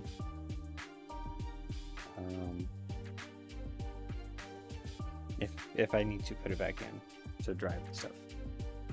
This one I'm gonna rebuild, and if I rebuild this one correctly and it's good, not use that one, use this one and keep that one as a spare, as the original part spare. And then maybe rebuild that one if I rebuild this one correctly. And then swap it back and then sell this one. Rebuild. You know, that'd be kind of cool. But I don't know. We'll see. Part of me kind of really is bummed out about not having to put, not being able to put the original, the one with the car that came with the car, back in the car. But again, the only difference I can tell so far, I didn't really read all the lettering and stuff, is that this one's marked with J's and that one's marked with V's, and otherwise they should be the same. I guess I could count teeth and stuff too, but yeah. All right. I want to keep continuing stream, or do I want to call it a night? Let's see. It's 9:12. It's Thursday. Kind of wish it was Friday, because then I would definitely keep going. And let me check the weather for tomorrow. This is perfect weather to be doing this right now.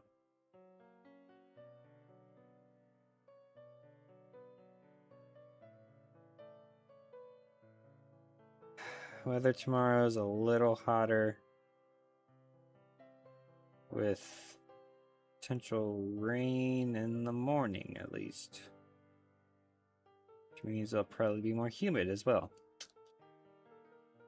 Today is a more opportune day, unfortunately. Looks like I need to get house. And then Sunday be about the same as Friday, only maybe a little more sunny. And then Monday, storm. Possibly. And then high 90s late next week. Wow.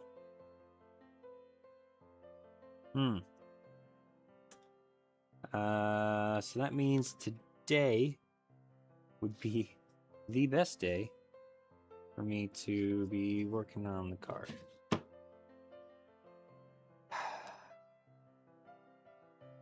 For a while. Unless I want to start doing this at night, which I've been getting really tired at night for some reason. I'm only running good right now because of coffee. So what I'm going to do right now, I'm going to take a quick breather. I did bring some pizza out here, so I'm going to eat that. Drink some water. And consider my options, how far I want to go tonight. Yeah.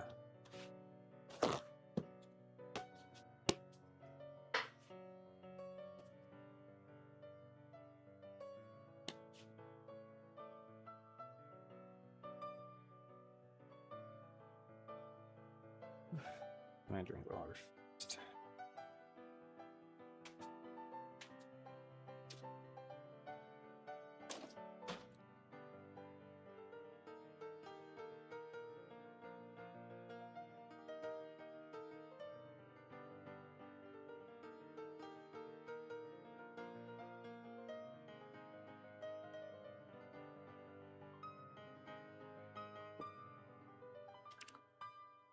So,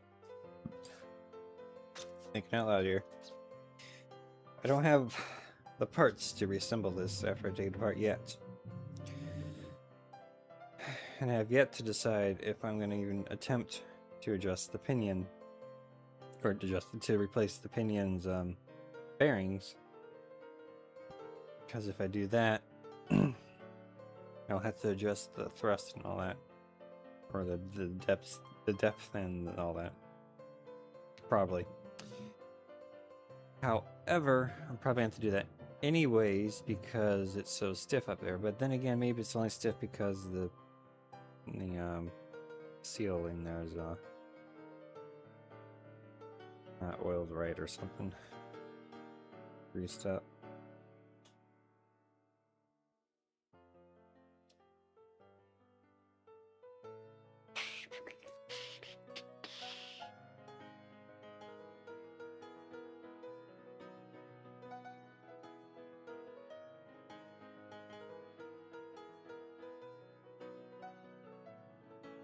I'm running out of cool evenings, or cool enough evenings to do this.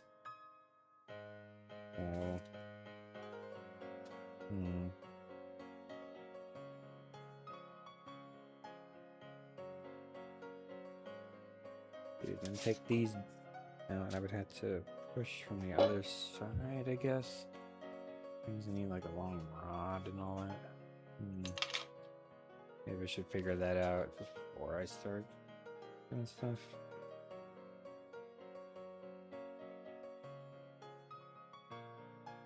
And again, if I can't remove it, then putting them in will be easy as long as I don't go too far.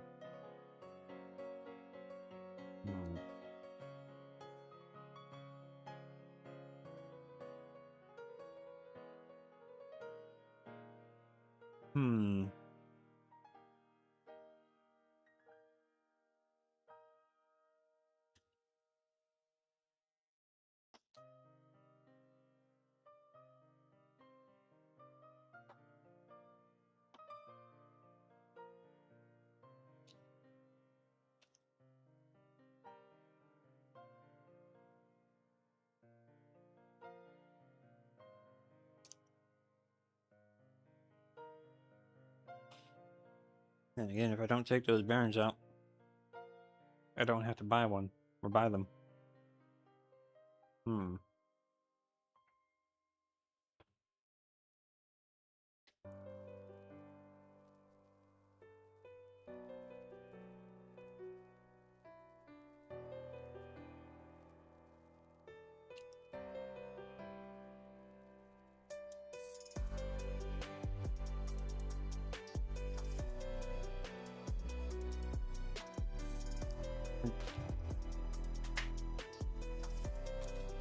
I guess the question is, do I have something that can push on that from the other side correctly?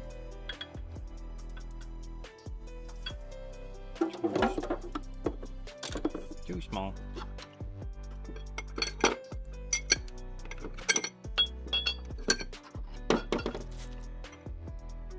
Too big.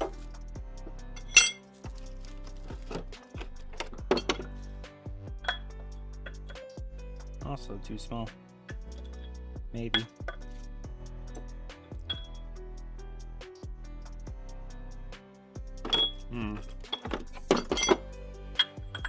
Oh, that one fits.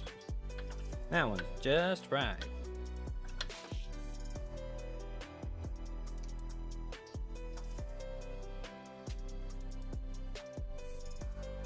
What I could do is I could mark this up really good, but using this as like a depth gauge where the old one is.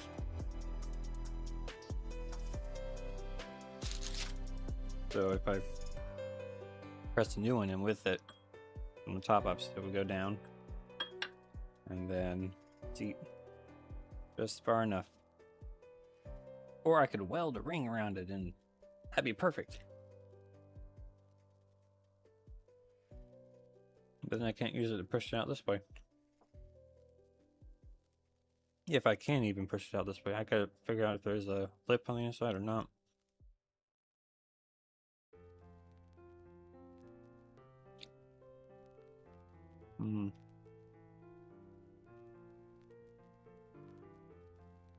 I suppose I can check the moisture jig out.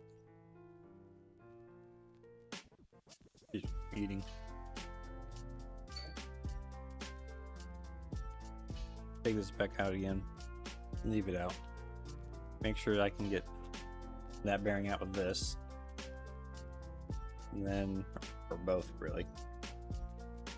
And then I guess leave it out and just put some grease on to keep it from rusting. And maybe take that out.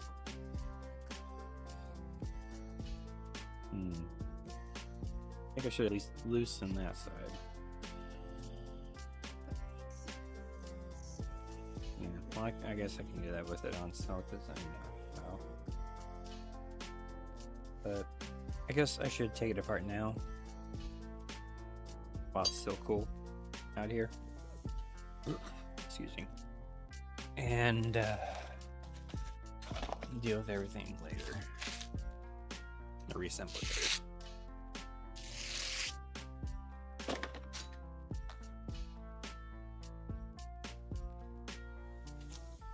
That way I can also confirm parts easier.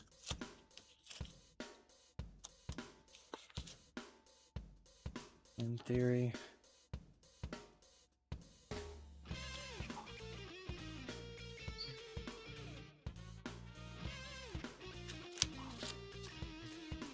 It's turning out to be a bigger project than I thought. Like, way bigger. I thought I was just gonna put this one back in and debate whether or not to swap this thing out, you know? Oh well. Oh, and change up the seals. Make sure it's all okay. If this one thing wasn't wrong with it, if it didn't have broken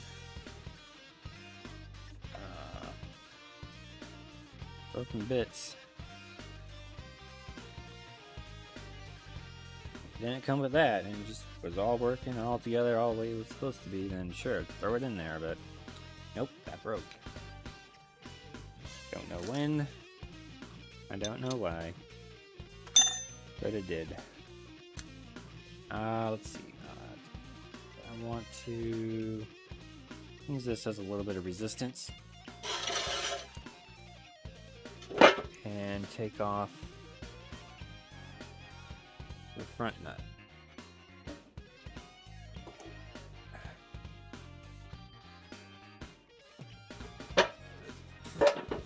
One way or the other.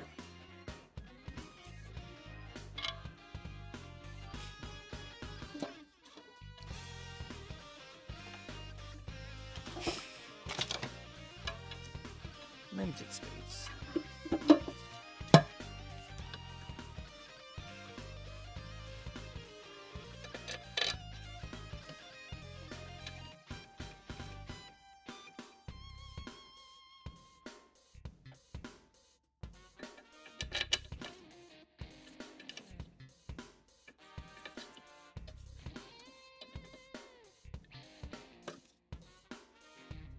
Okay. Should be this one.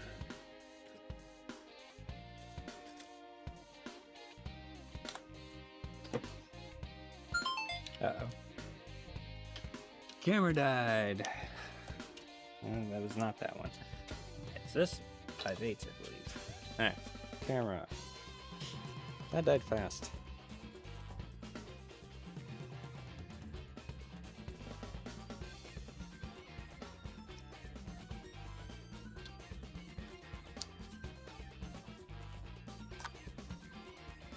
It is stuff though. Put the regular battery in. This won't last not as long as the others, supposedly, but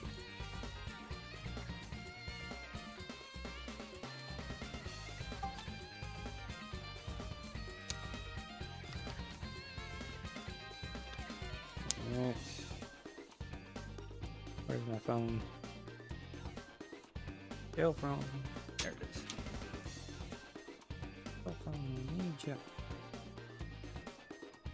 I need to connect the camera. Actually, maybe I don't. Maybe I remembered something. Or not. Never mind. Maybe I did and I missed it or something.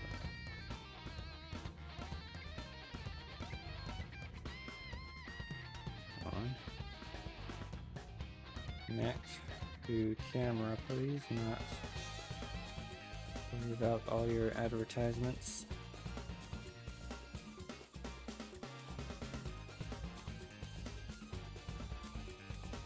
Come on.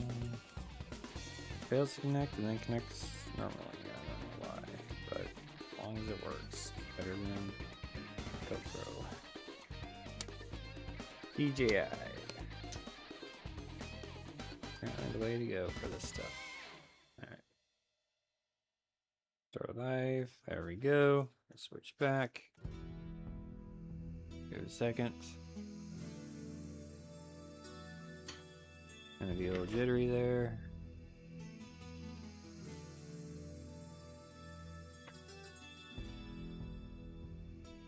Small sip of coffee.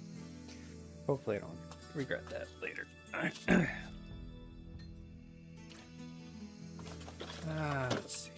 Do I have the 5/8 over here so I don't have to keep swapping?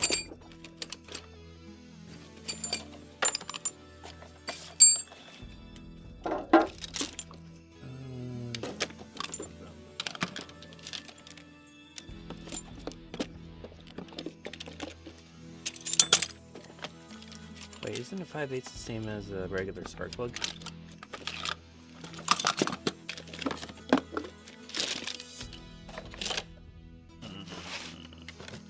Here then.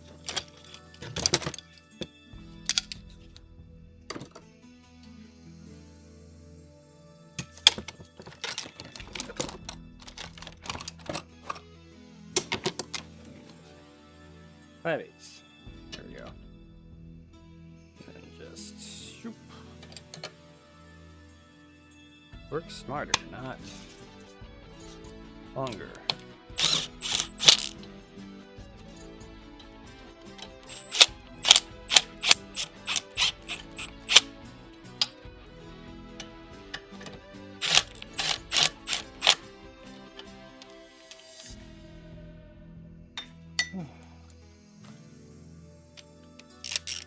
Alright.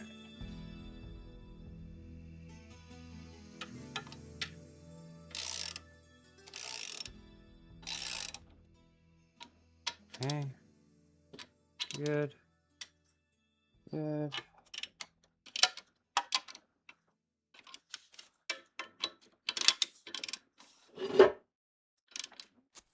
Good. Enough for this. Alright.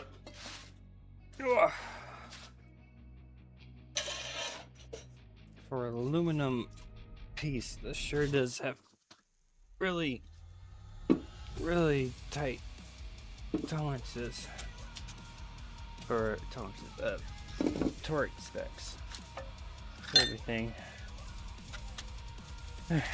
So to break it loose, we need to brace it apparently.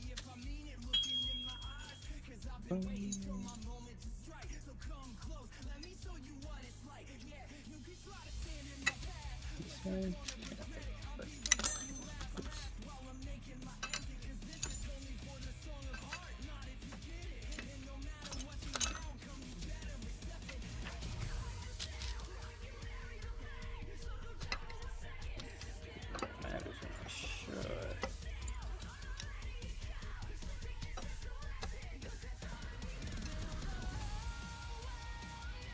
Very universal looking piece here.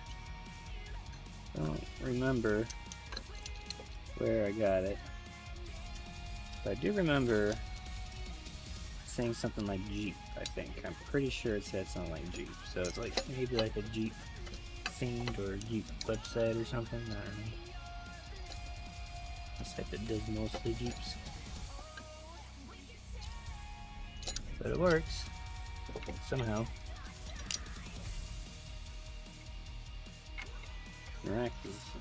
Miraculously.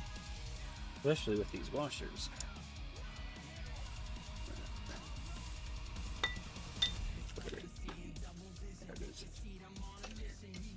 I haven't really lost this thing yet. Thankful I haven't lost this thing yet. Very thankful.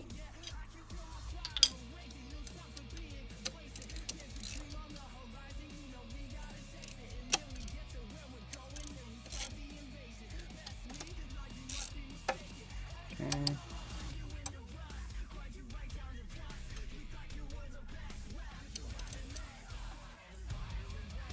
Alright. Now, I'm going to loosen that somehow. I'm going to try using the quick fix one. It's not as long, however, it doesn't swing out. I want this to come off.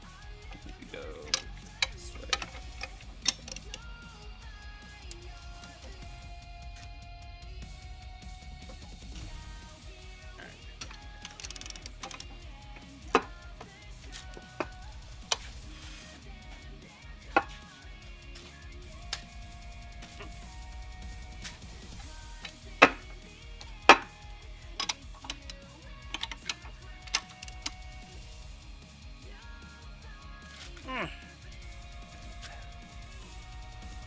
Might not have enough leverage on this one.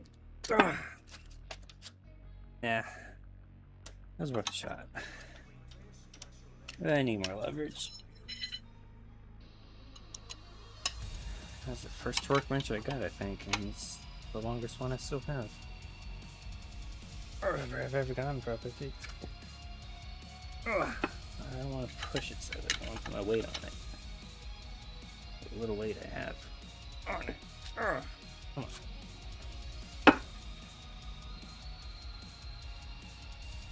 No, don't go out. There we go.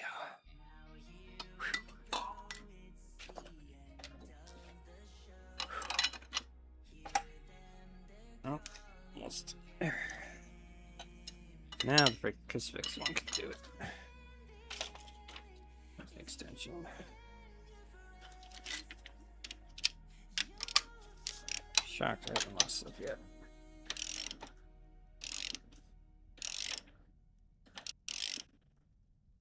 I probably should have marked it. Oh well. I'm using a different nut for all this anyways. At least that's the plan. For setting it up, I want to get like a normal nut. Not a one that tightens as you tighten it, kind of thing.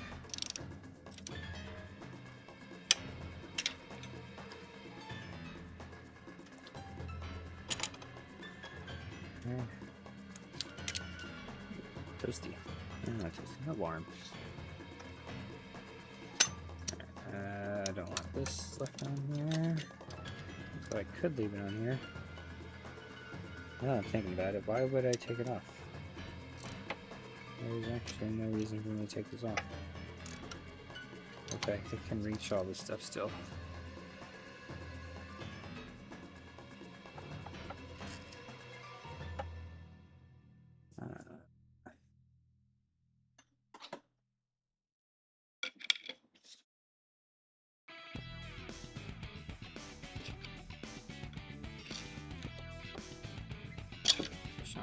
Outside here, not the inside of the thing there. A little bit more.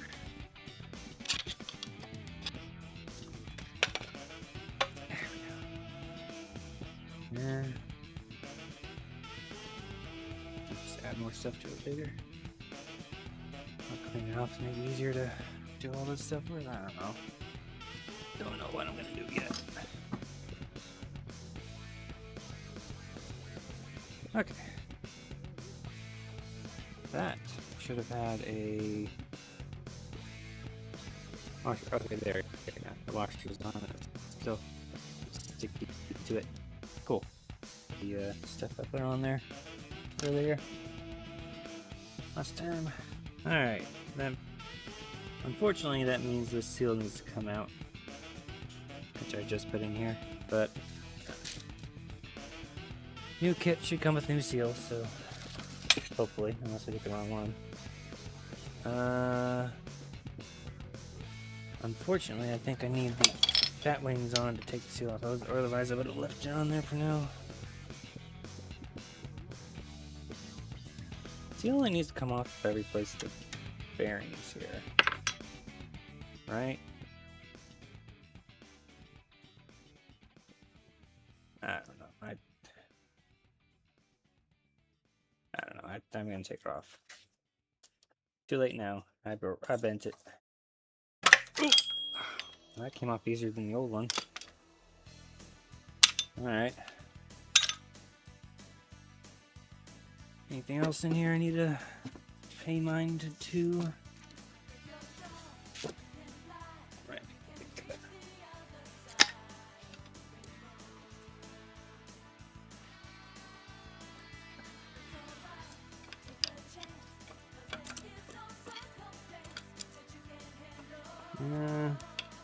Apparently not right now. Okay. That's fine. Grease off here is sticky to deal with. Not really grease. It's gasket stuff. Gasket stuff that doesn't set. That might be where my resistance is coming from. I don't know. Don't like it on the splines though. Okay. Take this back off.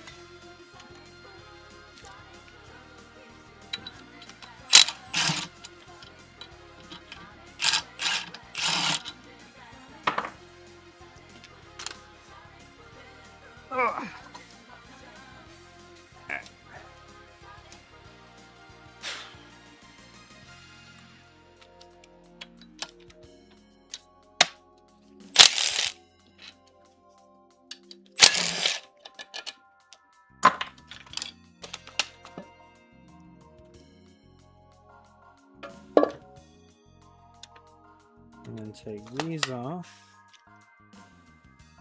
with this.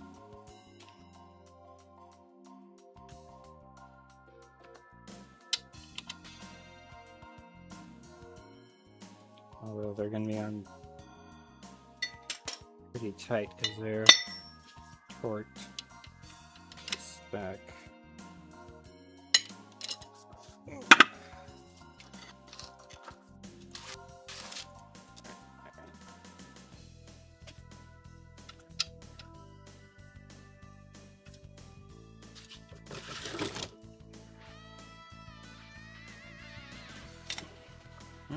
Came off pretty good.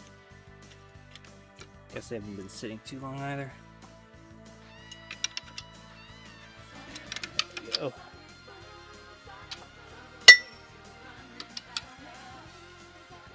Alright, good.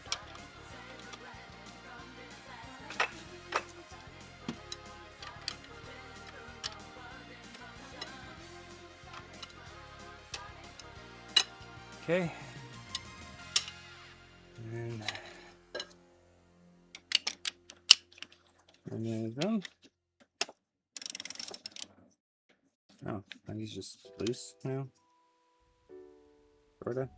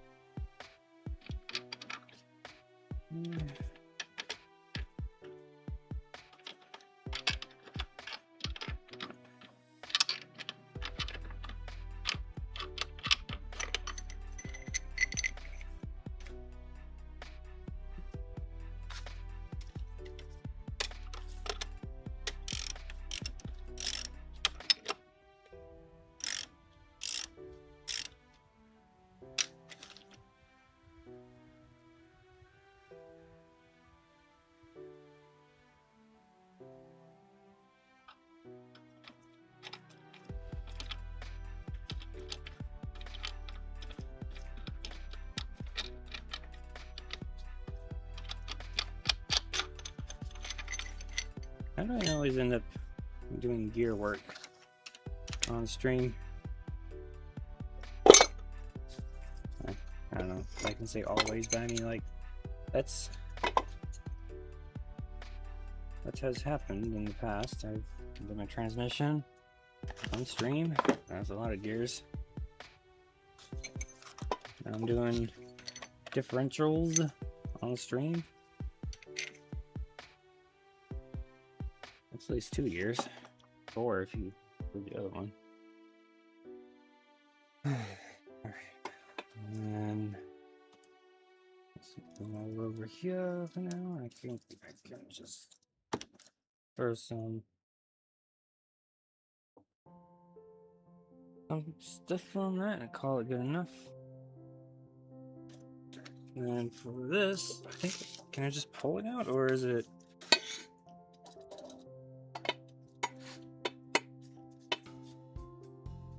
I guess not, because the bearings, right, because the bearings are holding it in. You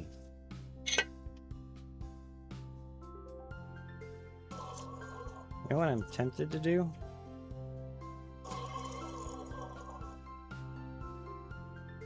I'm tempted to leave this in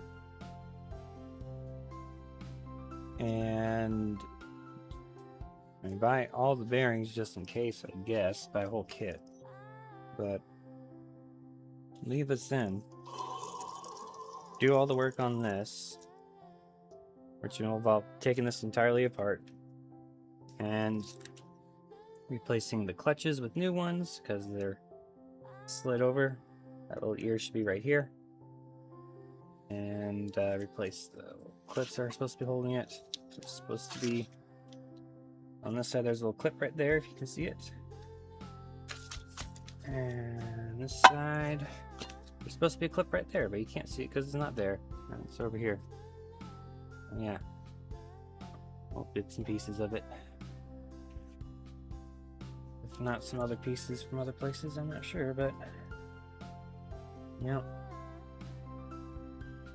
So, but to take this apart, I need to take these bearings out.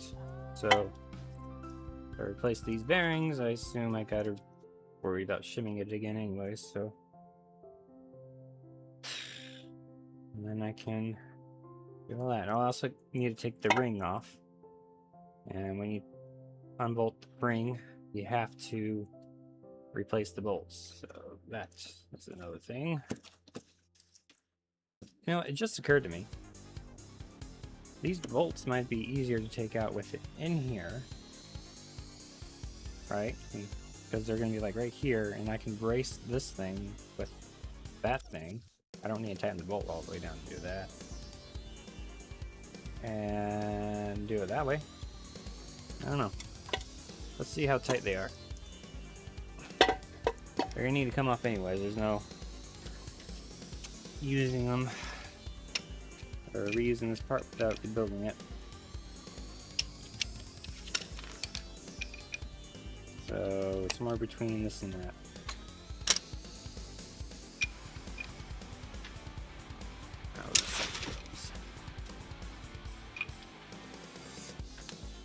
I'm on a.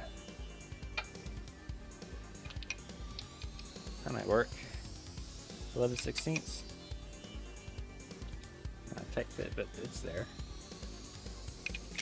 Now let's see how tight are these on here.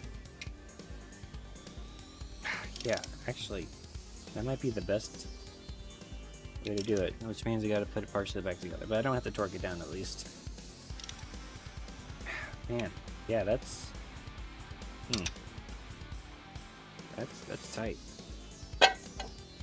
Okay.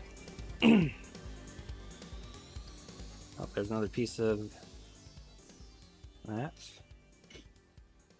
All right. Maybe we should take it apart anyways, just to get that stuff out. Okay.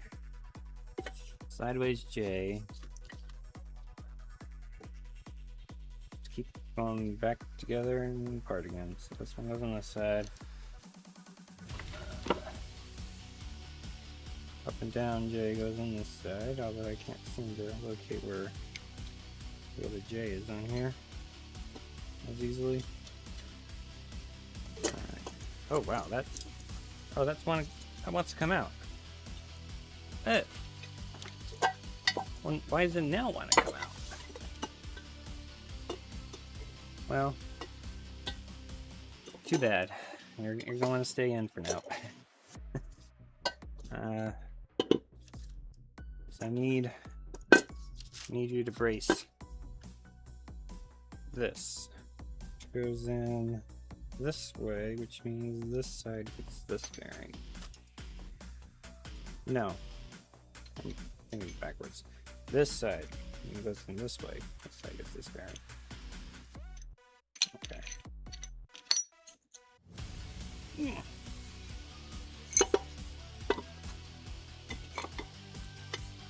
this side gets this bearing.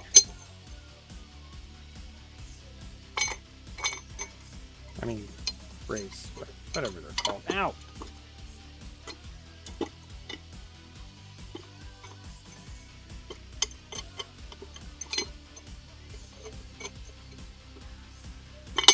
I need like 4 hands for this.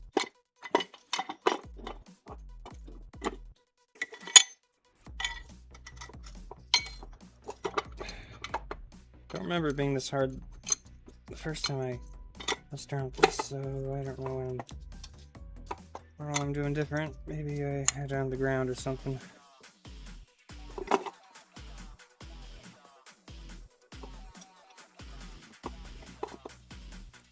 There we go. Okay. Should I spin this around? Right, it's on this side now. Wait, did I mix the braces up already?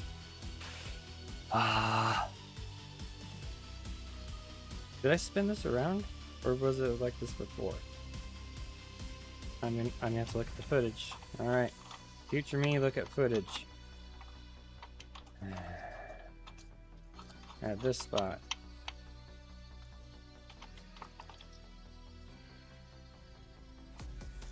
A little bit before.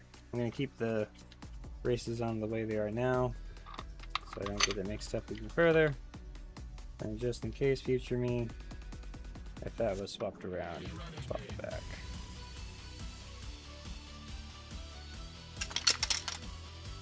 That's not the right size. What is the right size?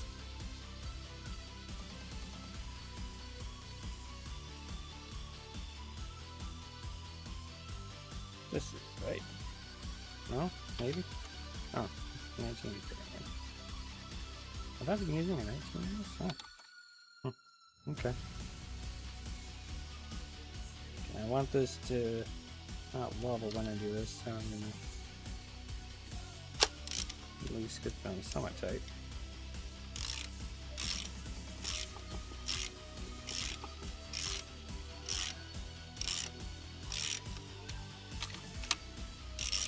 All the way down.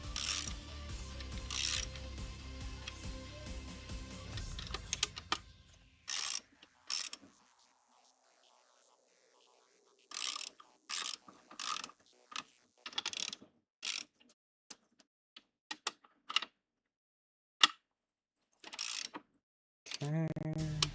Boom. Boom. Boom. Boom. Literally undoing stuff I just did, but at least it's not torqued down. Not torqued down. Alright. Nope, other way. If it even matters, I don't know. In case it does.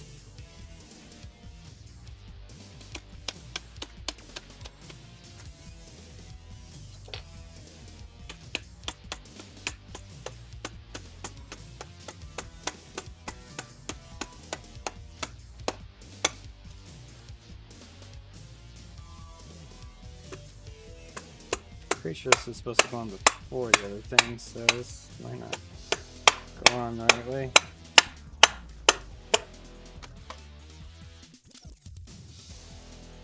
And here's our mission. So.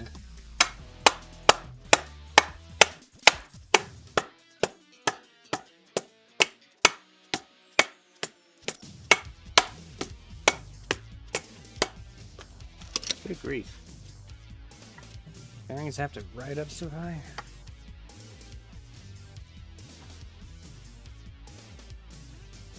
Just release the pressure of that.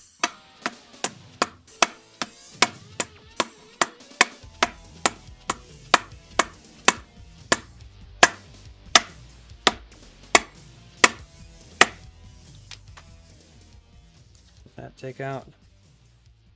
Just the wibble bobble. So I'm gonna be able to spin it, so this is gonna be just interesting.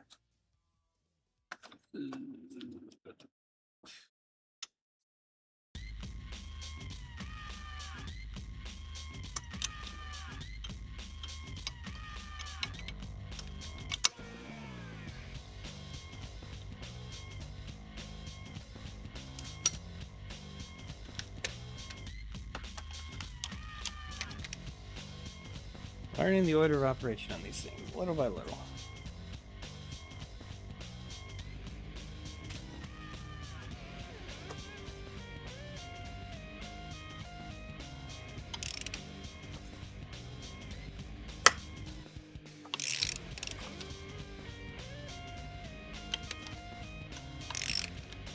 So I suspect if you had a good enough impact, you could, and loud enough tolerance, loud noise tolerance that is, you could take it out without doing this. There we go.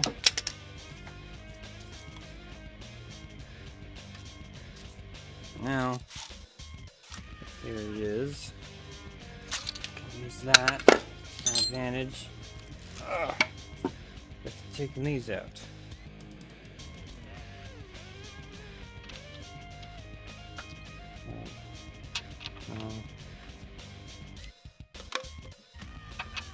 There we go.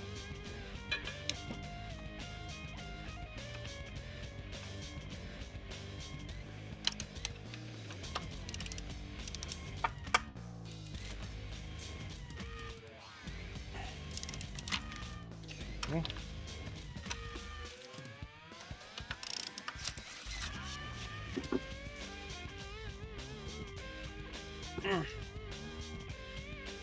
Do I have to heat this thing up to remove these? What's going on here?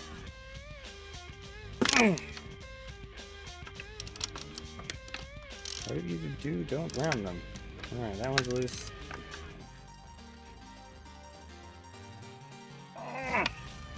That one's loose.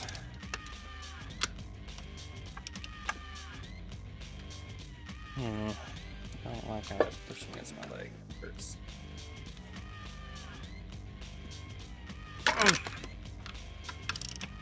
Alright. Those three are loose. So now I gotta figure out a way to... Yeah.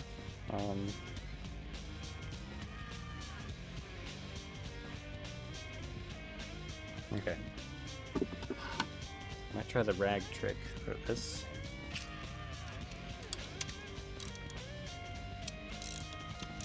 Remove this, unfortunately.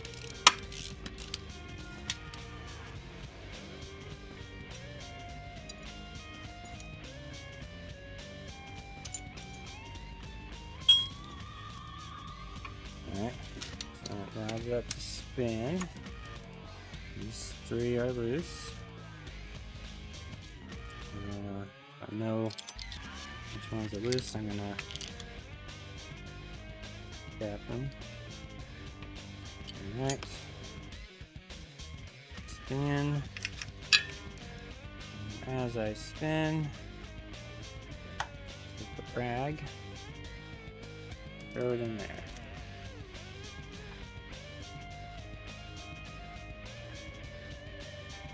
Alright, now the rag should keep it spinning.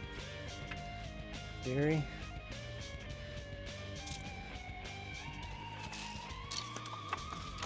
Unfortunately, it does not keep this from moving.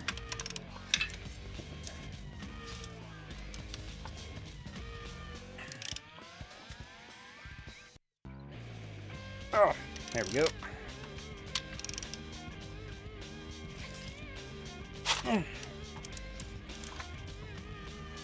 More, so that's 5. I think there's 10.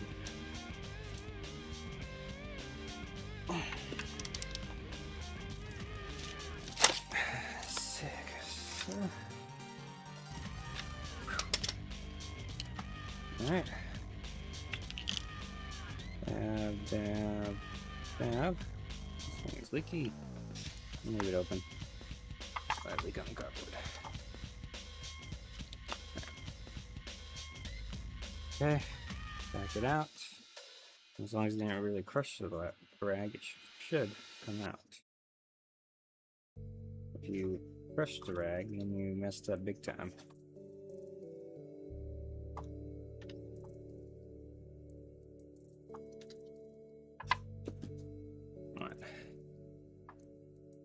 There we go.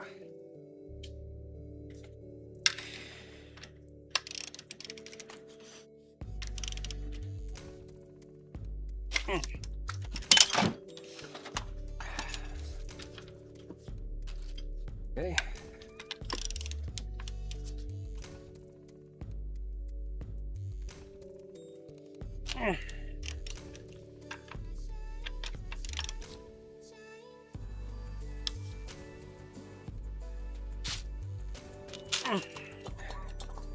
Should be 9 of them.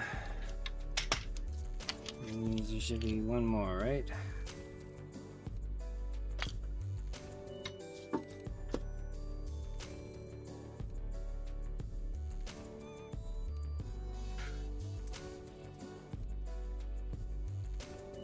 Yep, 1 more.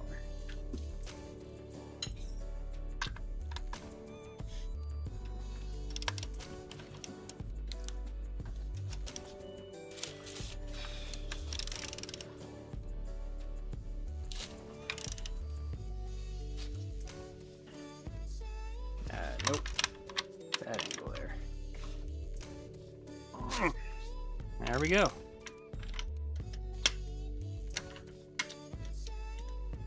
And now I don't use these bolts for something like this again.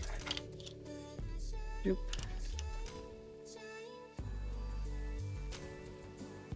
These specific bolts, that is. They could probably use for other stuff, though. Maybe.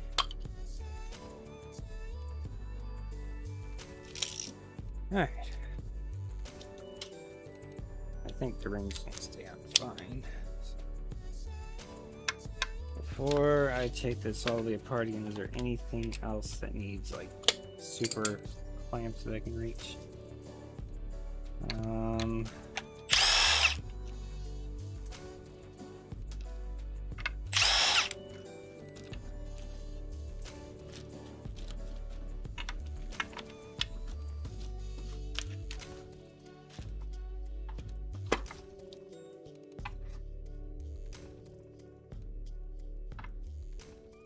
And there's the spider gear thing. I don't know how that comes out.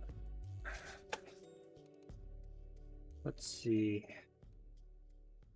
This center rod should come out, which means it needs punched here and there, which might be easier to do with the NZ carrier. Oh, I'll try that now rather than later.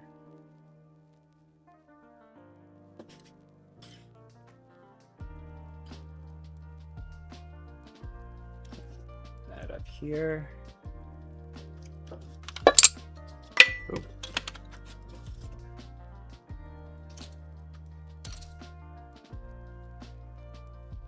Looks like there's a top and bottom, and then I just go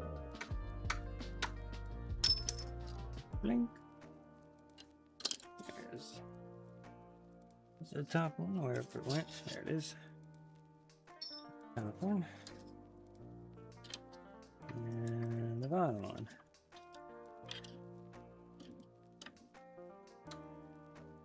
Which I can't see from this angle, so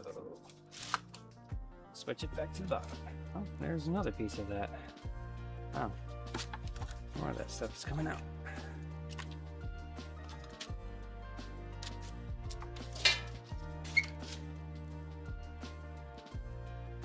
Be able to weld it back together and reassemble it, you know, with all these parts. And there it is.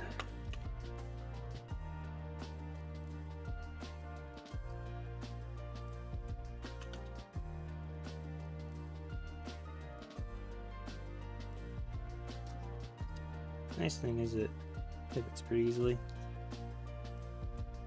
For taking them out, that is. I don't know about putting them in. Putting them in might be a little harder. Taking them out, wah-bang, 2 C-clips,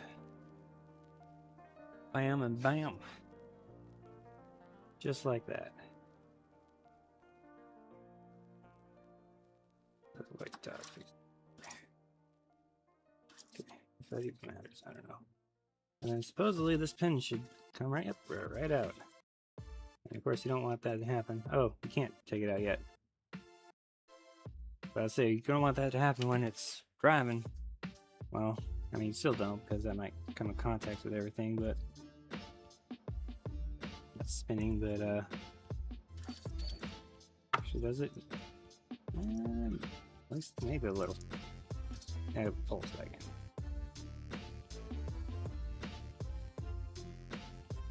One direction goes in. Looks like it only goes in one way somehow. It only goes down. Alright. But to get it out, I need to take the ring off.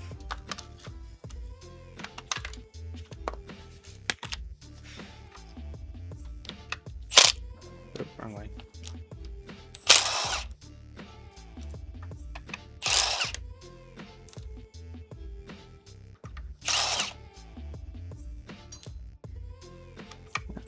This is the fun part, taking stuff apart, you know?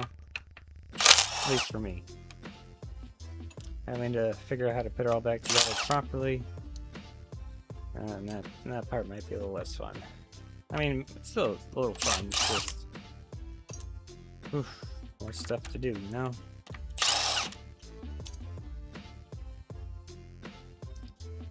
More stuff to be careful about and stuff. Alright, so that's all good. Alright. I think we're good to take this apart again. Woohoo!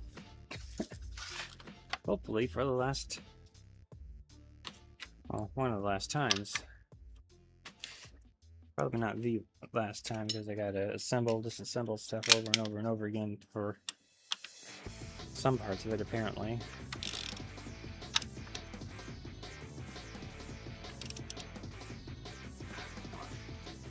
Use the rag trick for this because it's not super tight.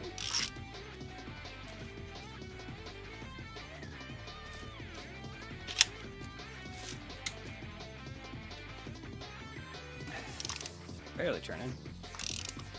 Resisting me. Do not resist anymore. For now.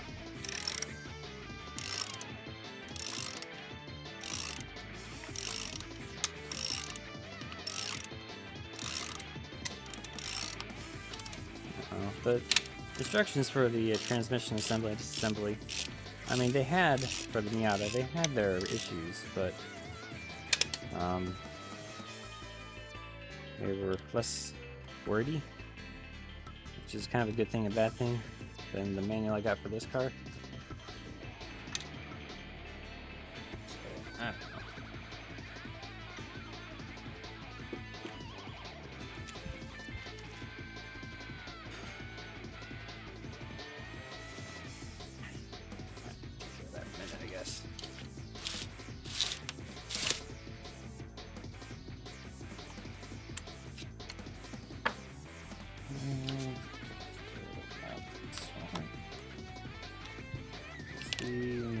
I believe, wherever that is.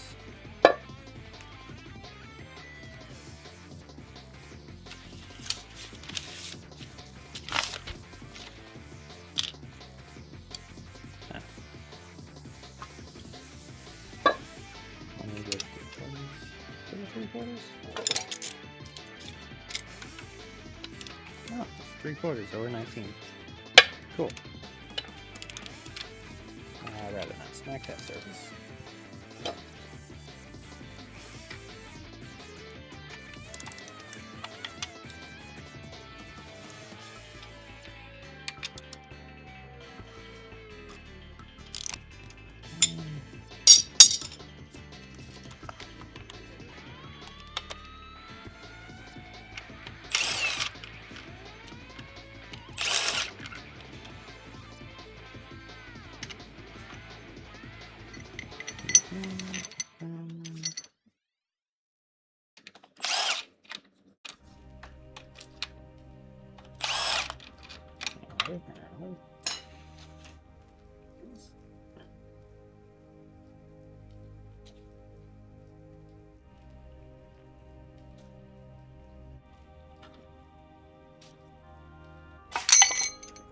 Alright, just like that.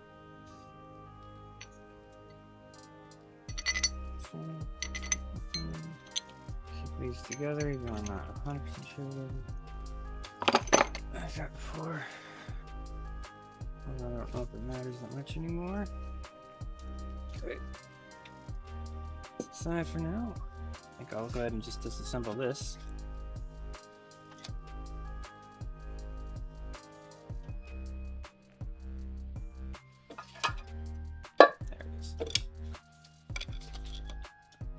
Not on that lip. So, a little further up. Still doable.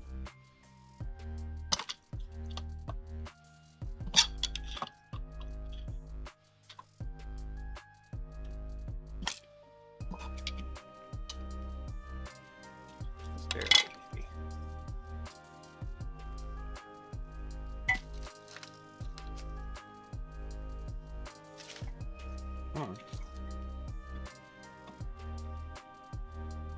A little bit more.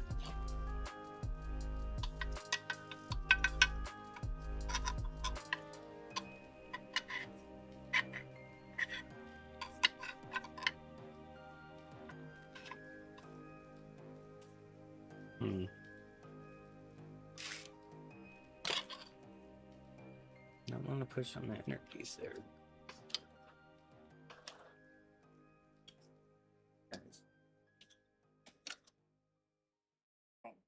There we go. Okay. And then this.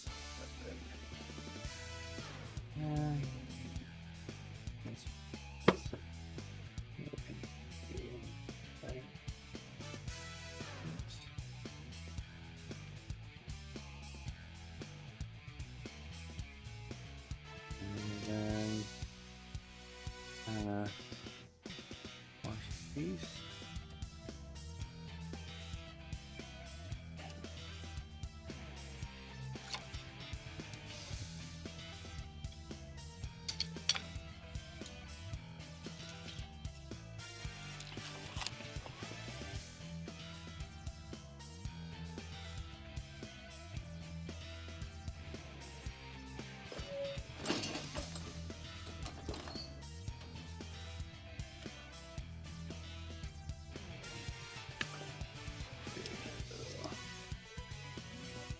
Come off this. There we go. Already took it. Scoring it. Oh. Mallet time. Oh, I was so eager to fall out last time.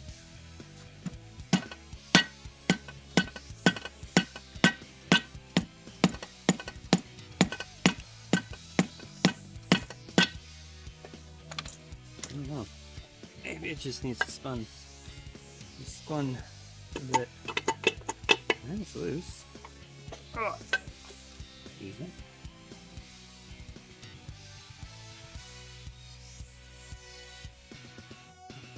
$981. Is that like the year this was manufactured? Maybe.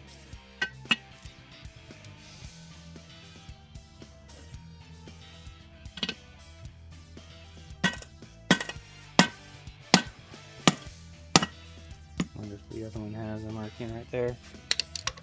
That'll be on the upside down, but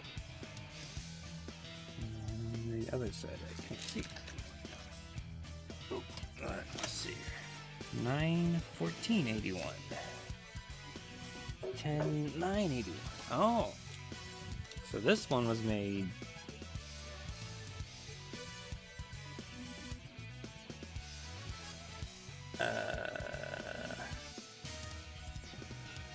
like 25-ish, 25, 26 more, 25 or 26 days after this one, if that's the date.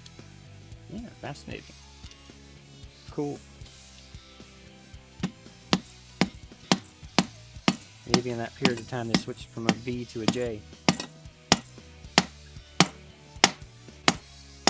There it goes. Just need a little bit of persuasion. The friendly type. Alright,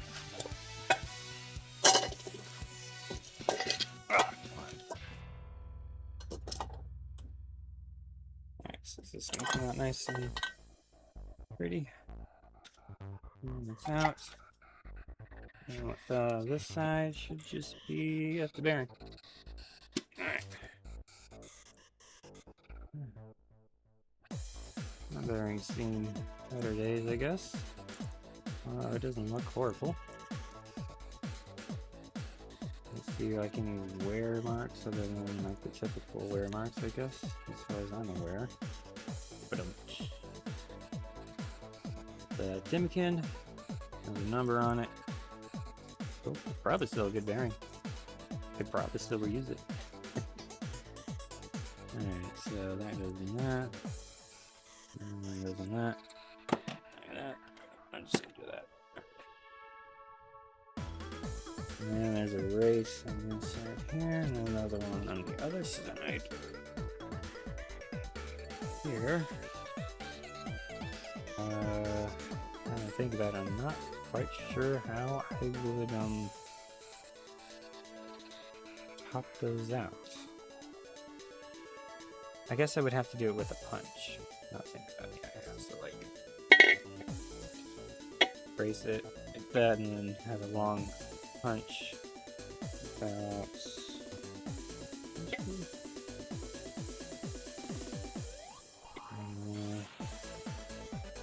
8" might just barely do it.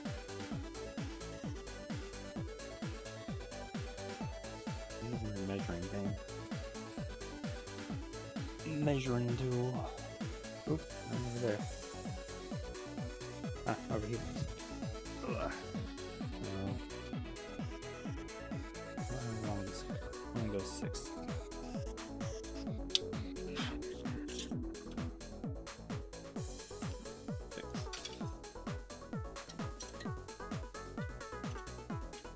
Oh, maybe I should definitely do that, yeah. Okay.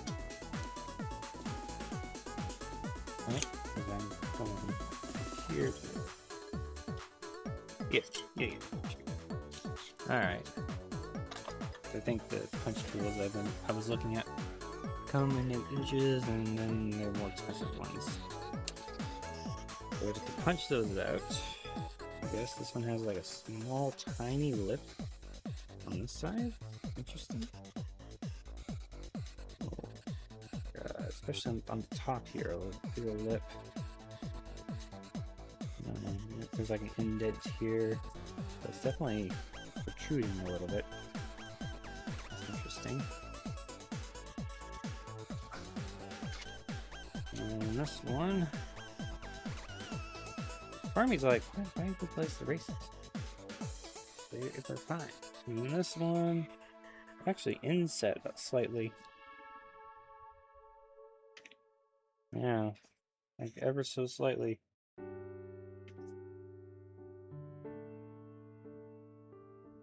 That's gonna be interesting to figure out. So maybe, I think this one stops once it's all the way in.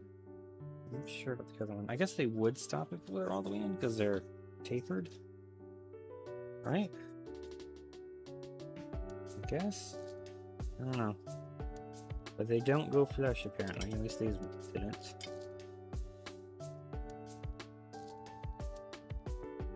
Side pass. back. Yep. Gear loop, I should say. Alright, and then these, I wanted to see if, not that, where's the thing? There it is. Let's see if this could push from over here.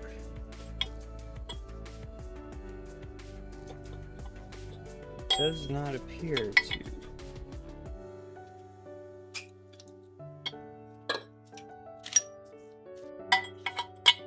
Is it the same size?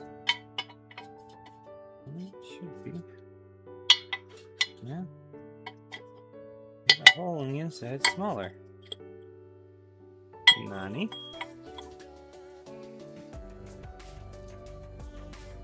So maybe there is a lip those rest on.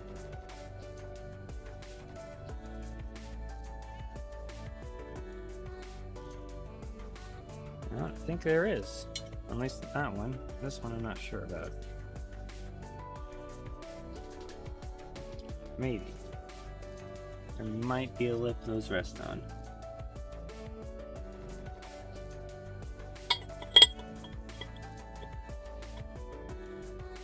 It's definitely smaller, but that's a lip right here. Yeah, so that one could still go in too far. But I'm not careful.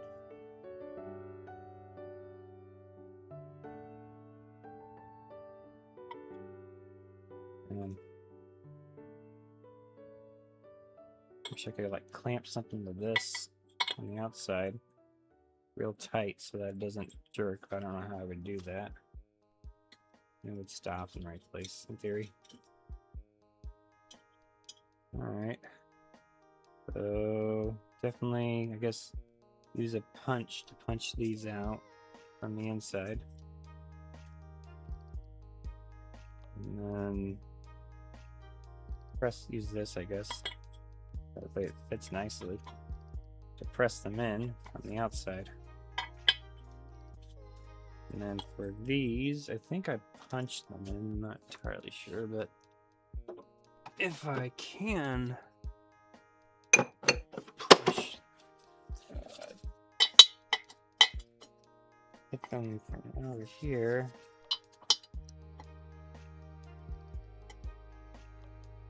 I don't know. Without the proper tool. I don't know about that.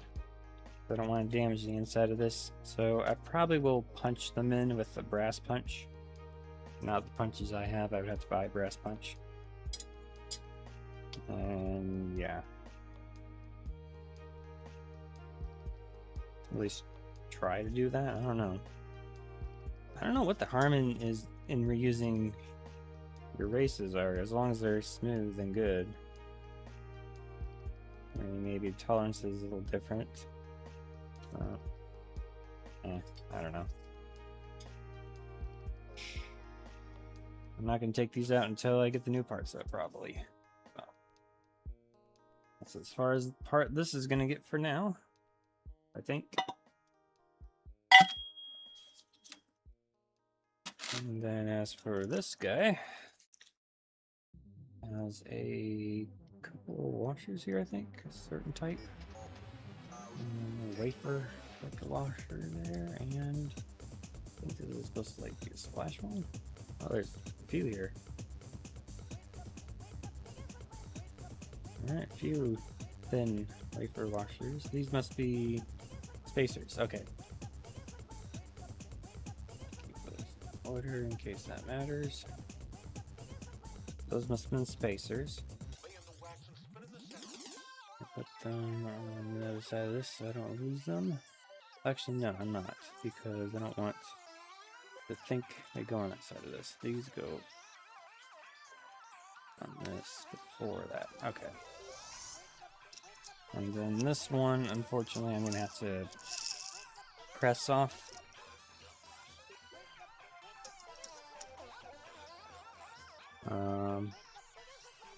And or heat up off. And or cut off, apparently.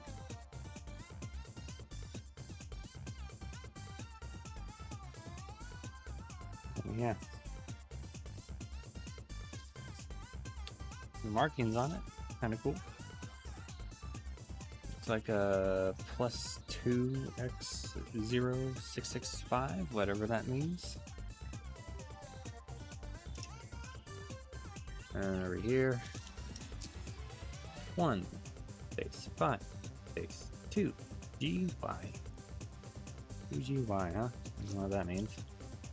And on this side, JH space Dana. DANA, that is. Space D4. Then 40484 43 space 15 B6B59. Yep, we have all those written down. Must be very important. So I'm gonna stamp it on here. Cool. Alright, so now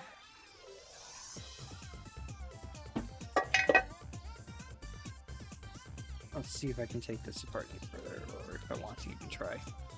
Actually, I do. I want to see if this ring comes right off, or if it's gonna just budge there, so maybe not any trouble. Okay, yeah, so I'm gonna reuse the ring and put it back on here. So what I'm gonna do, I'm gonna make some marks on it just so I know which way it's clocked.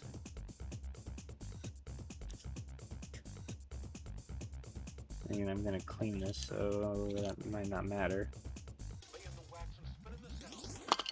Man, if I can look at it.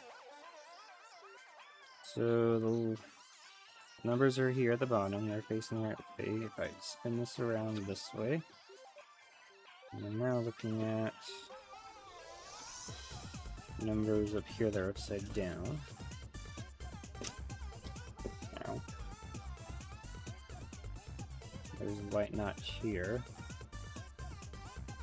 So is there anything on the ring I can line up? Future me. Do lettering on it. Alright, 665. So that is here.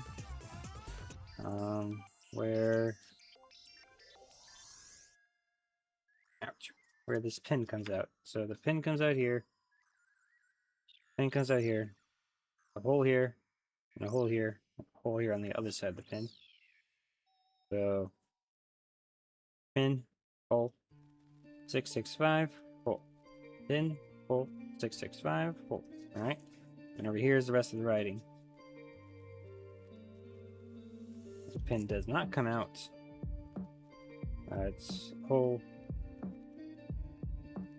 No, sorry, pin, hole, hole, and that looks like an upside down 12.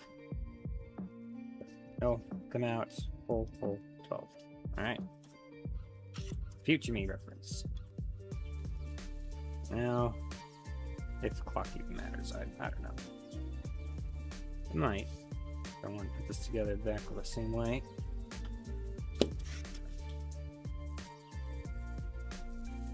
Not budged a minute ago. Up. There we go.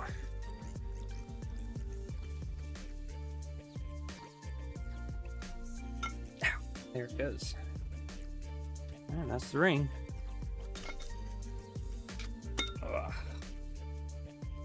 Ta-da! Sweet. So the original plan was take these two parts minus the bearing here, pretty much, and swap them onto the other one. But that's no longer the plan. This thing's heavy, weighs quite a bit. Imagine getting this as a wedding ring. Like, here, this is would you marry me? Ginormous ring. It's called a ring. Slip down your finger. Doop. Yeah. Ugh. Or it could be a halo. Put it over your head. I don't know. That's not really heavenly being song there, probably. So, oh well. Ignore that. Let's see. Now the pin come out. There it goes this way. I hope I don't regret just taking it out like this.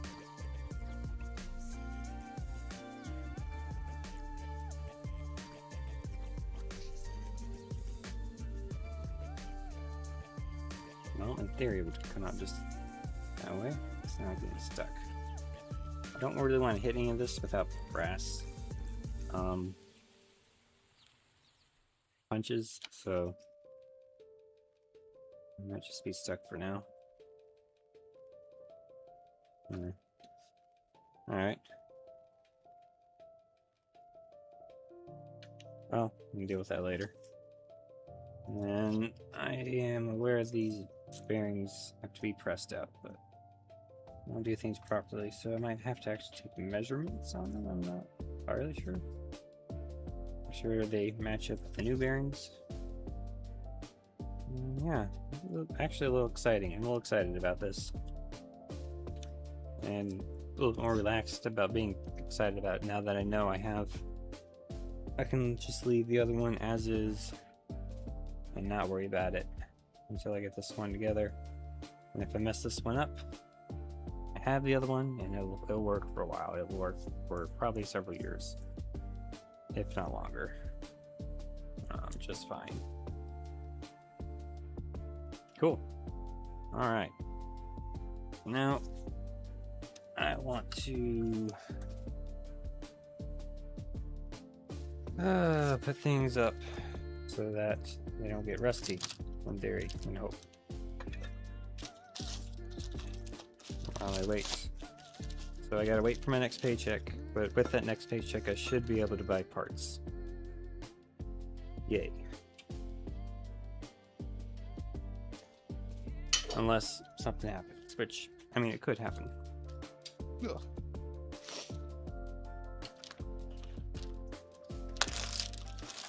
I'm actually gonna leave these on this so that I don't lose them or orientation of them, if that even matters. Okay.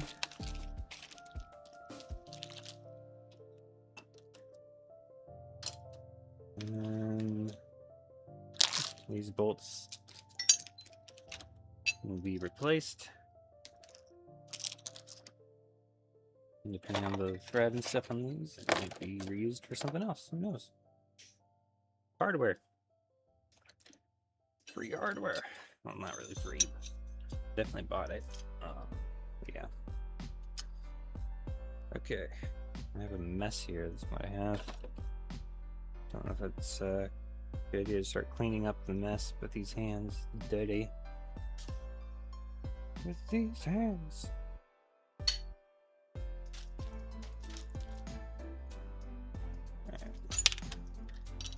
As for this, I'll just carefully slide that in there. In theory, most of not all that's going to be replaced anyways. This stuff should be fine. I might just put some oil on it.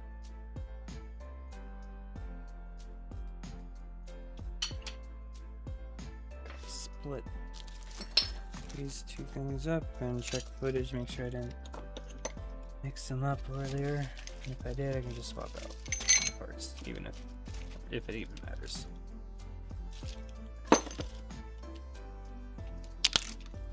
Keep them out of the elements.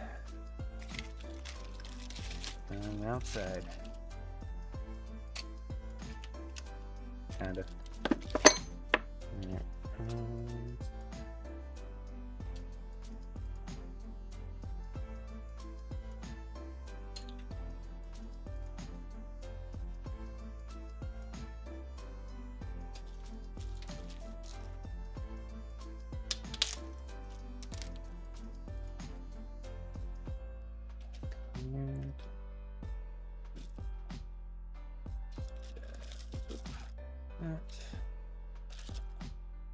That. Okay. Where's the stuff I was spraying on the stuff earlier? Huh, there it is.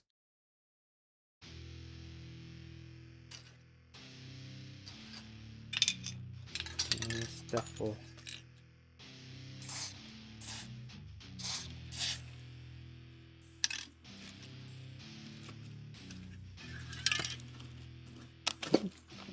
Is that even steel? I don't know.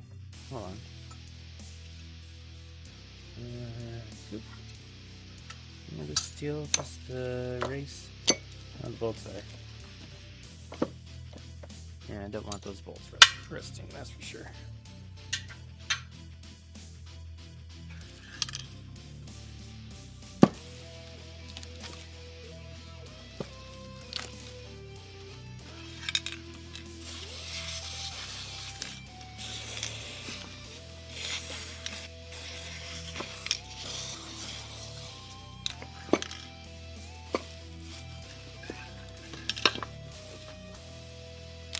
Just using it as a protection, not final assembly or anything like that.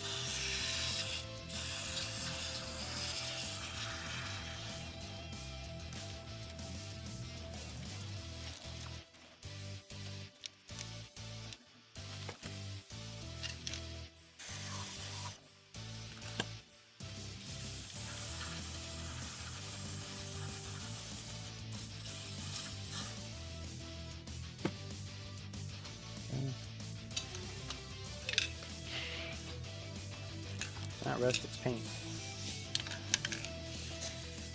Which actually might help quite a bit, so. Because I did spray clean this part. I forgot this thing is shook.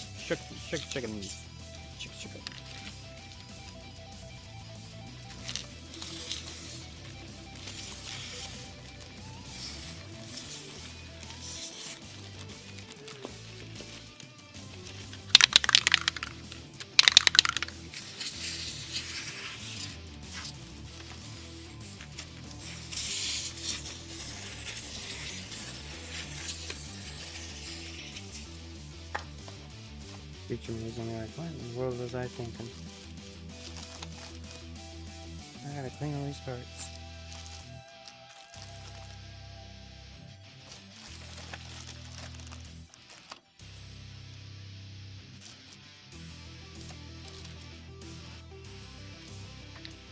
Alright. I gotta clean the parts anyways, but if it's like not cleaning easily, then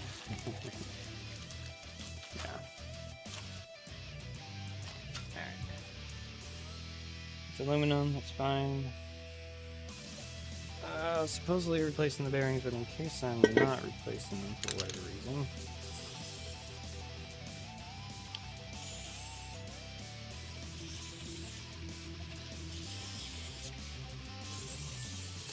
Alright, so it's here. Okay. Good.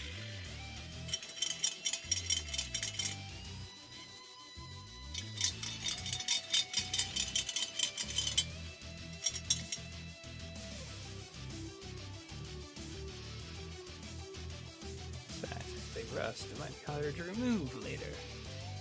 Right? Maybe. I don't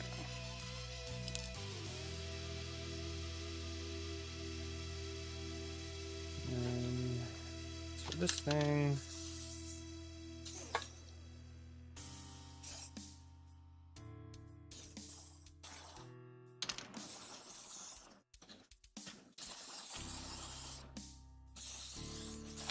Should be replacing the clutches anyway, so I'm not too worried about getting stuff on those.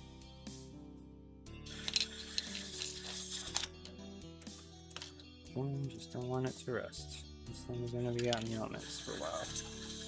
And this whole thing's not designed to be out in the elements, you know? So, I think it's stuck right there. I don't know if there's something else I'm supposed to remove, or if it's... Hold on. Oh, got it. Alright. For future reference. Let's see. Can I fit this in upside down? I can't. Is it correct upside down? I don't know. Can I fit it in from the other side? No. Okay. So the only thing that's different is the hole. So, actually, I'm going to paint mark the outside in case that matters. Unless I just walk around it. I don't think it did. Okay. I don't know if that actually matters. But in case it does. There we go. This can go on with these actually. I don't think those actually switch.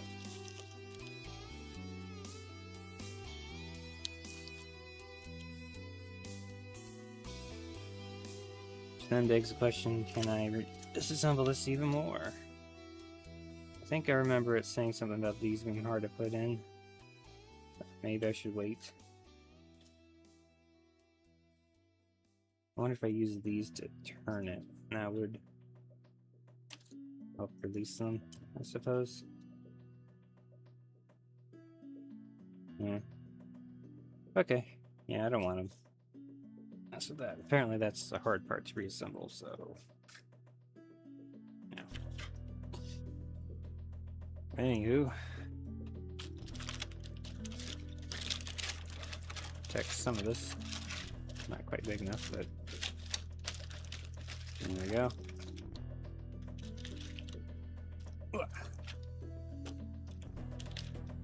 There. Cool.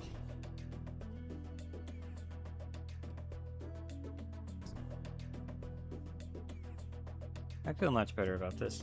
It might just be the weather being nice right now, but I feel much better about this, you know?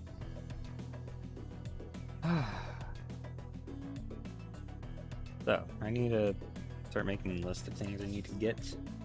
Although I think I got a list going, so I might check that first.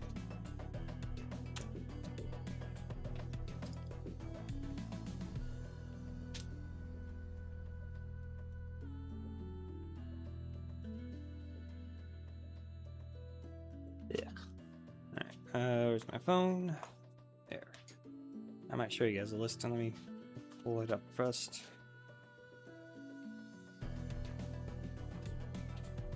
I do remember to start recording on the camera again, right? I don't think I did. Darn it. Good thing I'm recording to the computer. Alright.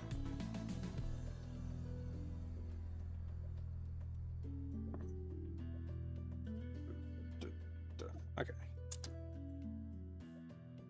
Why is it taking forever to load? There it goes. Alright.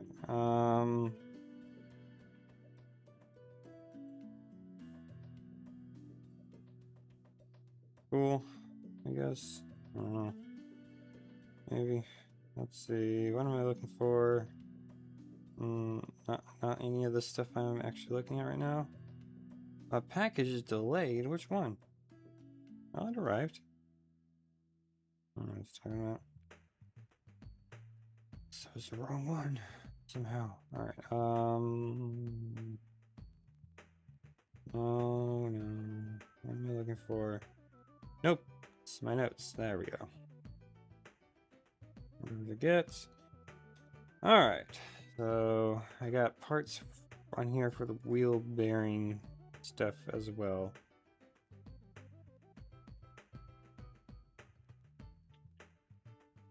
I do have gloves on here. Brass punch is already on here. Okay, so let's add device is already on here, although I don't know if I can. Oh, maybe.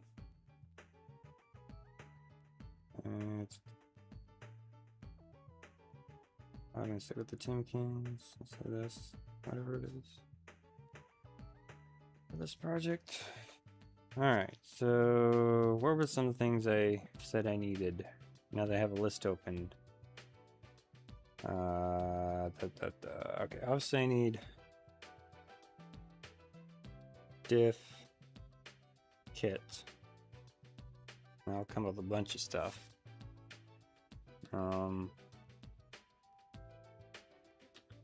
Also need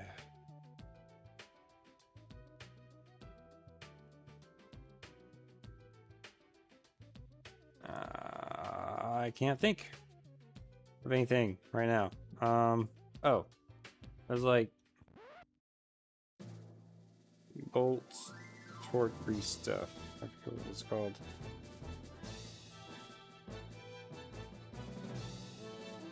Help torque it down to the right spec. I might get another thing of additive. I'm not sure. Might as well. Some people put 2 apparently. The kit. Oh, and I need to get the diff clutch kits. That's a separate kit. It comes with the should come with the brackets. I need 2. Tool-wise. What do I need tool-wise? There was something, wasn't there? I mean, there's these specialty tools, obviously, that'd be nice to have. Maybe more than nice to have. I guess I'll have to look into the specialty tools and see if I can grab any for cheap. I mean, it's been around for long enough. Someone has to have it on eBay, right? The question is it cheap on eBay or is it going to be pricey? If no one uses it anymore, whatever. Okay, let me walk through it in my head. Shim should be with the kit, supposedly. What may or may not be with the kit are the yoke bearings, the side yoke bearings that don't have any shims. I'll just put that in here. Side yoke bearings, question mark.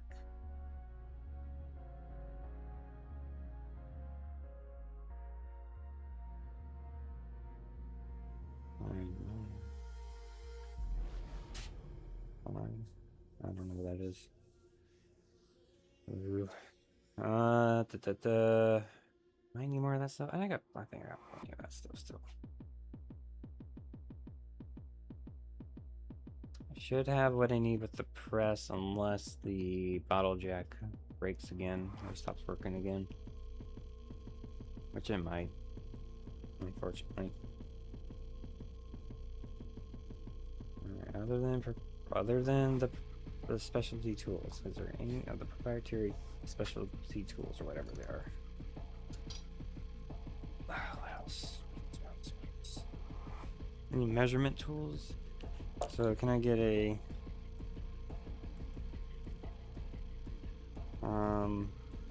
a 0.01 dial gauge,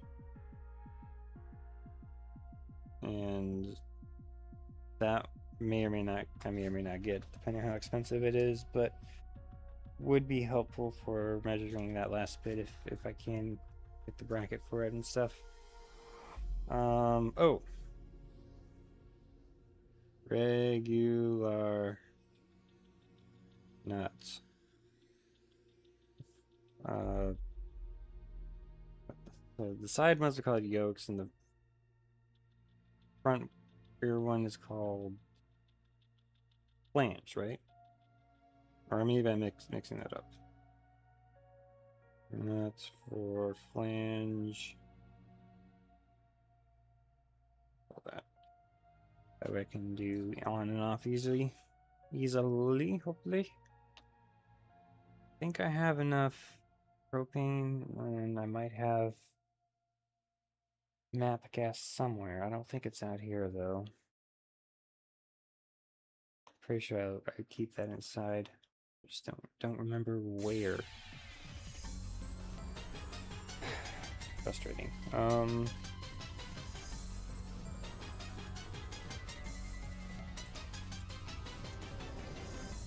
Oh. Batteries.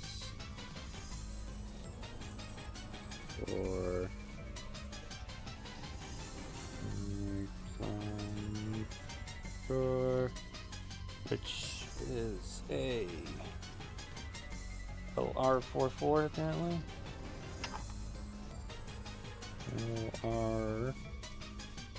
LR44. I might have some of those right here. I'll have to look. Anything else? There's definitely stuff I'm missing here. I'll have to check. Maybe I might need medium red locker, medium strength red locker. Orange, I mean. I guess it'd be mild strength. I'm not really sure. The orange one. Cleanup tools I need. I think I'm good with that for now, because I got all that still. A little bit more acetone wouldn't be a bad idea.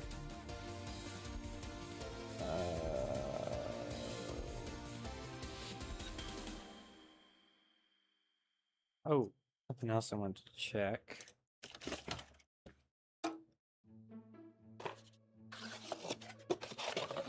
This tool I've only used once-ish, I think. Actually, before I forget, let me put this back. Back to the minimum torque on this, which is apparently 30 foot-pounds. Place it back in its container.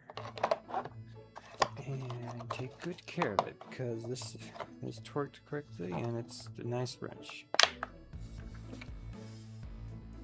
Micrometer, apparently. Huh. Micrometer torque wrench? I don't know if 2 foot-pounds at a time is a micrometer or even one. But okay. Alright, so with this thing, apparently helps installing like bearings and races and stuff. How's this work again?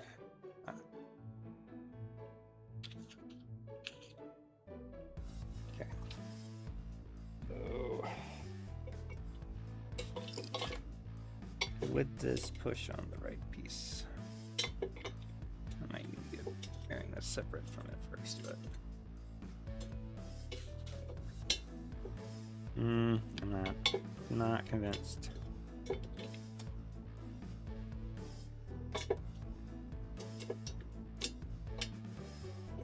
Yeah, that would seem to push on the outside here, but it might stop it. No, I wouldn't stop it soon enough.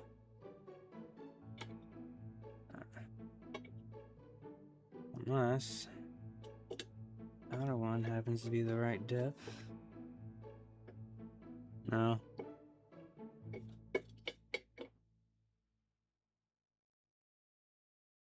Yeah, just barely, not enough. Alright, but it would stop it from going like all the way in? I don't know. Alright, maybe not that. Would it work on races at all, or is that a no? Go.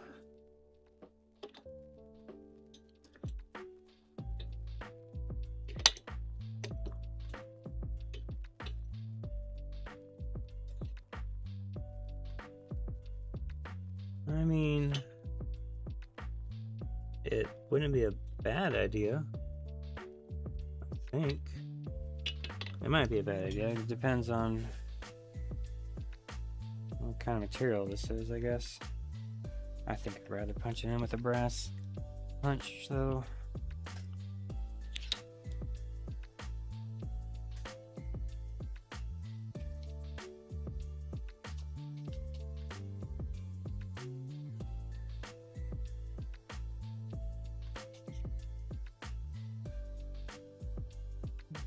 I did kind of give there.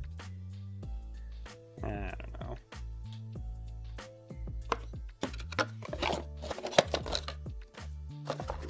What was the advertisement on the box say? Nice need for advertising. Adapters. I don't know about lemonades. Helps though, I guess. Aluminum. Steel cap striker. Shaft handle. I guess aluminum could be more malleable material than steel, but I think I'd rather do brass. Ooh, ouch.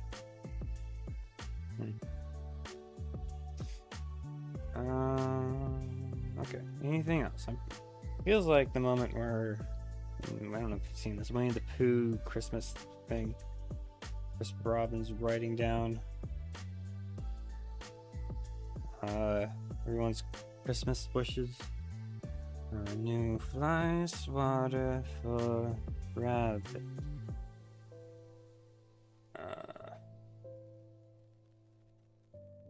But yeah, anyways, I feel like there's more stuff that I am forgetting entirely.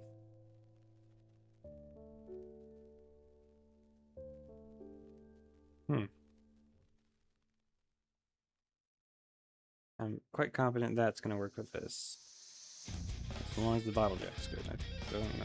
So, I'm just going to put on here 20 times bottle jack, which is almost definitely out of budget if I'm getting all this stuff anyway, so we'll see.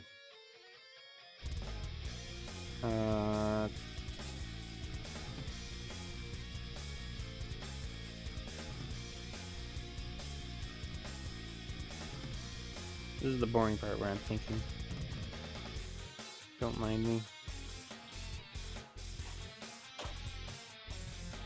Anything that would make this job easier.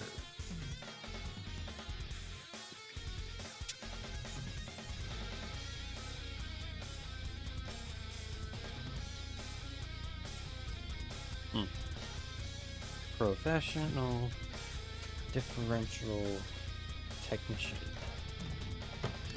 That would make things a lot easier.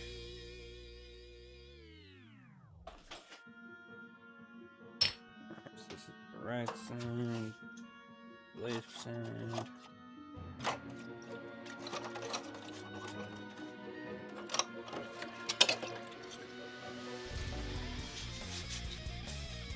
The order doesn't matter as long as you're on the right side, or correct side. I think it was the ones with the shins on the outside, right? Oh boy.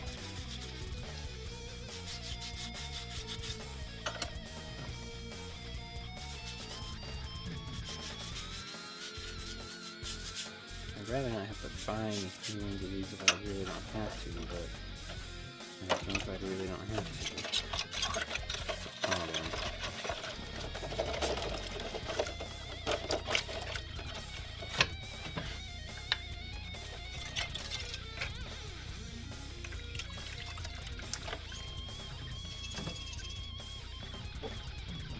Phone near one because it's not waterproof now. Okay.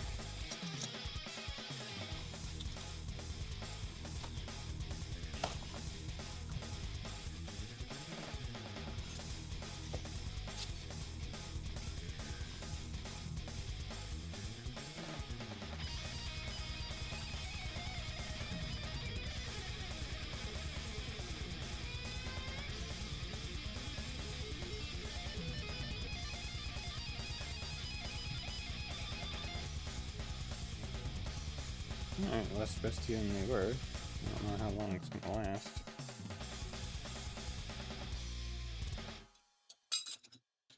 But if I leave them dry, shouldn't it be rusty when I put them together again, right?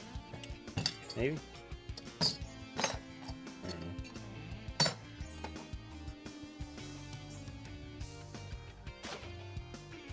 It's still a little damp.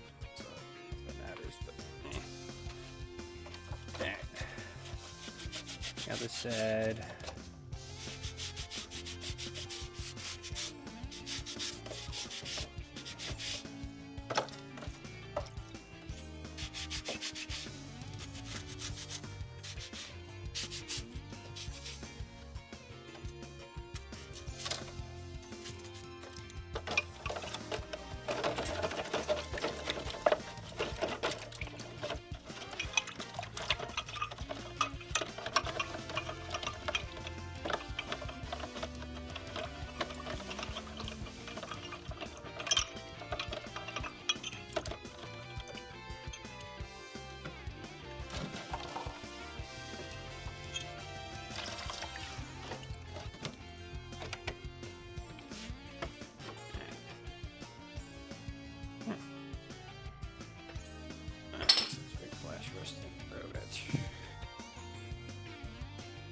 Better than it was. Maybe it didn't eat up all the rust. It might have just been flash rust.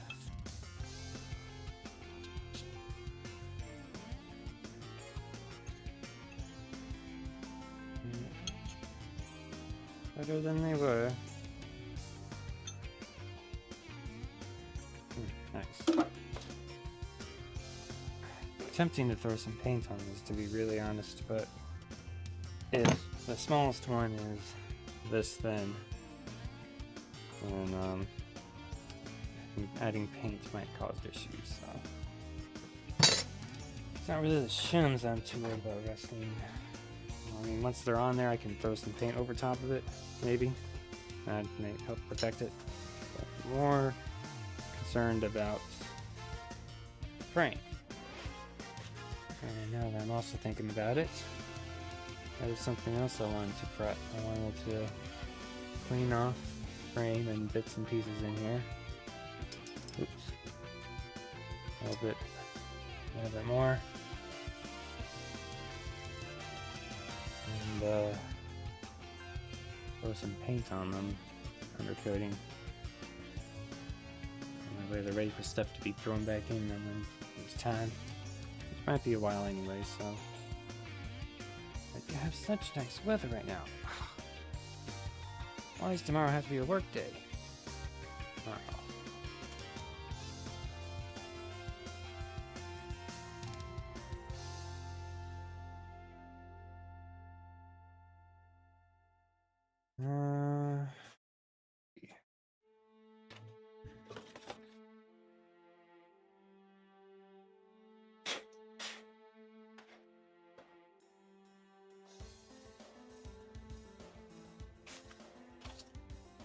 Alright, if you can, then do it. Yeah. Not too concerned about that right now. Unless it does take off, which would be cool. And then I could get money and buy parts. I mean, keep streaming, that'd be cool. Or I can do it the slow way of doing my full-time job and buying parts with some extra money. Not really extra, but with some money I should be using for other stuff, but using for this instead anyways. I'm not struggling or anything right now, it's just I wish I had money I could just throw at this stuff. Take the battery with me so I can verify if I do have any. I'm sure. I want to take the manual with me so I can hopefully force myself to read it. I'm not a huge fan of reading. I haven't really given books much of a chance, but something about school I think just ruined my interest in reading all of it. In college.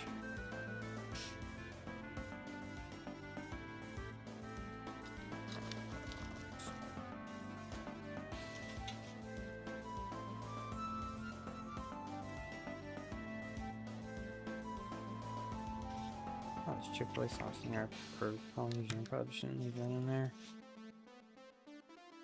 mass would make a mess.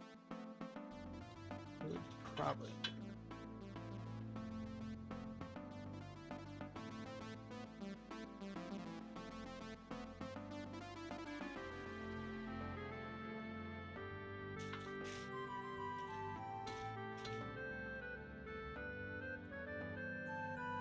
I'm not really sure if I have these in there.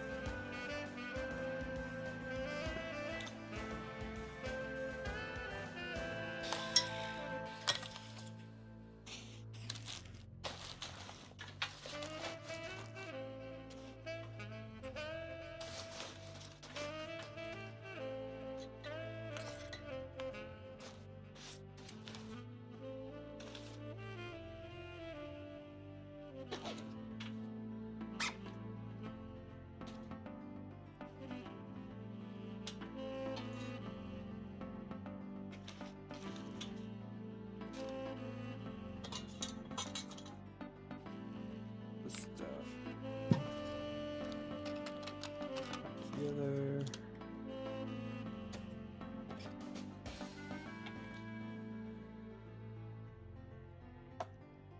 Where'd the piece go? Oh, it's on it. Okay.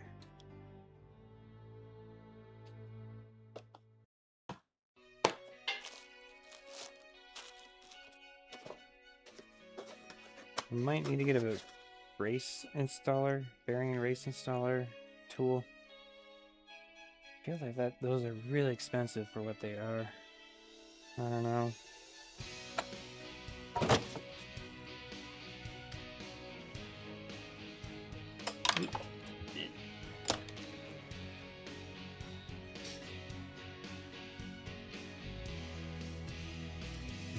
I might be using it quite a bit here coming up, considering things.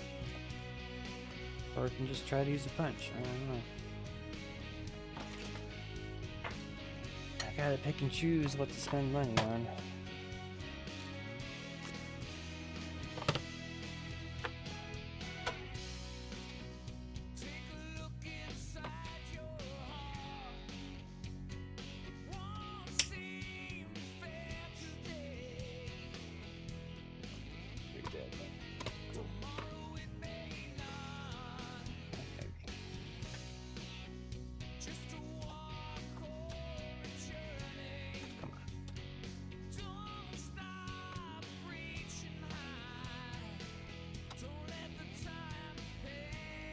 Things with these batteries is if they're not dead enough, they won't charge. Kind of weird. And they don't last super long, but whatever. Okay. I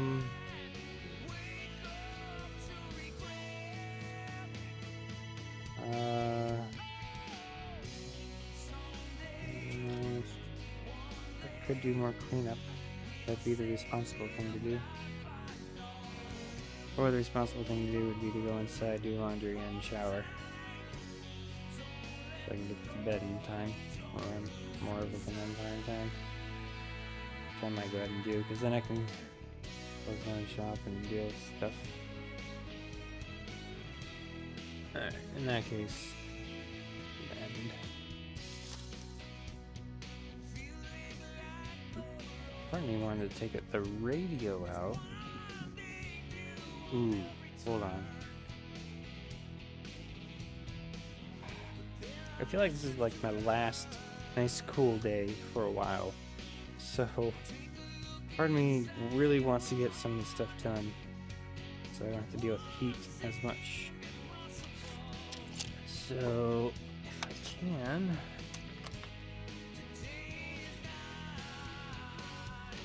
Oh, this is filthy. Ugh. Yuck.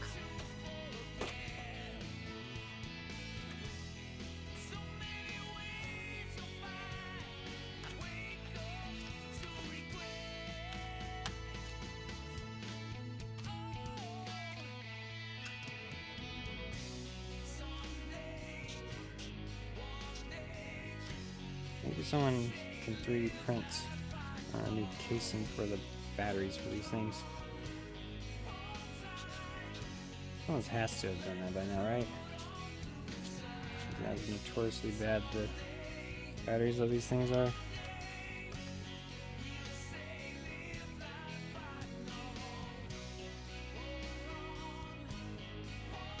Not the actual cells, but the plastic casing is horrid.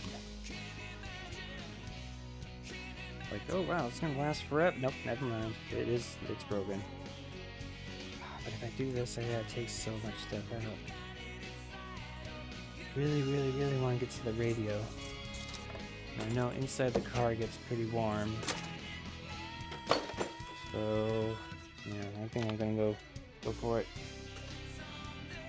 Alright, one last thing.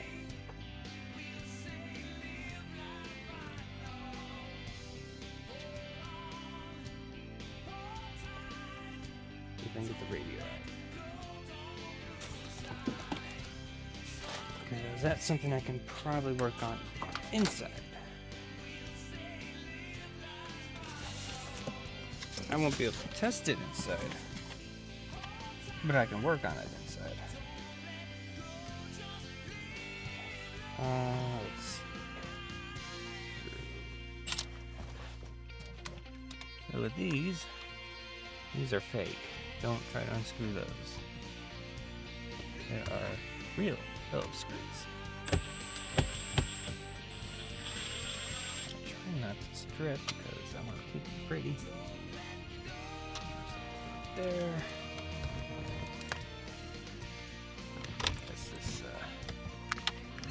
This bit isn't quite right.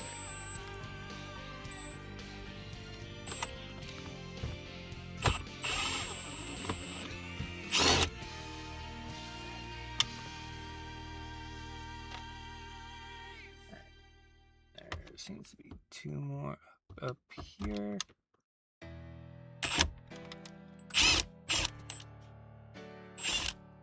Don't have much finesse with this power tool as I once did with my DeWalt one. The 12-volt DeWalt. I used it a lot, so learned good finesse with it. I wonder if that's attached to here somehow. Let's see, any other screws? Not above. Let's see if I can pull this panel back. Any more screws down here?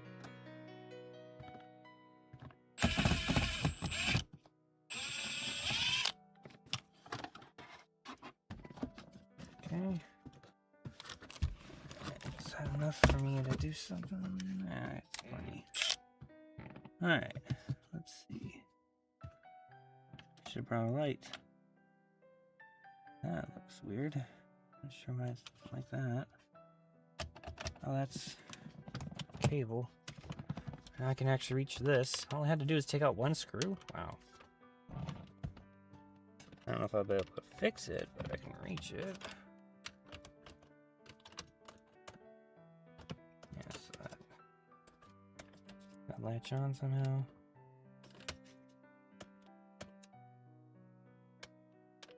There might have been a latch there, or there might have been something else. Might actually have to take it all the way apart to figure that out. Bummer. Somehow this and that connect.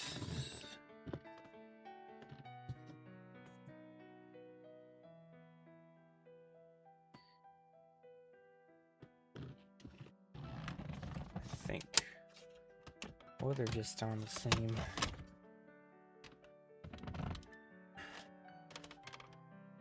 Bit. Maybe I should look up a video. Oh, it's already getting warm in here. Alright, let me grab a better light.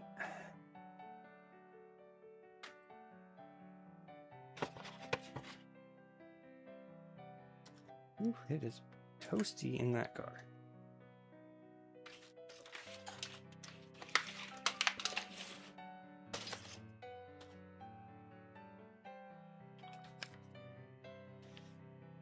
guess I could take the T-top off, but I don't know where I'd put it. Maybe the rear. Space right now. Okay. Oop, don't do that. Why would you? Oh my word, please. Where are you hitting? We're hitting the exhaust. Here. There you go. Ow. Alright, you're getting off my head because I can't. Things on my head right now. But hey. There you go.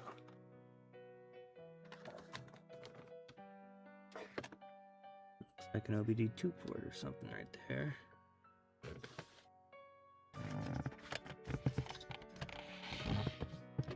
Now you guys get to see the back of my head, I guess. Yeah, that looks like it broke, so not sure how to fix that without like plastic welding it or something. How does this connect?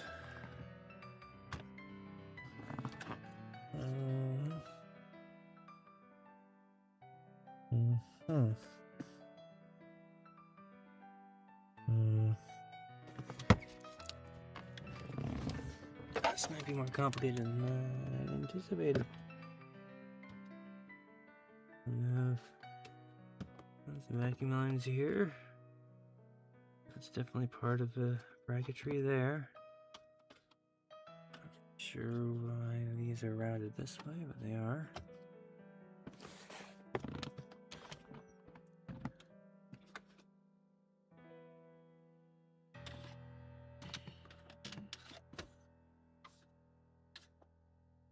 Huh. I actually might have to look up a video on how this is done.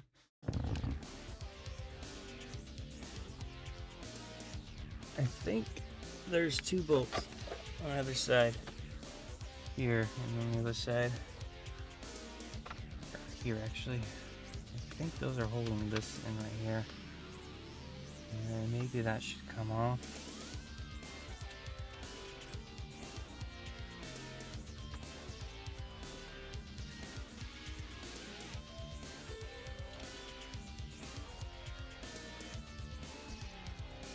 Knobs. Now just pull right off.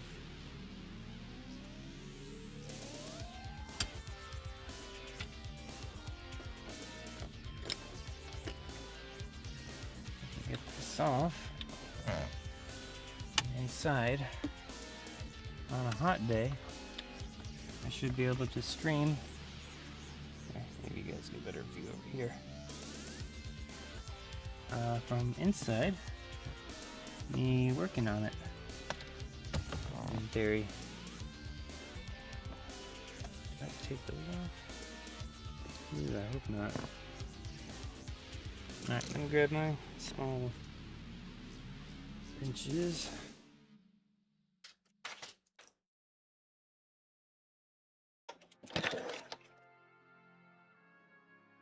At least part of it. That should do.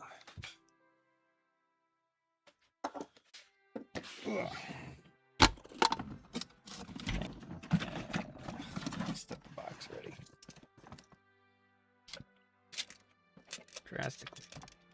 Seems okay. That one's too big.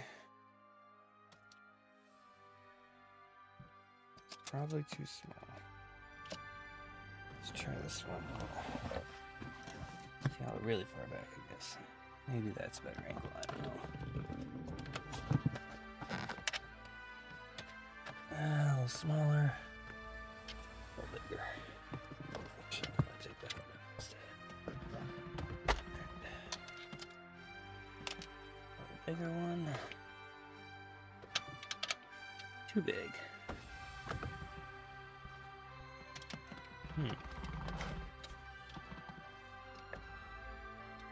Oh, that was the wrong one. Try this one.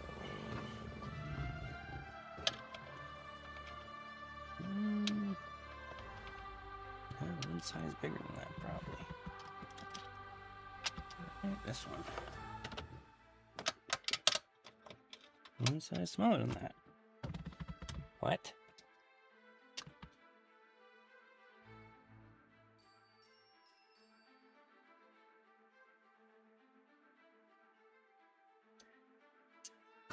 What?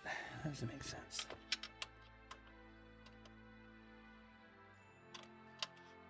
Three-eighths is just too small.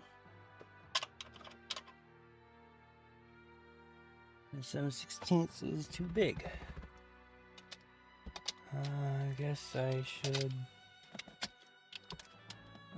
use. I can try metric on that in a second.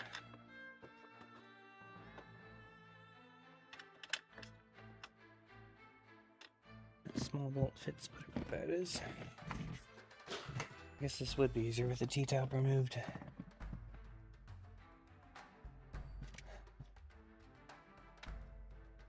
This one.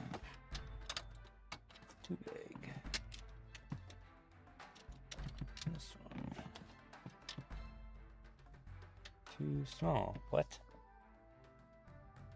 Oh, it should be a 10 then. Oh, I don't have a 10 over here. I'm gonna go grab one.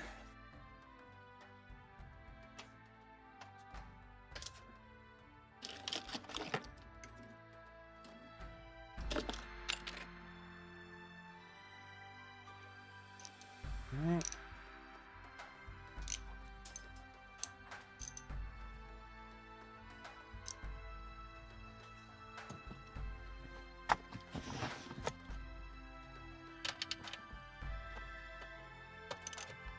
This bolt seems to be holding the radio in spot.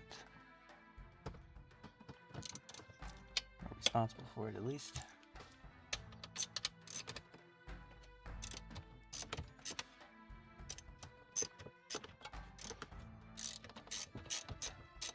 Scrape my back of the finger ready.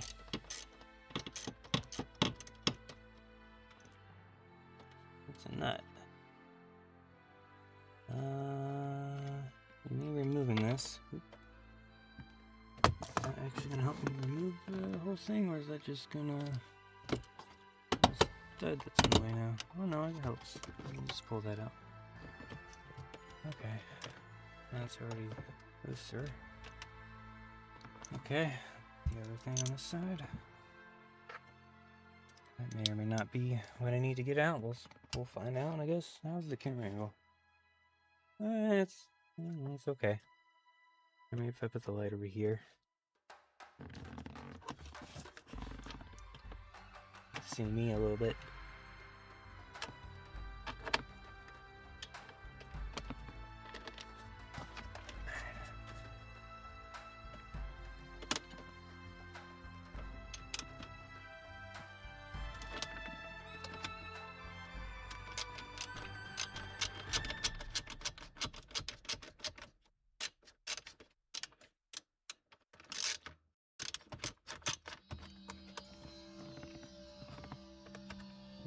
Working? I don't know.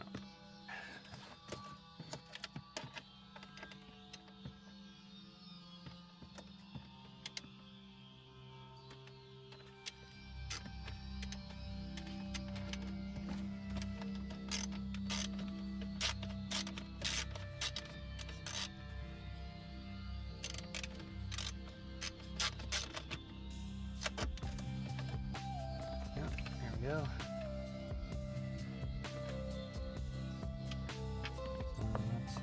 Small tiny bolt. Is that loosen this at all? I also don't know.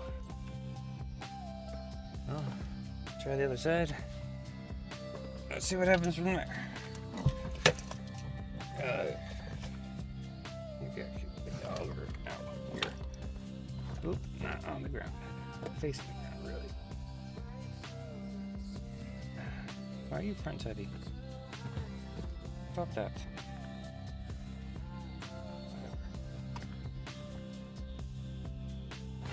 Better, maybe. Can you tell me if I'm lining up correctly on this? I think that's the battery popping too far out. Right there.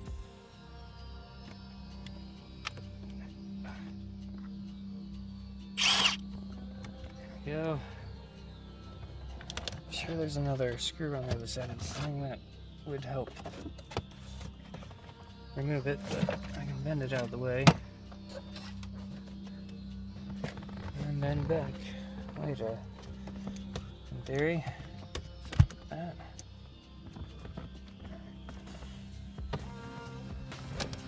Keep it away.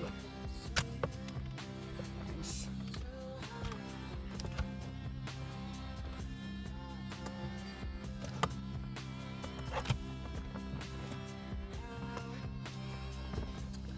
It's just gonna be in the way. Okay.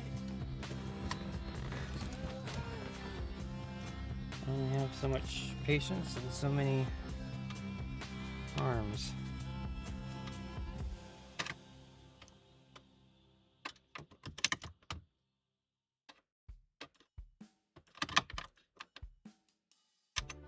I'm not finding the bolt apparently. Where am I? Is that it?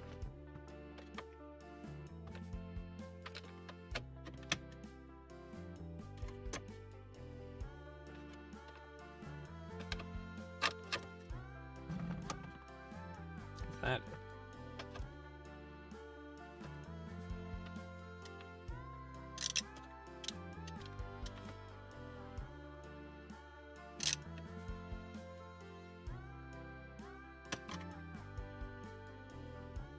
It's it right there. Why can't?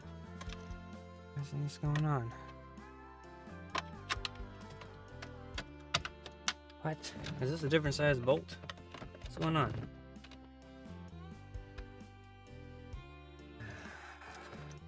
Just get the socket.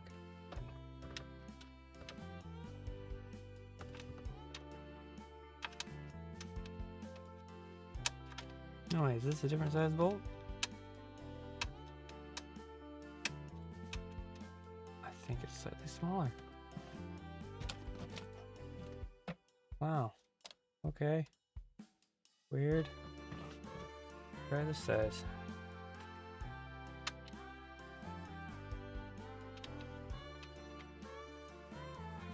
No, definitely too small.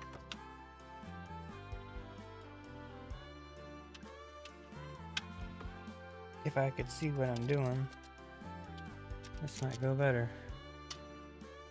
Judging that the other one was a 10. Is it metric?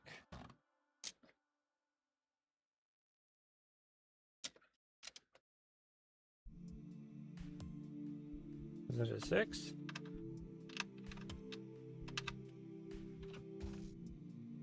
No.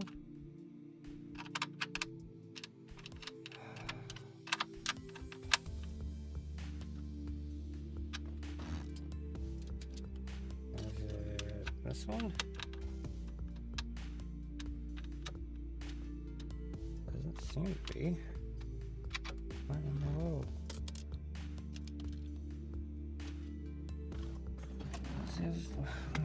Pull up the other one. The other one is definitely this size. It fit right over it.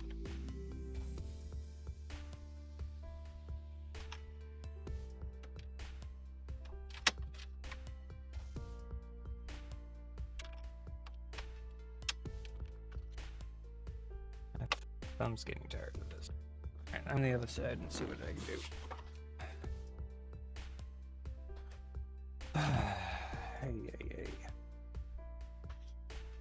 Oh, there's this thing in the way here.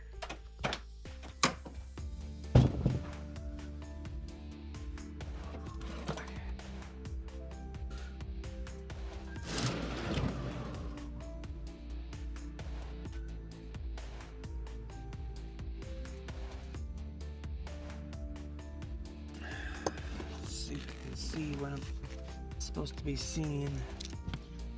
You see? It should be that one.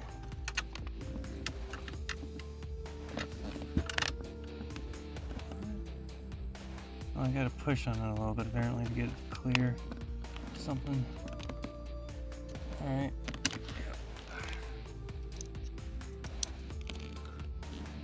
Sheesh. There's no bracket on this side of the radio, so that's interesting.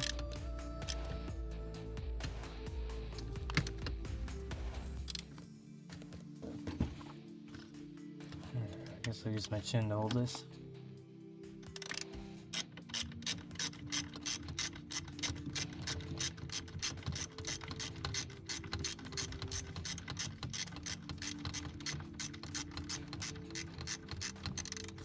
Got so much of the car apart already. Here I am taking more stuff apart.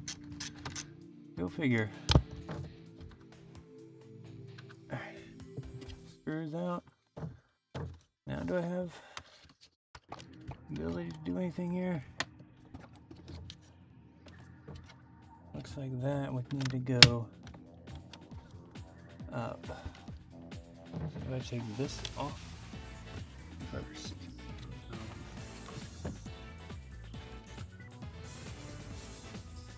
Seats are powered seats, so I can't just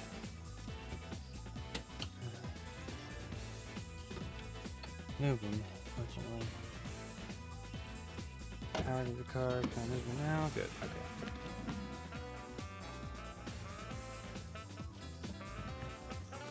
Not sure where that other screw on this thing is. I have to remove the seat to get to it, and I'm going to do that right now.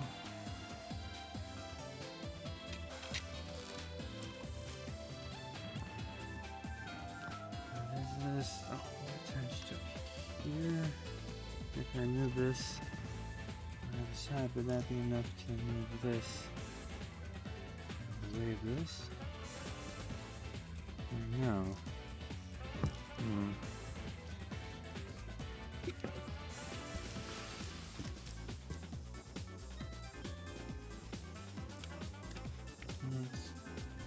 Let's dig a little bit more, I guess. Do I want to dig here? Hang on. I don't right now, to be honest. It's stuck in there. 11. Oh, okay.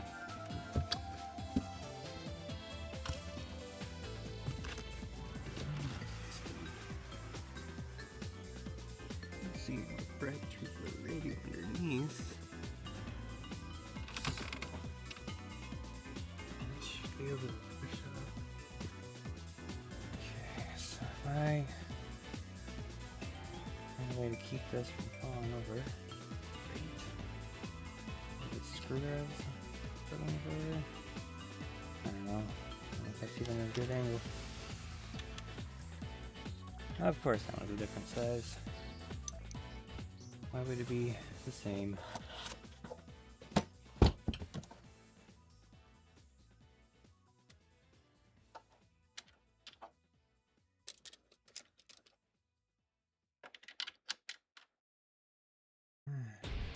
It's an 8, apparently.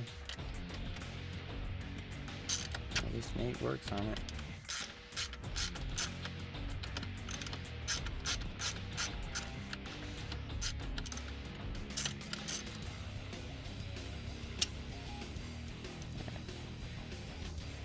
Do that to the other side, that might be enough wiggle room for it.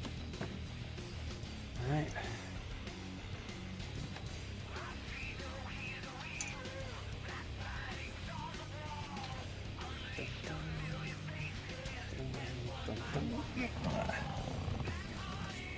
Here. There.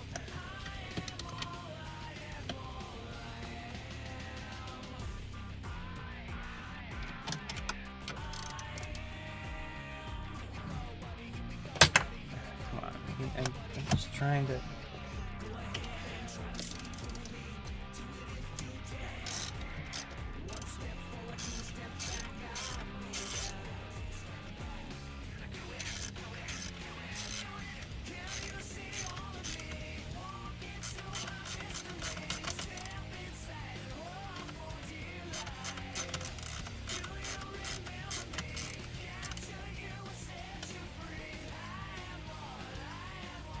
Let's take this out so I can try to compare it. I don't know if that's the cards right now.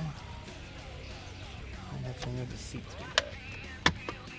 There we go, so that goes down far enough. That should give me room to on this. Yep.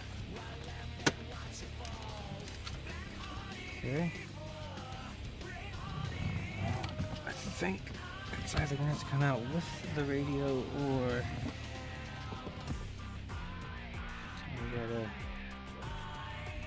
unscrew the radio from that. I'll have to do that anyways.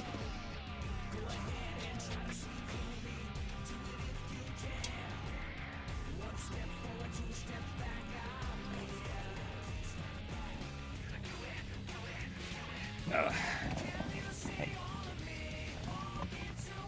I'm gonna try to use these. Oh, come on. Really? Now of all times?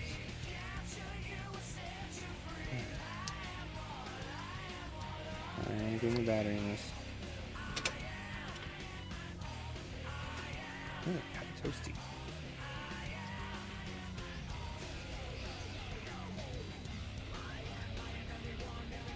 Toasty battery.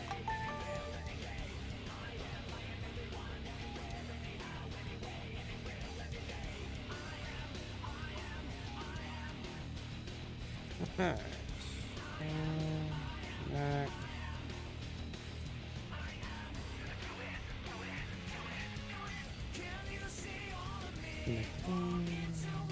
Disconnect it. Oh no. I'll try again. Second time seems to work a lot of the times. There we go. Alright, camera.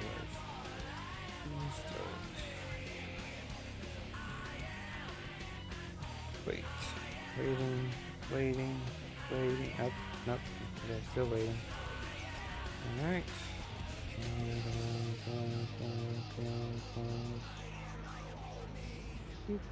Alright, should be connecting now.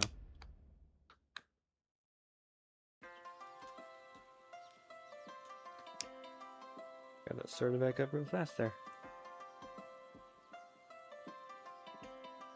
Alright, feels crooked.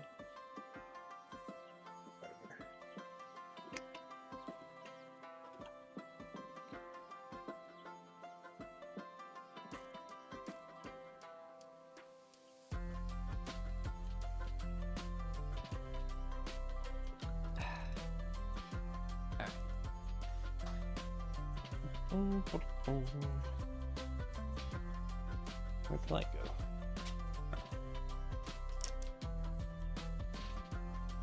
Alright. As I was saying,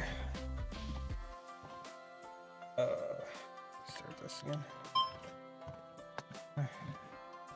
Here, to remove this from the radio, I first pull these out carefully. Oh. And there's these little rings in here. Use some. Use this clamp plier thing to start moving it, I guess. Well, it's kind of a little too narrow for this. So I don't want to mar up all these surfaces either. Again, it's on the insides. Be covered anyways. It's turning.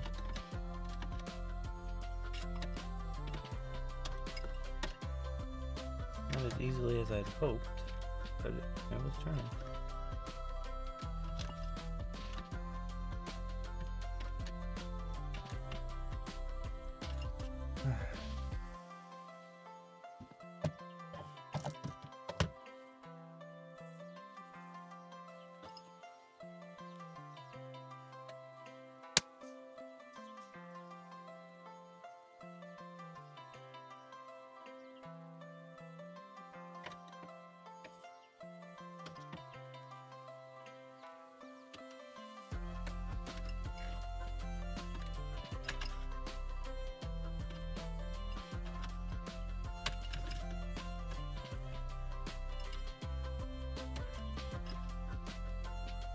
I'm sure there's a special tool for this somewhere. Maybe a special tool for it, maybe. I don't know if I have it. probably don't.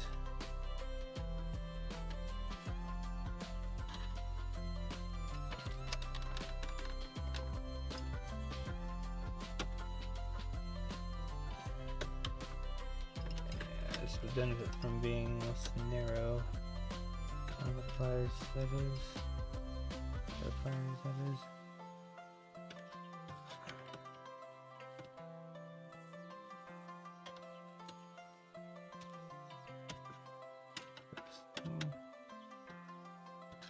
Wrong tool for the job, but hey, it's working. Slowly, but working. There we go. I wonder if I connect it to the face here before putting it back in. Make that part easier. No, I wonder if this this is outlined in the manual at all. Well, I guess I'm pretty sure the wire diagram is, and maybe some of the radio components, but disassembly of procedure I'm not sure about. Alright. Well, you gonna come or no? And there we go. Little tiny nut washer thing. Flat nut, I should say. There should be one over here then.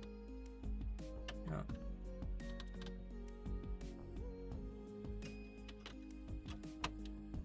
Here, do this without messing up the threads or anything.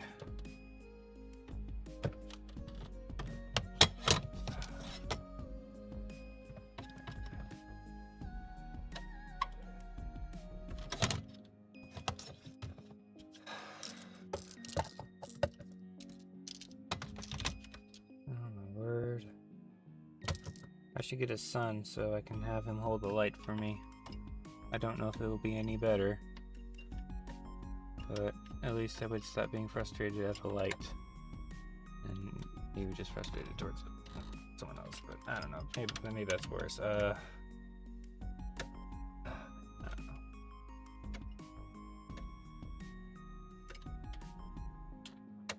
Maybe my brother's son, when he gets old enough, I can be like, hey, can you help me fix the car by holding the light? You can learn how to fix a car. Maybe. Or just watch me struggle with bolts and random junk like you guys are. And not really learn anything. Just start wandering off. Like, there's something else more cool over there. Because right now you're just struggling with a bolt.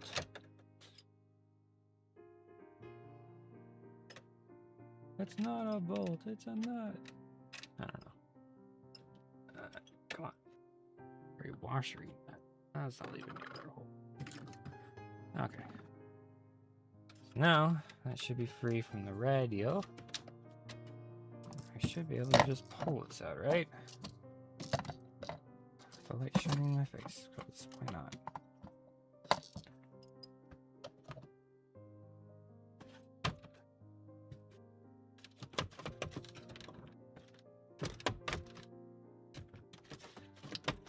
Disconnect it from the radio. Do I need to disconnect it from anything else, I wonder? Seems to be still holding on to something. This thing. Not sure why.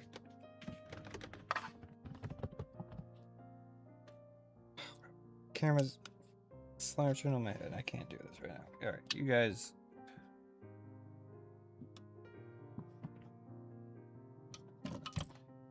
How about you guys hold the light? Will that work? No. I don't know.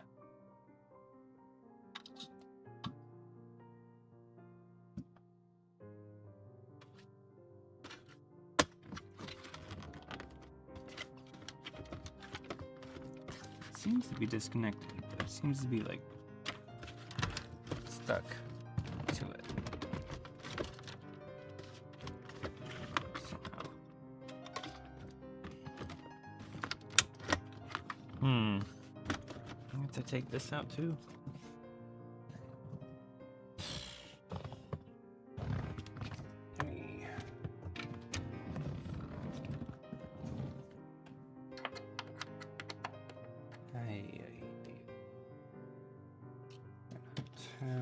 But I need to do this now.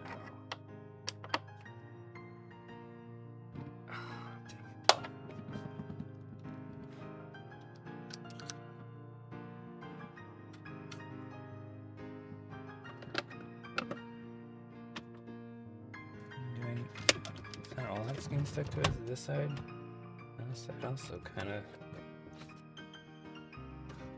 What's getting stuck to it then?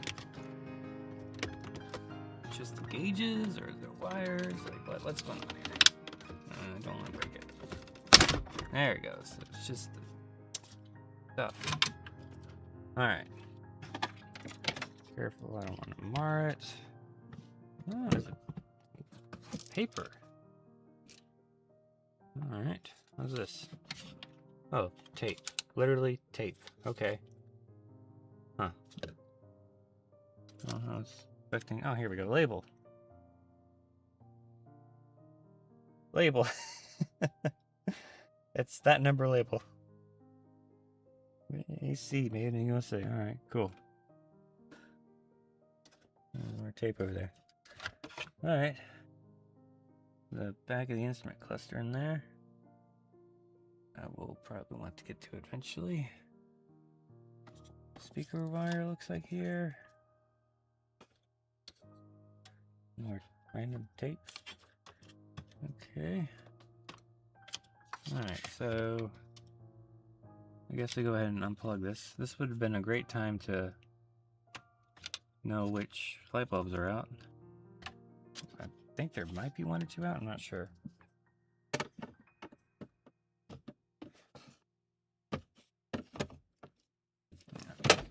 I'll just sit over here. Yeah, I guess so. All right.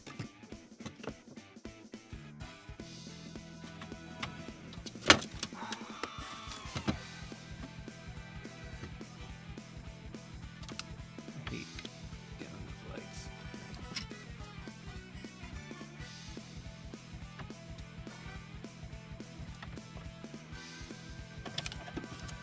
All right.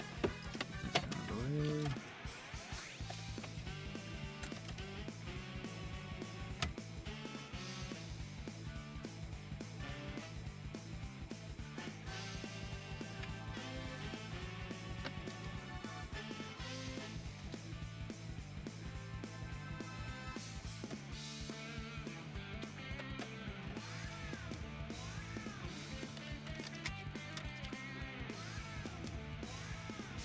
A lot more effort than I thought it was going to be.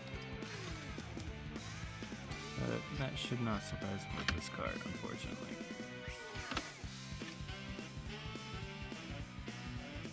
The whole cluster here, that is, not necessarily this connector.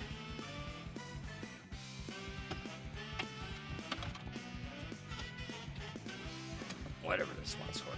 I think this is a light.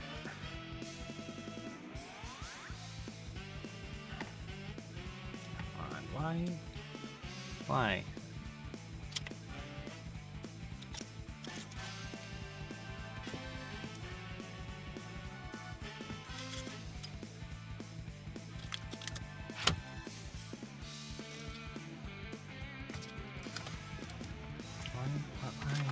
Why must this be hard? You're loose. You should come out. Not corroded or anything, are you?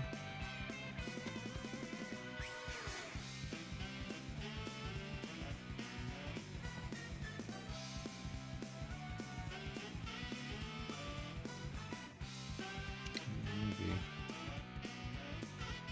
I have to replace this connector. Maybe.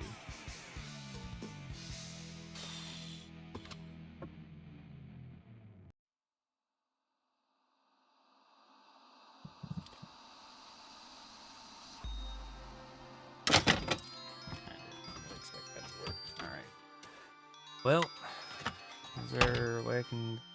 Yeah. I guess I can unscrew it from up here. Oh well. Maybe it's out of the way enough.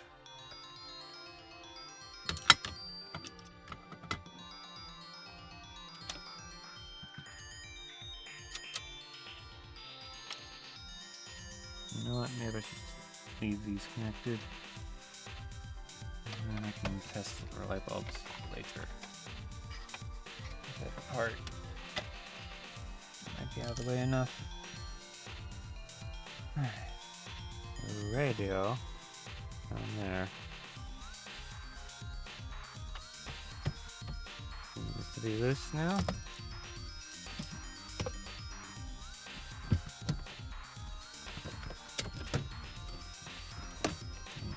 Still tethered, granted. So we have to unplug it from behind first, or can I pull it out and then unplug it? Seems I have to unplug it from behind first. Alright. Let me grab stuff that might help with this situation.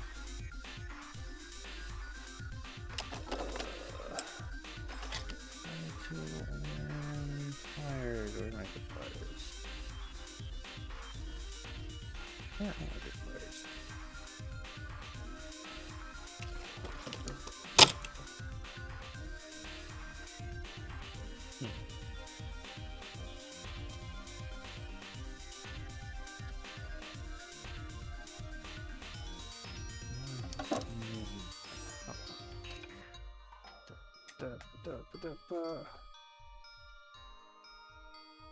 Ooh. Getting late. I should stop soon. Regardless of how far I get, I should stop soon. But again, it's better to do this with this weather right now than when it gets hotter. At least that's what I keep telling myself.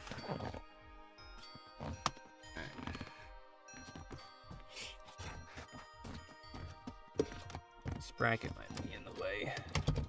I was hoping I wouldn't have to remove it, but...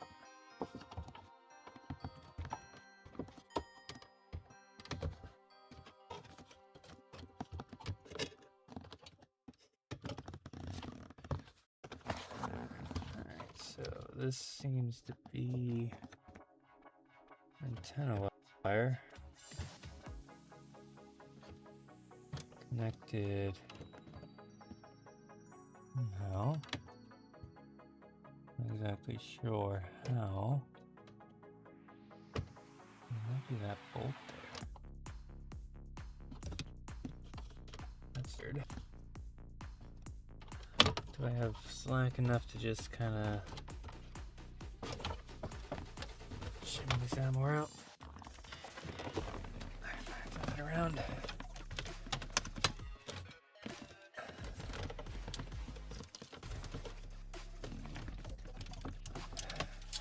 Careful, because some of this stuff might actually be fragile. Like that tape, for instance.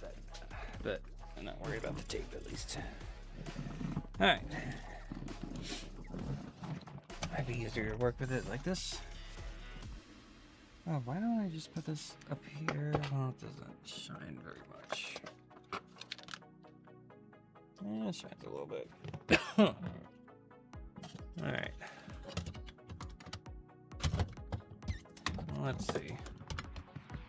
Careful not to scuff up surfaces any more than they are already, but granted, they are kind of already scuffed up. Obviously, I gotta unplug it somehow.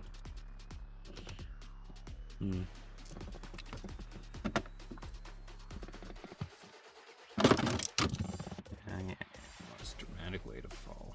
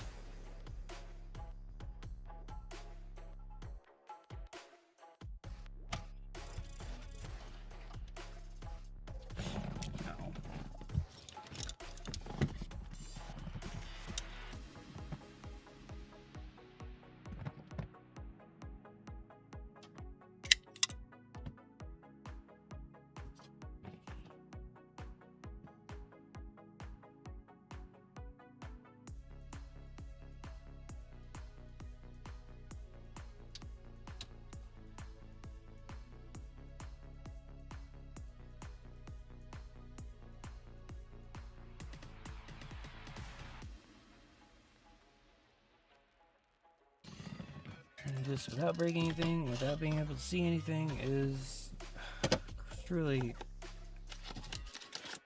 really wonderful. Actually, go ahead and make sure that battery is disconnected so stuff doesn't drain. Alright, so this right here. Just want to squeeze. That's a pull. How in the world do you do that?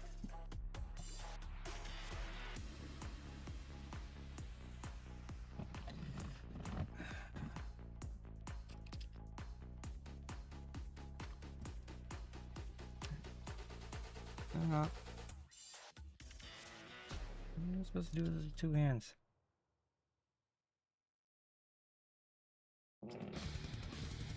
Who designed this stupid plug? Holy cow.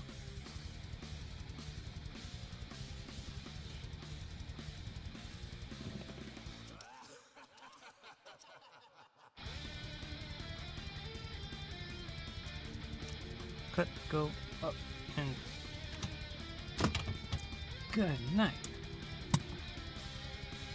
No wonder any of these things still work.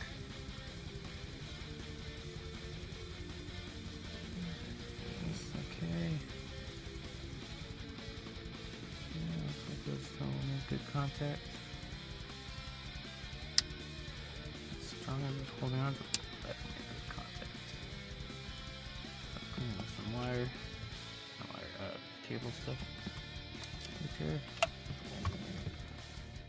Alright, so as for these, I'm not really sure, I can't see them.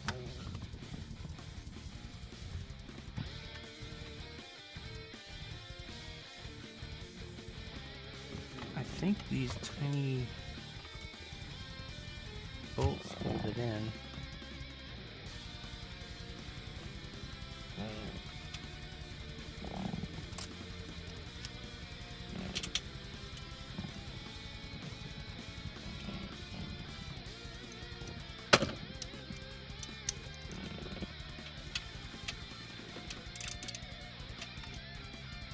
Taking a break from the rear end and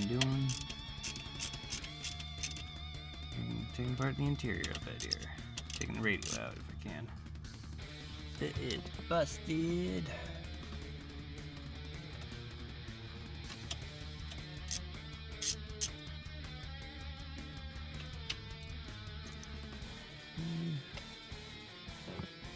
So if I remove that, then everything should just come apart, right? Right? Probably wishful thinking here, but let's see. Oh.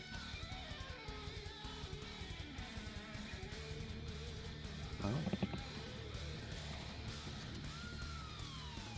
don't know if it's coming apart, but it's moving.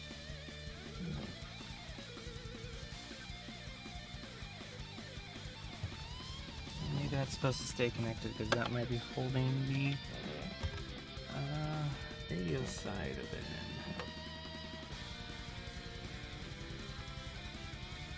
You know what? Yep, I think that's supposed to stay connected.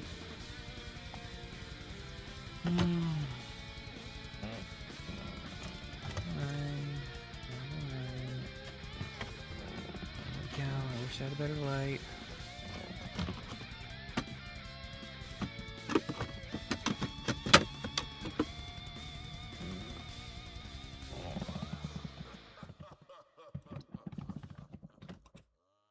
Where'd my wrench go? There it is. I'm gonna start these from this angle.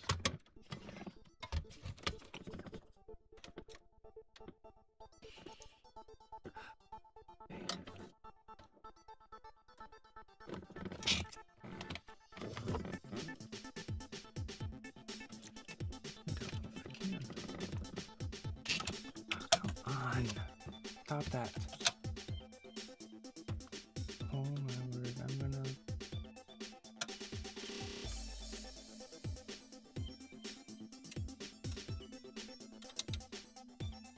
That's my bad finger, I can't feel with that one. Alright, buddy. Having padding there. Started, I don't know. Go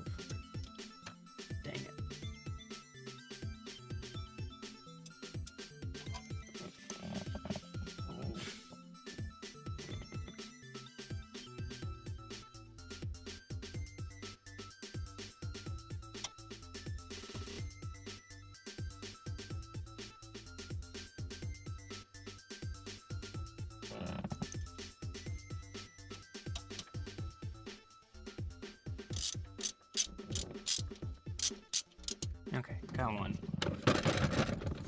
One might be enough. We're starting this party.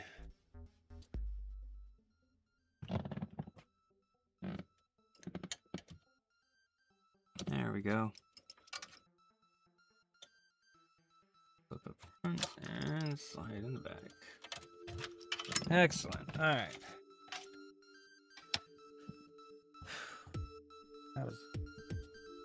That was something. Put this back so I don't lose it. Probably have to take it off later, but.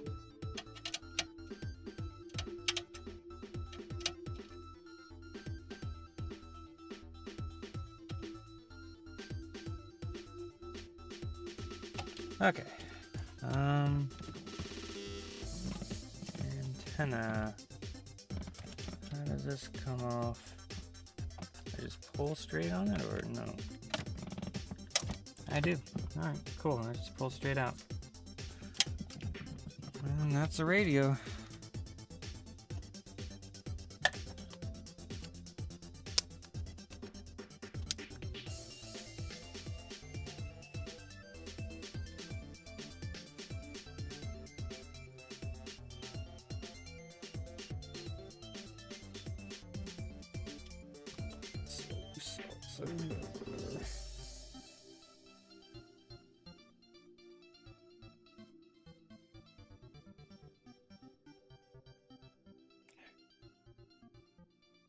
Alright. 2820. Part number. April 2nd. AM. A line. Okay. It was a line, apparently. No final on-off test. Spec audit. I don't know. There's some more stuff on here. There's something here. FTC. General Motors Corporation. Delco Electronics Division. Number 1022820.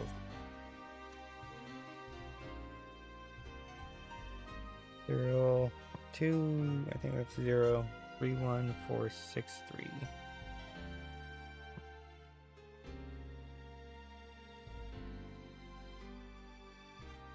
Printed in USA. I don't know what that means. When you printed in USA. This connector is a little bit on there, so I'm gonna need some cleaning. But these look okay. Hopefully there's no giant capacitor in there, because that was just plugged in. What's this?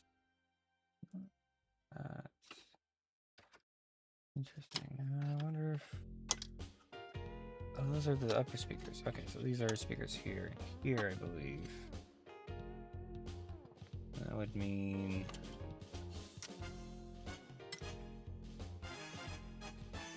this one or both of these would be for the rear speakers. And this I'm not sure of. Actually, this could be a radio antenna, power antenna control. Maybe. I don't know. Right here. Cool.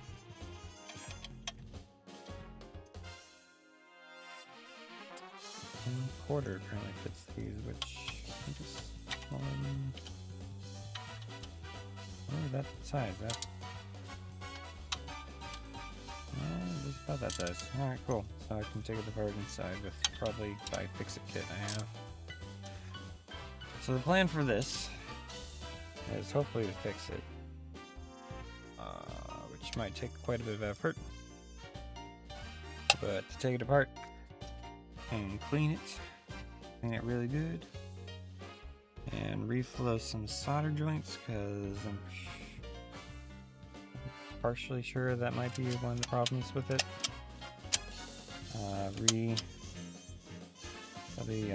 Oil like little bits of the set player here a bit, Probably ask my parents for a cassette so I can test things out once I have it back together.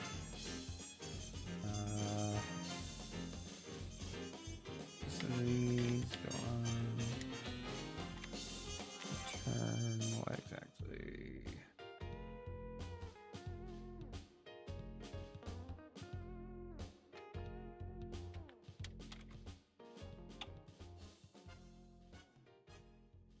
Okay, they turn that lower bit.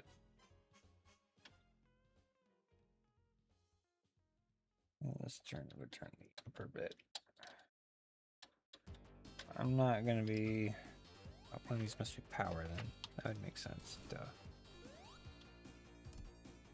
That could be power. And this could be one for the radio, one for the other thing. I don't know.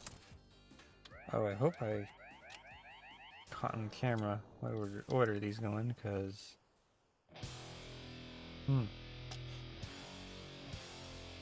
Yeah. Okay. Cool. So this is not for tonight, it's for later, unfortunately. And yet, fortunately, because I'm getting tired. Anything I should bring upstairs? That's loose enough to... This one is not. I want to bring some pliers upstairs or something. Probably bring otter kit upstairs as well. So tomorrow when it's hot outside, maybe I'll do this while I'm waiting for parts, or maybe Saturday. Cool. Is this good enough to leave as is? Let me do this. Probably should have done this earlier, but I don't know. Give this something to rest on. It's not. That.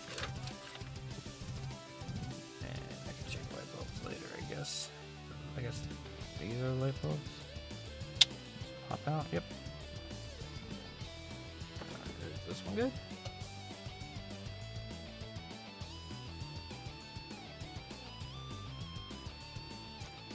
Dirty. No, actually, it is not good. So maybe add that to the list of things to order. Light bulbs. What kind of light bulbs? I don't know.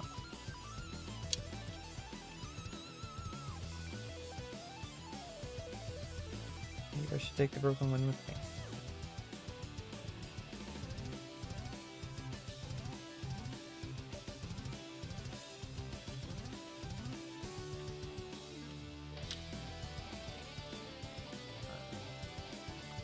It's not going to build anything.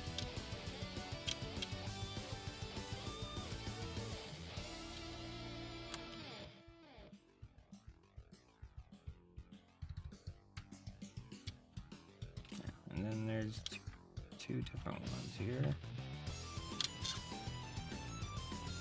Same or different, or just different colored? I don't know what's going on there. 30.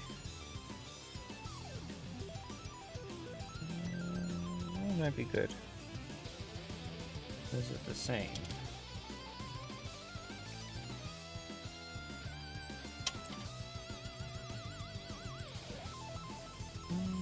Maybe. I have some of these, I'm not sure. Not sure why this is dirty either. It's supposed to be like thought that doesn't get disrupted much, I imagine.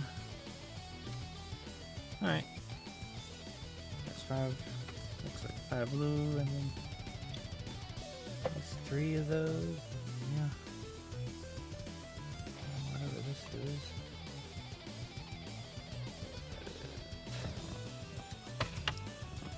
Lights. Other lights. Okay.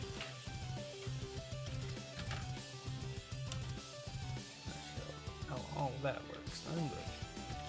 Alright. Cool. I think I'll bring this up with it. Alright. Oh, that's something like that.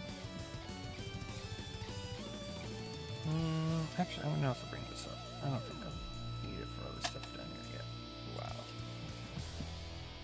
Wow. Alright.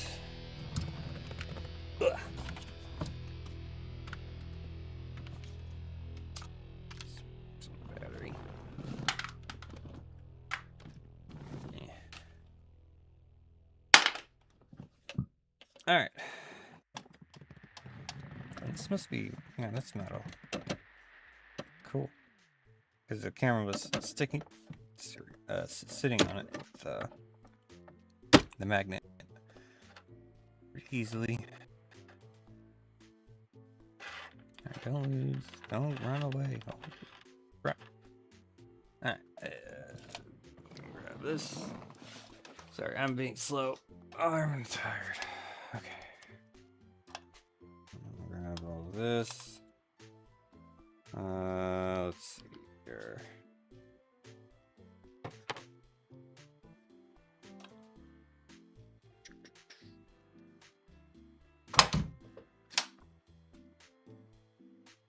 I'm bringing this upstairs.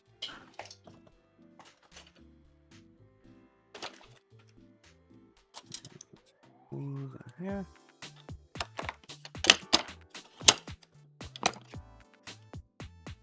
This one here too, kind of, sorta. All right. Go bag. Actually, you know what? I can grab this in the morning. Move it to work. Maybe I'll go through that at work. I don't know. Read it. I mean, that's a big maybe. All right. This.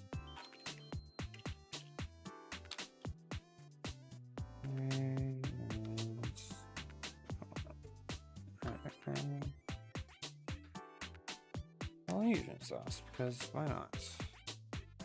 Gonna be drinking that. This I can grab in the morning as well. I'd rather really not store these right here, to be honest. I don't know where else to put them. Maybe here. Maybe they get dirty there. I want these kind of clean. Alright. Here for now, I guess.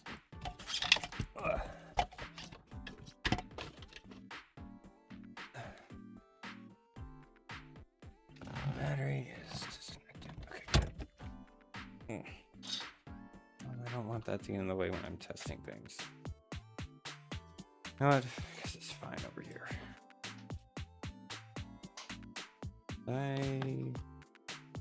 Yeah, so I still have yet to grease these because the caps would just pop. Unless I could squeeze it and then grease it. I don't know. I've yet to grease them. Alright, so that. I'm going to take this up so I can test. I grab this stuff tomorrow. Table. Let's see. I grab some. Actually, you know what? I think regular acetone would be good. Cleaning. That. And I should bring up some alcohol for other things. Okay, so take all this up. Anything else I need to do other than shut it down on stream?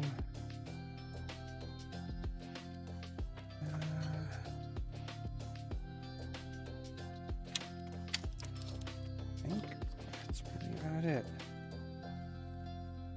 All right. Thanks for joining and thanks for stopping by, saying hi, or lurking around, or watching the VOD. I really do appreciate it. Appreciate the follows, likes, or whatever. And I appreciate the likes, actually, yes.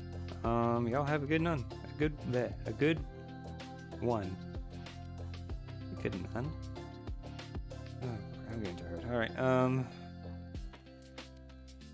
Ending. There we go. Good night. Or morning, or whatever they have. I shall hopefully be back tomorrow or the day after. We'll see. We shall see. There.